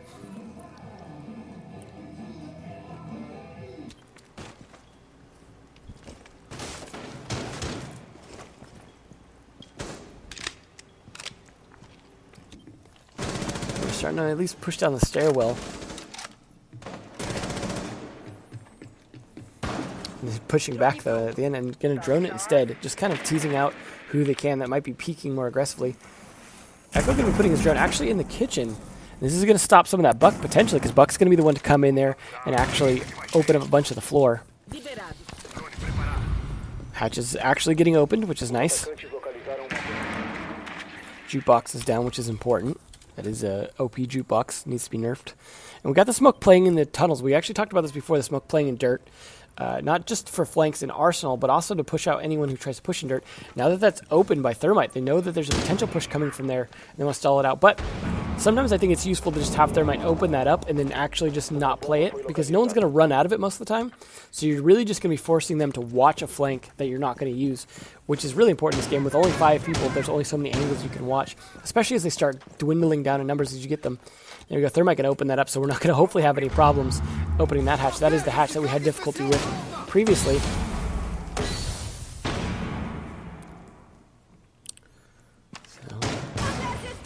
Open up some of that wall. It is nicer when you can open up the wall directly to the left, but this is still going to run in there, and they're going to know he's running in there. This is where the smoke flank's really going to pay off. Smoke's going to peek out of that dirt tunnel, potentially get him there, but he's more focused on Valkyrie. But the shots come in instead from Jaeger in Church, take him down, and then 2 more takedowns from BRK. So that is 2 defenders down now. That is the Echo gone, so that drone's not going to be useful. Mira already probably put up the window, so that's not a big deal, but there's a lot of attack power left. And then another drop here. Jaeger all the way down to Smoke now as the only one left on the defense side. Black Dragon's finally looking like they could lose around here. That flank from Dirt not being enough to carry them as M King R6 takes down the last one. And that is a nice win there for BRK, making a solid attack on the basement, picking them off one at a time and then collapsing at the end. And that's the first win for them. Could be comeback time. I still was favoring them slightly, although I'm starting to question that with that 3-0 start. But I'm definitely not writing them off. That was a good adjustment. We are going to see Arsenal basement from them again. As I said, they haven't won it, so they can play it again. And they are going to do so. There is going to be the Glaz Capito. We saw Glaz last time just walk in and dominate, but that was actually another player. I think that was Yuck on Glaz. And Capito is now being played by Yuck. So, let's see if that goes as well. Unless I misread that previously. Yeah, and aim is important in this game, but strats are what make aim work. You can aim all day, but if you don't have a strategy to get that aim in place, you're not going to get any kills. Unless you get lucky. Get those cameras set up there. Could see a potential C4 attack, but we saw that more so from Black Dragon. Well, no, that it was against Black Dragon. Could still get him, but they're not bringing a fuse this time, so that is different. There we go, that jukebox down. One nation no longer. So you're gonna open it? Okay, gonna reinforce the hatch instead of opening. That's good. Hopefully they're gonna use Thermite to open it, so we don't need another rehost for that. Nice placement there of that drone by Thermite, getting some nice intel before having to drone around the entire room. It's probably better to have it up high like that, so you can get an idea who might be there. Other than the half wall, you can see pretty much all you need to see to know if the room's clear.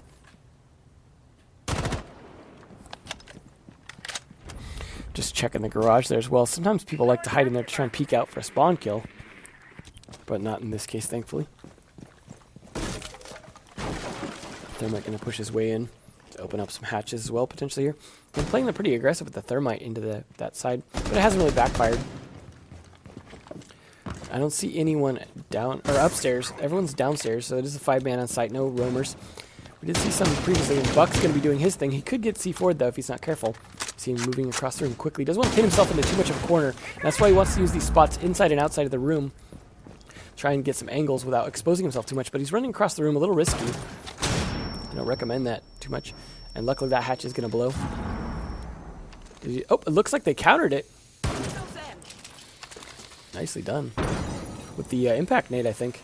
That trick that Era used. So well done, that wasted one of them. Now Thermite can open this, which I think he already did. Yep, Glaz is going to push his way in now. We saw some great kills from Glaz previously, but again, I think that was on Yuck, not on Nesk. But I imagine Nesk can do some good work if I'm correct about that. If I'm wrong, we know he can. I like how you can open that castle door quickly, at least, though. But that is going to give away that it's Glaz. That gun has a distinct sound. So we'll see if he can make that work. Pushing in pretty aggressively now. Now that they got some intel, as Yuck does take down one. That Capito gun with a nice headshot. The Glaz starting to move in. Gets some nice potential shots, but misses them due to timing. Nice easy shot there, and he sees another head, but doesn't land it. Nope, there we go. He sees that must be a dead body at this point, as Nesk takes down one and Zig takes down another.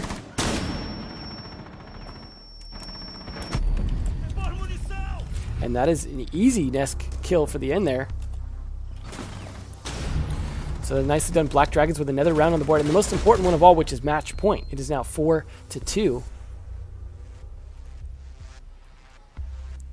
Or 4-1 rather. They don't have it. They didn't get an extra one on the board there. So nicely done. Black Dragons coming in strong here. We could see a not 3.5 hour match this time.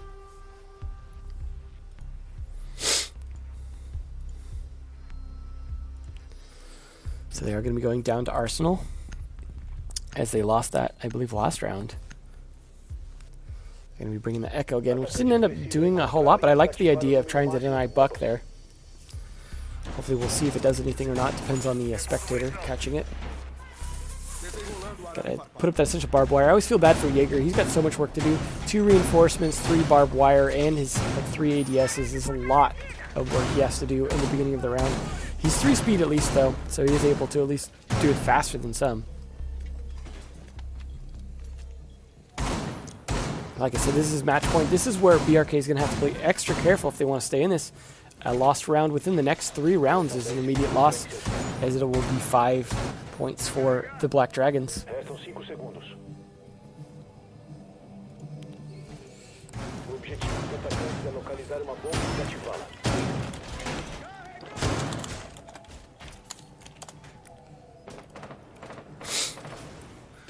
So we do have a Blackbeard this time. I don't think we had a Blackbeard previously on any of the attacks. We do have the Montaigne, so this is going to be a much more shield-heavy strat this time on the attack. We'll see if they push the tunnels again. If so, that smoke may be an important part of this defense. Yes, it's 2 barbs. Sorry, Bandit. I'm used to playing Bandit, not Jaeger. I like 3 barbed wire better. So we'll see if Valve can catch anyone off guard here before he loses this drone. He might lose it to Yuck in just a second. He does. Nope, doesn't actually. He's forcing Yuck to use a lot of deagle shots to try and take it down. And that is going to expose Yuck a little bit, but the door's not open, so he's not going to be able to take any shots just yet. Got a drone again instead.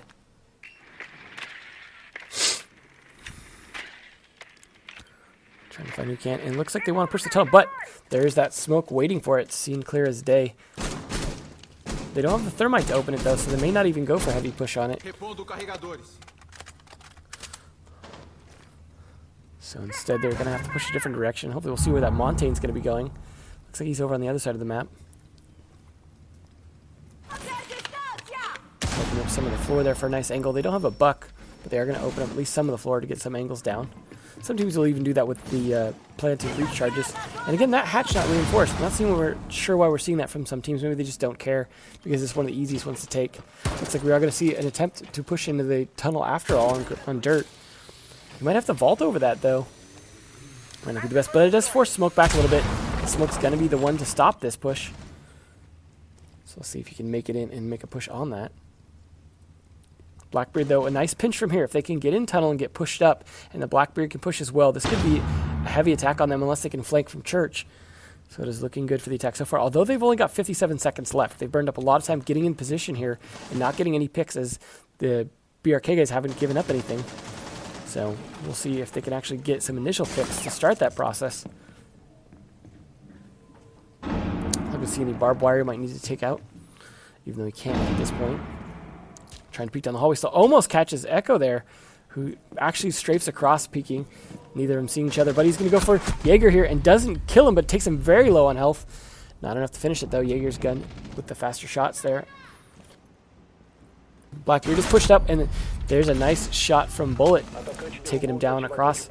And that is going to weaken this attack here. Montaigne does take down one with the revolver, though. And that's good. And there's a knife kill onto Yuck.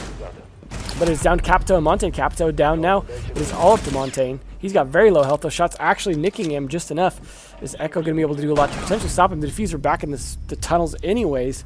Not that it matters, as there goes from the Vector that Montaigne.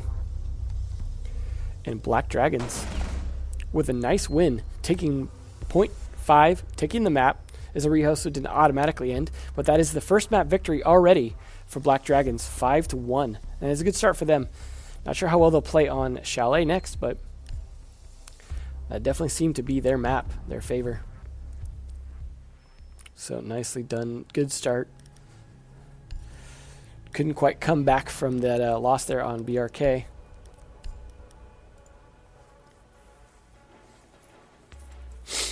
So we are going to wait for them to get the next map set up here. Hopefully they can keep everyone in the lobby, no one backing out or anything like that. I think one of the teams may actually have to leave to maintain the lobby, so it might take a second longer because it was a rehost. So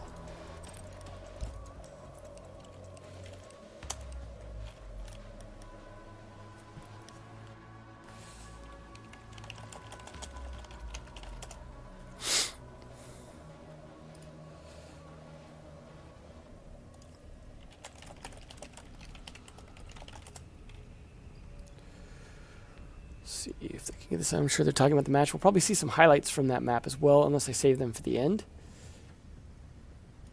Something you do often see.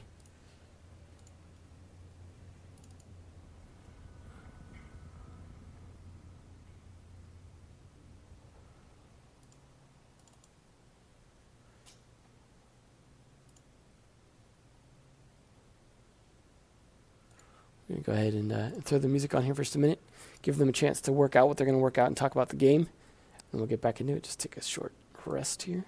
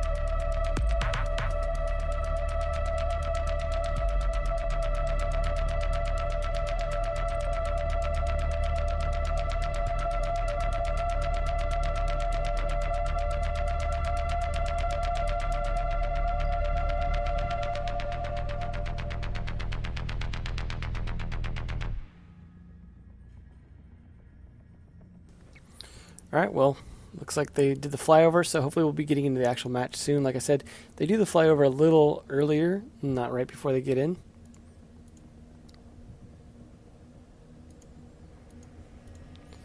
So hopefully they're going to get this started soon here. But I'm not sure they're going to be talking about the map. So this is Chalet. We haven't seen Chalet yet today. We definitely saw Clubhouse twice, and we saw Oregon. We have not seen how they play Chalet. This is one. Oregon, we're probably going to see a lot of Glaz, maybe some Montaigne, but Glaz is definitely powerful in this one, so I would expect to see that for sure, especially given how they played it on Clubhouse. We'll see what they've got up their sleeves. Such a strong attack by Black Dragon on the Clubhouse plays. It's got to put them on tilt a little bit in terms of trying to come back from that on Chalet, but it's best of 3 for a reason.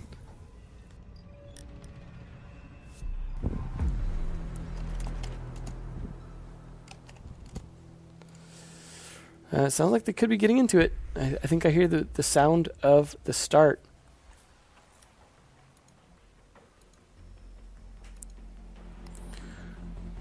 Thank you, Shin, for the compliments on casting the cup final. That was fun. A little bit of a penta on penta action. So we are going to be here on Chalet now. I don't know what the Portuguese says for which bomb spot that is. So that I think that's trophy room, actually, looking at it now. So I think we're going to see trophy room, which is generally the starting spot for most teams. So not a big surprise there. We're going to see some pulse action. Could be playing down in the basement. We'll see if that comes in useful. Again, like with the C4, like we were talking about on the other map.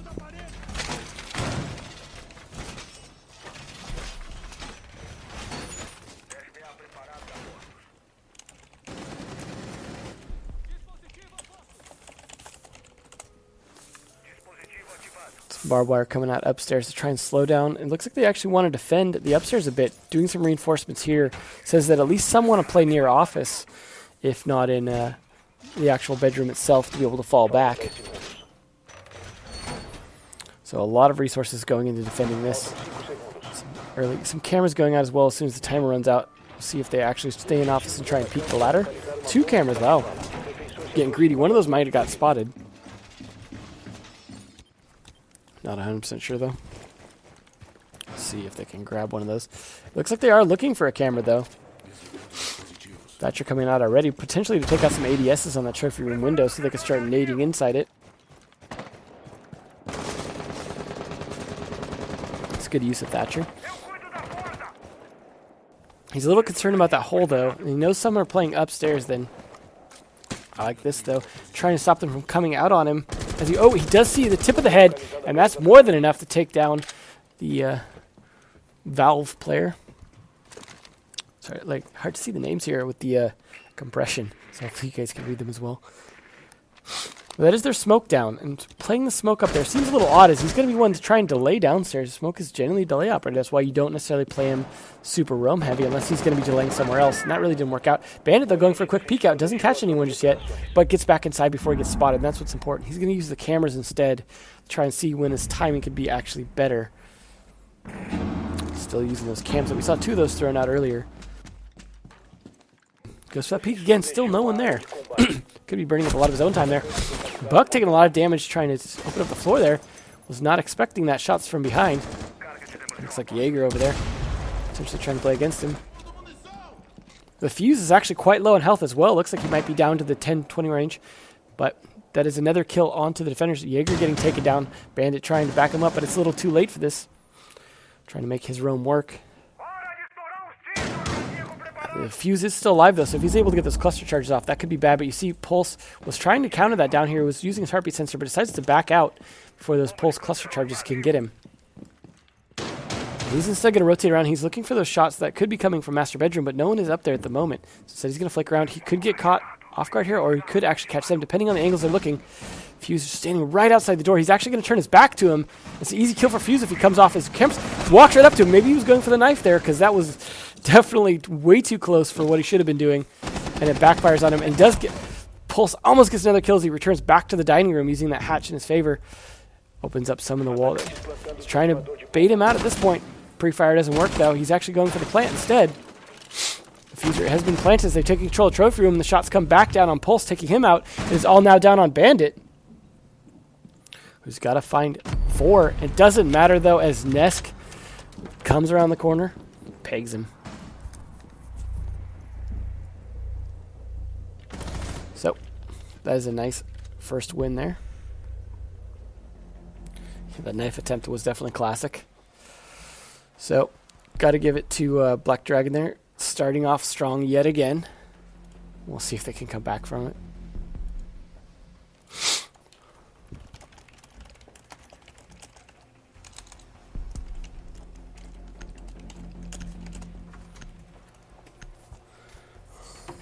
We're going to see the Echo drone come out. And a Mute Jammer. They are bringing Mute Jammer and a Bandit, though, so that means they can seal up both the garage and the wine walls, which is something I do think is a good strategy, trying to do as much of that as you can. Looks like they're actually not going to reinforce both sides of it. Instead, they're going to open up the bottom of it. This is interesting, unless they're just doing this to get some drones first. Stop them from hanging out by the actual drone hole.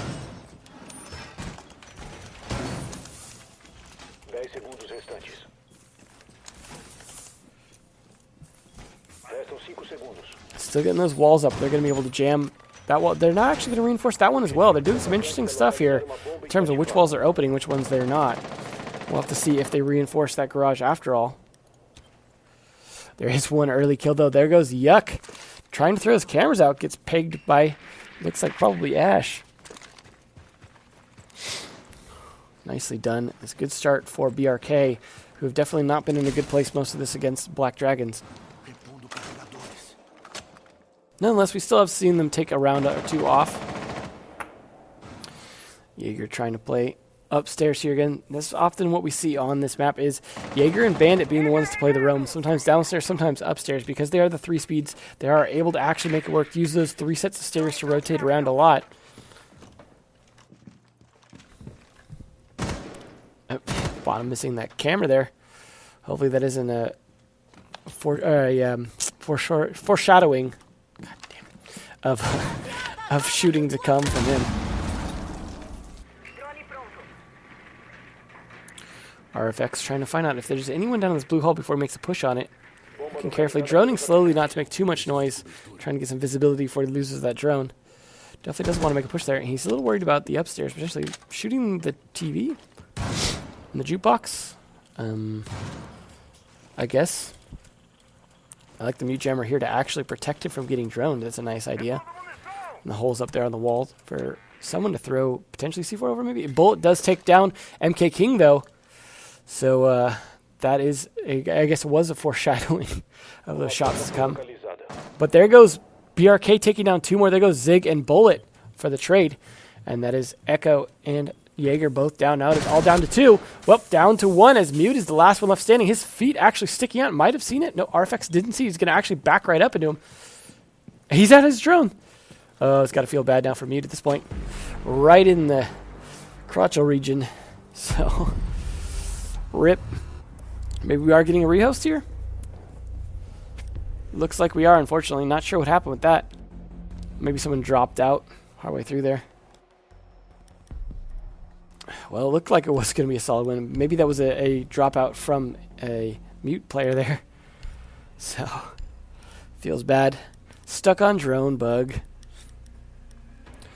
Well, we were so close. We're definitely making sure we kind of collect all the bugs. It's like bug bingo at this point. I had the Ash breach charge, the Hibana one about 1,000 times, and now the drone bug. So hopefully that will be the end of it. But hey, we've made it this far. We made it through the entire first match. We made it through the entire first map of this match. We're on to the second one. We're getting so close. We at least got a 1 round down. So hopefully we'll make some progress after this. Sounds like they're setting up the lobby again. You can hear the joins and leaves in the background. Sorry everyone for the technical issues. I know it drags on a bit when you have so many of those, but sadly nothing I can do about it despite it totally being my fault. but I'm sure they're on it. Got some Ubisoft Brazil trying to keep a lid on that. Hopefully we'll have the technical test servers to help this sort of thing in the future.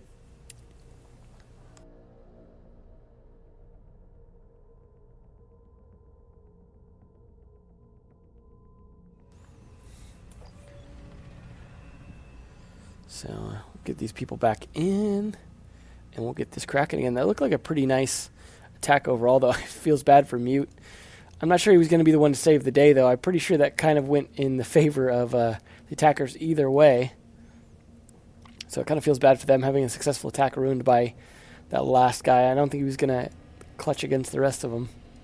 But you never know. Give him a chance.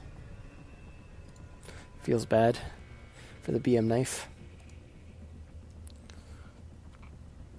Well, they are having a good time, laughing and clapping. I wish I could hear his laugh, but I don't speak Portuguese, so I wouldn't know what he's laughing.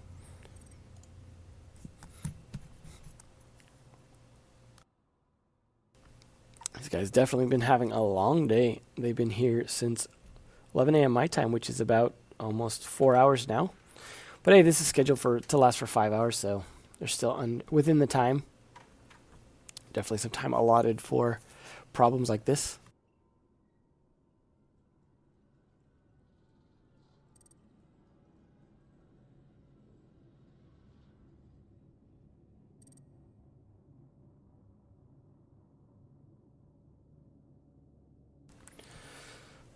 These guys gonna get them back in. I hear the lobby joins happening.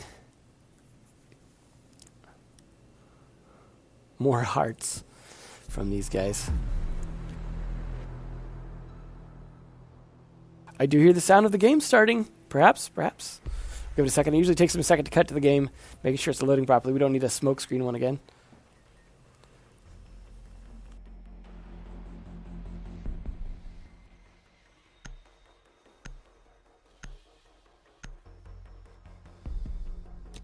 Atacantes precisam encontrar e desativar o número máximo de bombas. So we are seeing them play on the trophy room. Looks like they're replaying that round, but picking a different defensive spot. Or no, they were just defending down there. No, I think they were playing the basement, so it's interesting. They were allowed to choose a different spot. Usually on a rehost, you have to choose the same spot, but it depends on how the rules are in terms of the Brazilian Pro League here, so see where they end up. They're definitely going to be playing this a little bit differently. Last time we saw Yuck get picked on an early kill that kind of spelled disaster for the team. So we'll see if he's a little more cautious this time. We're watching for that. Os atacantes devem localizar e desativar uma bomba. O desativador de bomba do atacante foi derrubado. They're looking to see if he can enter in the west lobby. They could actually be going for a fast B plant. It's one I do like to see attempted, especially with smoke. They're not bringing Montaigne, though. That's what I'd like to see for a fast B plant, although that is a little harder because you do need to watch your back. That is not a situation where your back is to the outside so much. But it would be fun to see them rush that B plant by pushing that west lobby wall. Who has the most kills? I honestly don't know at this point. They don't show the scoreboard so much. Os atacantes localizaram uma bomba. Plus, this has just started, so. And now with the rehost, the scoreboard won't show the accurate results.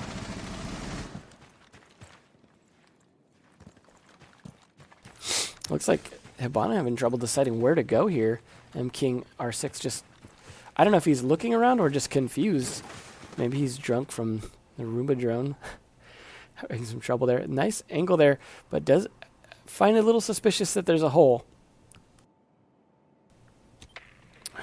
Does find on the drone. That's why he was trying to figure out what to do. He wanted to figure out his approach. Drone catching some. And a nice quick kill there from Yuck, getting revenge for that last kill on him. Drone does drone him, but it doesn't do a whole lot of good. Zig trying to follow that up with his pulse, trying to figure out if anyone else is going to be out there, but there is no one thanks to the camera. You can verify that as well. And that is a good early kill on Thatcher. Hopefully they don't need any EMP grenades, but it looks like they don't have those walls electrified at the moment, so perhaps they could get in there. Bullet playing upstairs again. Hoping someone wants to push in. There's that Ash outside on the balcony, but no window's open yet. There's the window starting to open as a nice shot comes in and takes down Bandit. That is one of the two upstairs roamers down.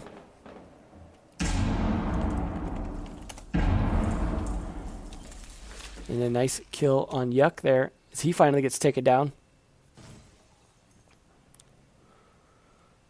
Jaeger still a little cautious here. He's lost 2 teammates now.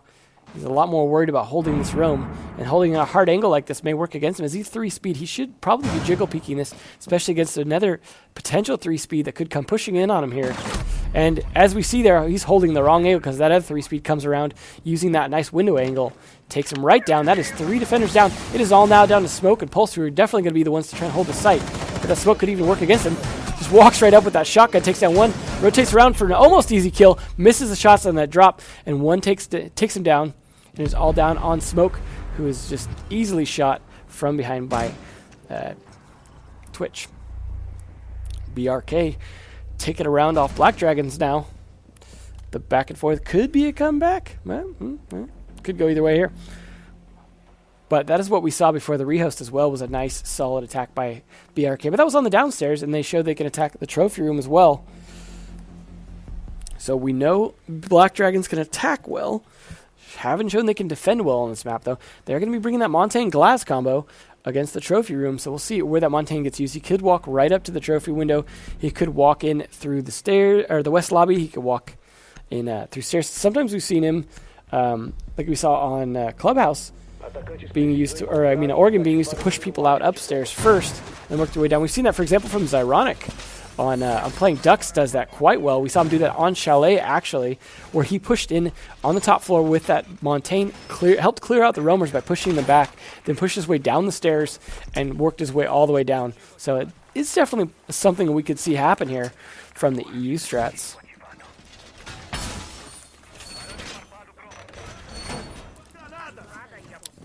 Thanks again, everyone, for sticking around for this. I know it's been a long day, but we still got quite a few people watching.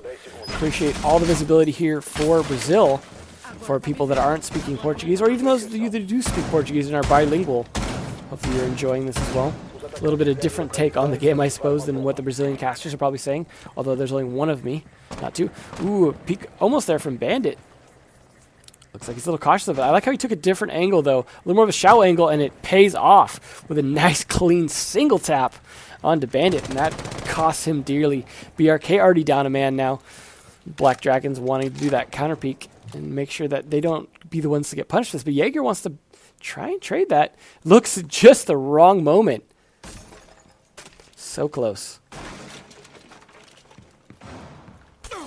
Oh, and he gets hit by the shock drone. That's going to be 10 health down. Not a big deal, though. He's a little worried about this west lobby. Going to go more back to site. No, rotate all the way down to the wine cellar, big car garage. See where this Montaigne is, potentially. Nope, there's Habana pushing up to the top floor. We do see Yuck sitting over in the office right now. He's trying to figure out what to do. He might actually be out on the balcony. He's got that glass.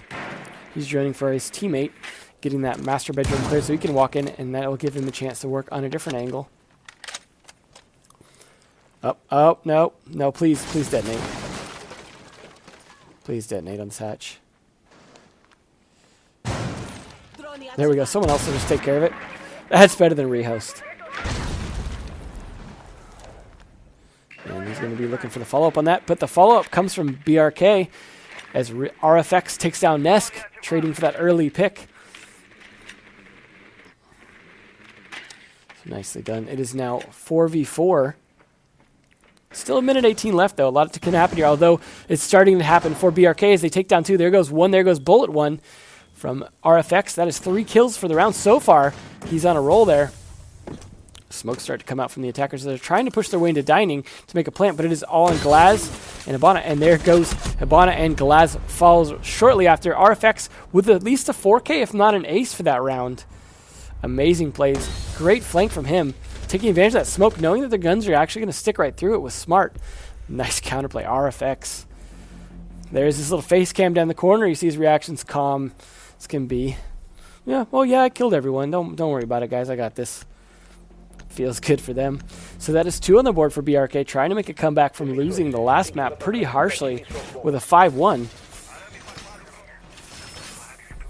So we'll see if they can attack this as well as they just defended it.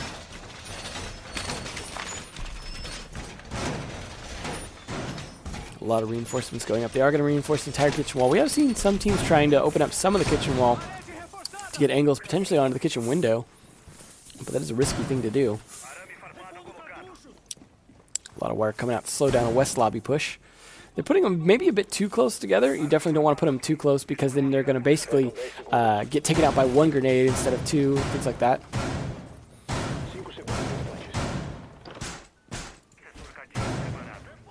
Os atacantes estão a caminho para localizar e desativar uma bomba.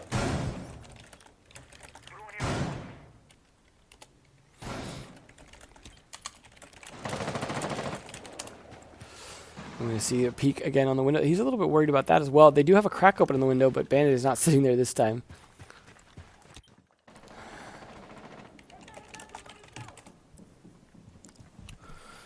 Jaeger coming around to the game room, which is where Habano was just looking and doesn't expect anyone just yet, as there's no door open or anything like that. Could be a nice flank here if he can get it to work, depending on whether or not they expect it. They are sitting right there. Easy kills if he can peek out that door. One of them even on the drone, and it looks like Thatcher's just going to use this breach charge to get an angle down here. This is a pretty common angle you see a lot now because they want to see down those stairs, because trying to control that west lobby is risky because of those stairs, and that's what you want to do. You want to be able to control it from above with that master bathroom take. And he's going to do some work against ADSs and other devices down there so they can start getting rid of that barbed wire. See Yuck here playing down. Does get a drone right up into his window. As the B wall starts to open, they could actually go for a plant over here. Not sure where the diffuser's at yet. Twitch holding onto that at the moment. But they do get some of that wall open, and that's going to give them some pressure on the trophy room itself. See if he can suss anyone out here. We haven't seen that flank from Jaeger come out yet. They do have a Pulse as well. Pulse is nowhere near going to be able to see that far outside. I like RFX here picking this angle. He was on just a roll last round. Let's see if he can get any kills this round as well. Nesk, though, not wanting to get drawn out of his position just yet. Yuck, a little worried about what's going on outside. He's not usually the one to be the sight holder. Usually you want a stronger 3 armor like a Doc or a Rook holding sight, or even a Smoke if he's going to be there to try and smoke and delay. But in this case, not sure if Yuck's going to be the one to do that right. He's still alive, though.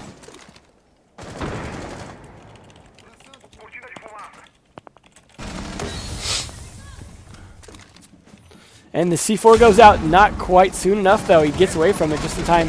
Yuck going to get pinched out eventually. No, Yuck gets 1 kill, though. It did work out, but RFX on Rampage again takes down Nesk, but Yuck trades with a nice C4 kill. And there goes Thermite, thanks to Zig.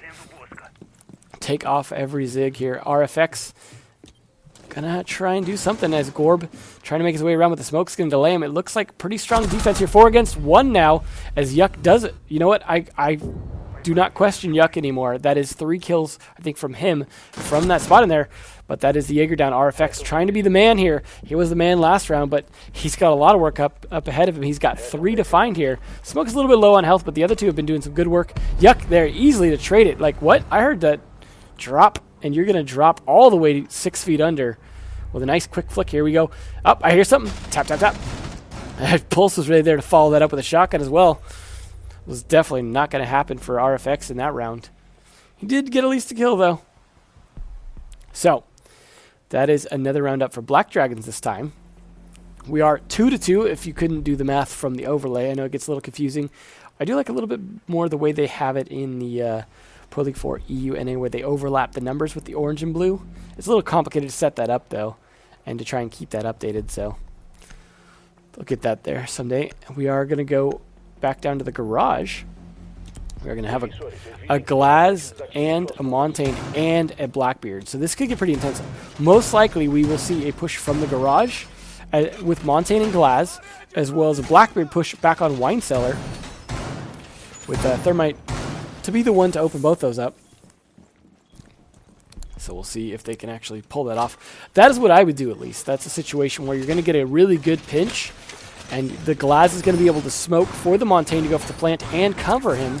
Or maybe even have Thermite do the plant. A lot of times Thermite will do his job, then rotate back around to go for the plant. Or even Thatcher, because he's going to be there at the garage anyways to open it up. So they give him the diffuser, have him make the run in behind Montaigne, perhaps to plant at the green gas can. The only thing is, though, there is a smoke, so they're going to have to bait out all 3 smokes to make that happen. But they can use the smokes to their advantage as well. As long as Glaz stays back, he can shoot through those smokes and see through them, unlike Smoke himself. So if he can bait that out right, this could work in their favor. We'll see, hopefully, where Gorb's going to set up some of those windows. A lot of times they're set up one right there, as you can see back into there, and that could be used against them if they're able to get that open. They don't have a Twitch trying to do that, but there are some ways sometimes to get an angle. Trying to open that, if they can, that could be a situation where Blackbeard has an easy shot in. They don't have a Hobana or anything to open a crack. And looks like Gorb just giving away his position, keeps teasing this out. Not sure why Nesk hasn't taken a shot yet, but maybe he doesn't have the reaction time to peg him. But at least he's not whiffing these shots. He's not making strikes, and he's going to bait it out again. And it comes for the peak. Gorb just can't make this work here. Gorb getting droned out again. Just the taunts back and forth here. Montaigne actually going to push from the wine cellar side instead. He's going to be crawling through this barbed wire, though, and that's going to give away a lot, but Gorb's still not able to do anything. C4 goes out, doesn't hit either of them, and that's bad for Gorb, who's now going to be stuck pushed back here. Bandit trying to help out, but it's not going to do any good against that shield. Looks like Smoke as well stuck in this position. Smoke's going to have to be the one to do something here, and there goes the smoke. Hits Montaigne right in the face. Montaigne stuck in some barbed wire. Actually worked out pretty well. He is now down to about 50% health, maybe 55. But the wall is open, and now Blackbeard's going to be able to do something from that side if he can, but not sure what he's doing. Looks like he's just droning for his team. Looks like an entire side wine push here. Glaz not able to get that fast enough. Does finally take one down, just catching him at the very edge there, and that is MK down. M-King, rather.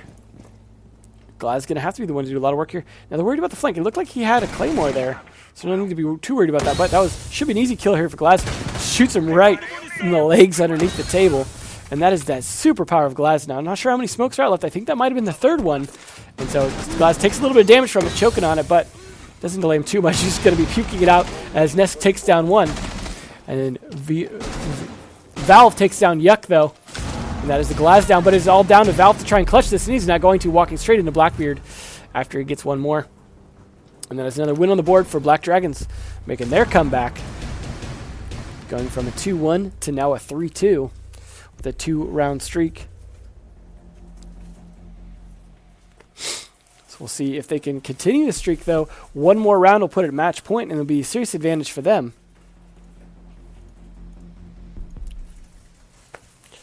So we'll see. We're all going to go back down to the basement, though. They're going to be bringing out that Mute and Echo and Bandit, so we will see a lot of denial as well as a drone for themselves. Hopefully they can use that Echo drone, perhaps in the snowmobile garage to stop any kind of push there, or on the wine cellar side if they want to leave it in there to try and stop a push. But the difficulty, again, is you got to hide Echo somewhere to be able to actually do that, because it is difficult for him to just sit on a drone. He's going to have to switch on and off, and he's not a great gunfighter either. So you're going to kind of be playing him a bit passive, potentially. So bringing that Glaz on the attack. They're bringing in Thermite as well, so this could be interesting to see if they open up both sides, which is likely. However, the Mute Jammer is going to be hard to get around, except for that Thatcher. So if they can get that Thatcher out of the way, then they would definitely have a hard time pushing this. But that may be down to the roamers and some peaks.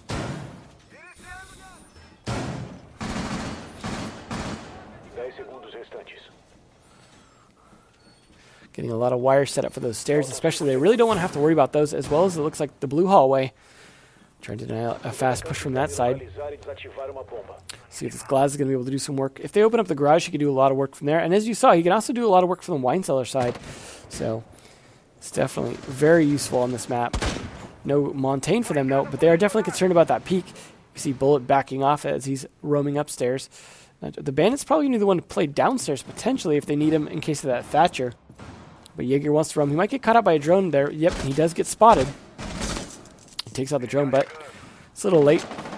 He does have some support here in the form of Yuck, who might be able to do something to help him. I'm not sure if they caught him out, but there's a nice takedown on Yuck, so never mind. He's not going to be able to do anything for his team. And the wall banks come down and almost take down Jaeger, but not quite, as the walls manage to save his life. But he's going to be pushing a little more aggressively in now. He does have some idea that Jaeger's there, or he wouldn't have been spraying through the wall. Managing to push into the flashbang, pushing himself just a little. Thermite going to clear it for him. He's got to find that Jaeger, though. Otherwise, that's going to burn up a lot of their time.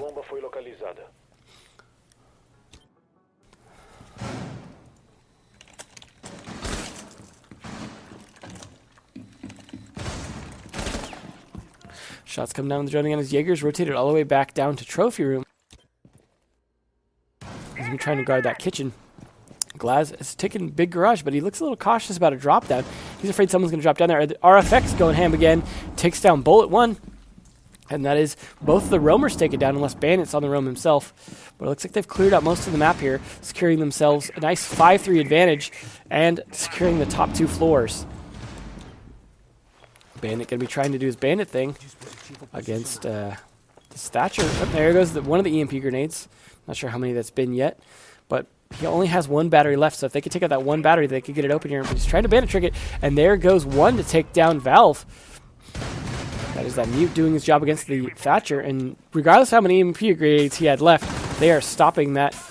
Not going to get inside unless they manage to get that last battery. One takes down another one as M King, but the shots start coming down on him as well, pushing RFX, pushing down from the stairs, but they do manage to get the battery, and Thermite's able to open up the garage door. Now the shots can start coming down from him. Bandit trying to hide, gets taken down.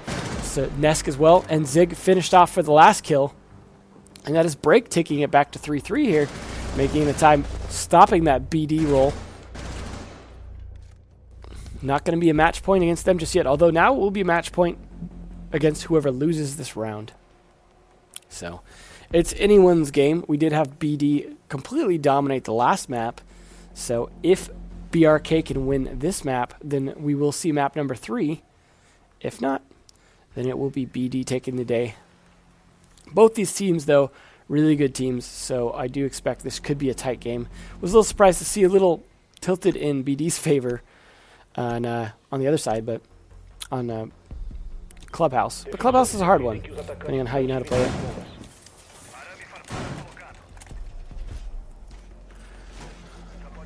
They're going to get some defenses set up upstairs. Looks like they want to make sure that they hold that.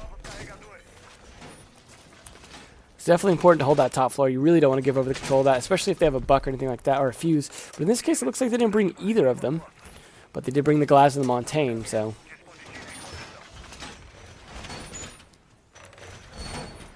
Just setting up a lot of defenses, though, for the top floor. Trying to make sure they can reinforce that. The smoke actually may be playing upstairs.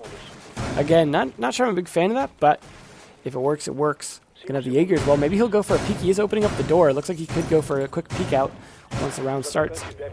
Gonna need some help from some extra cameras, though. Trying to determine whether he is looking for the spot. Not quite finding anyone yet, though.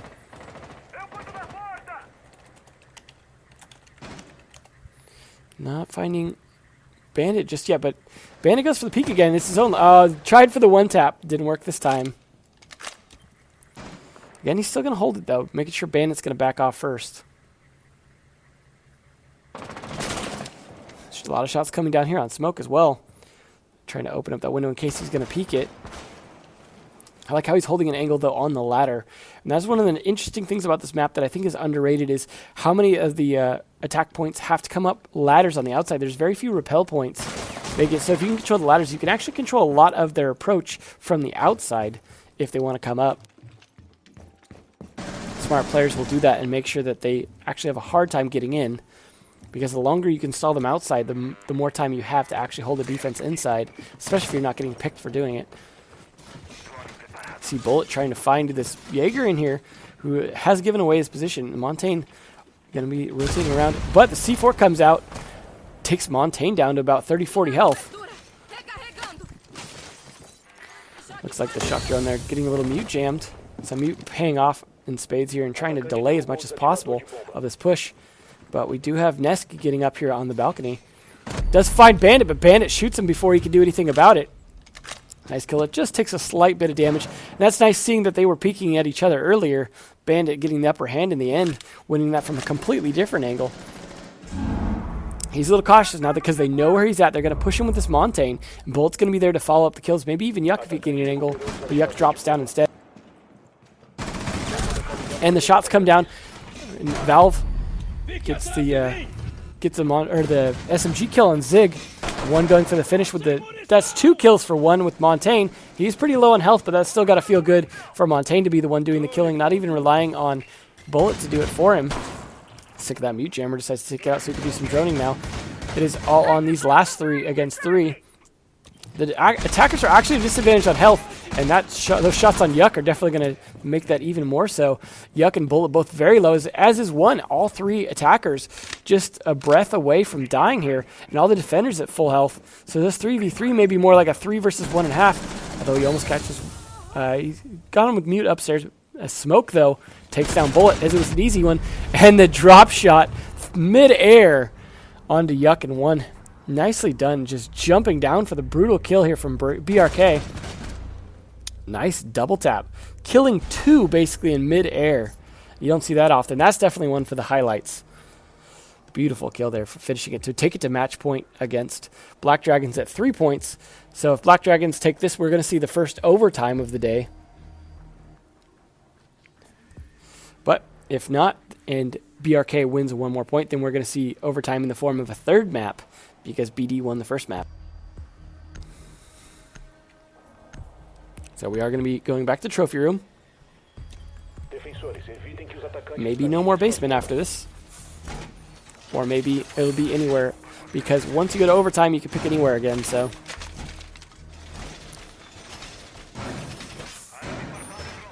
We'll see if they set up as much defense as top floor as BRK did.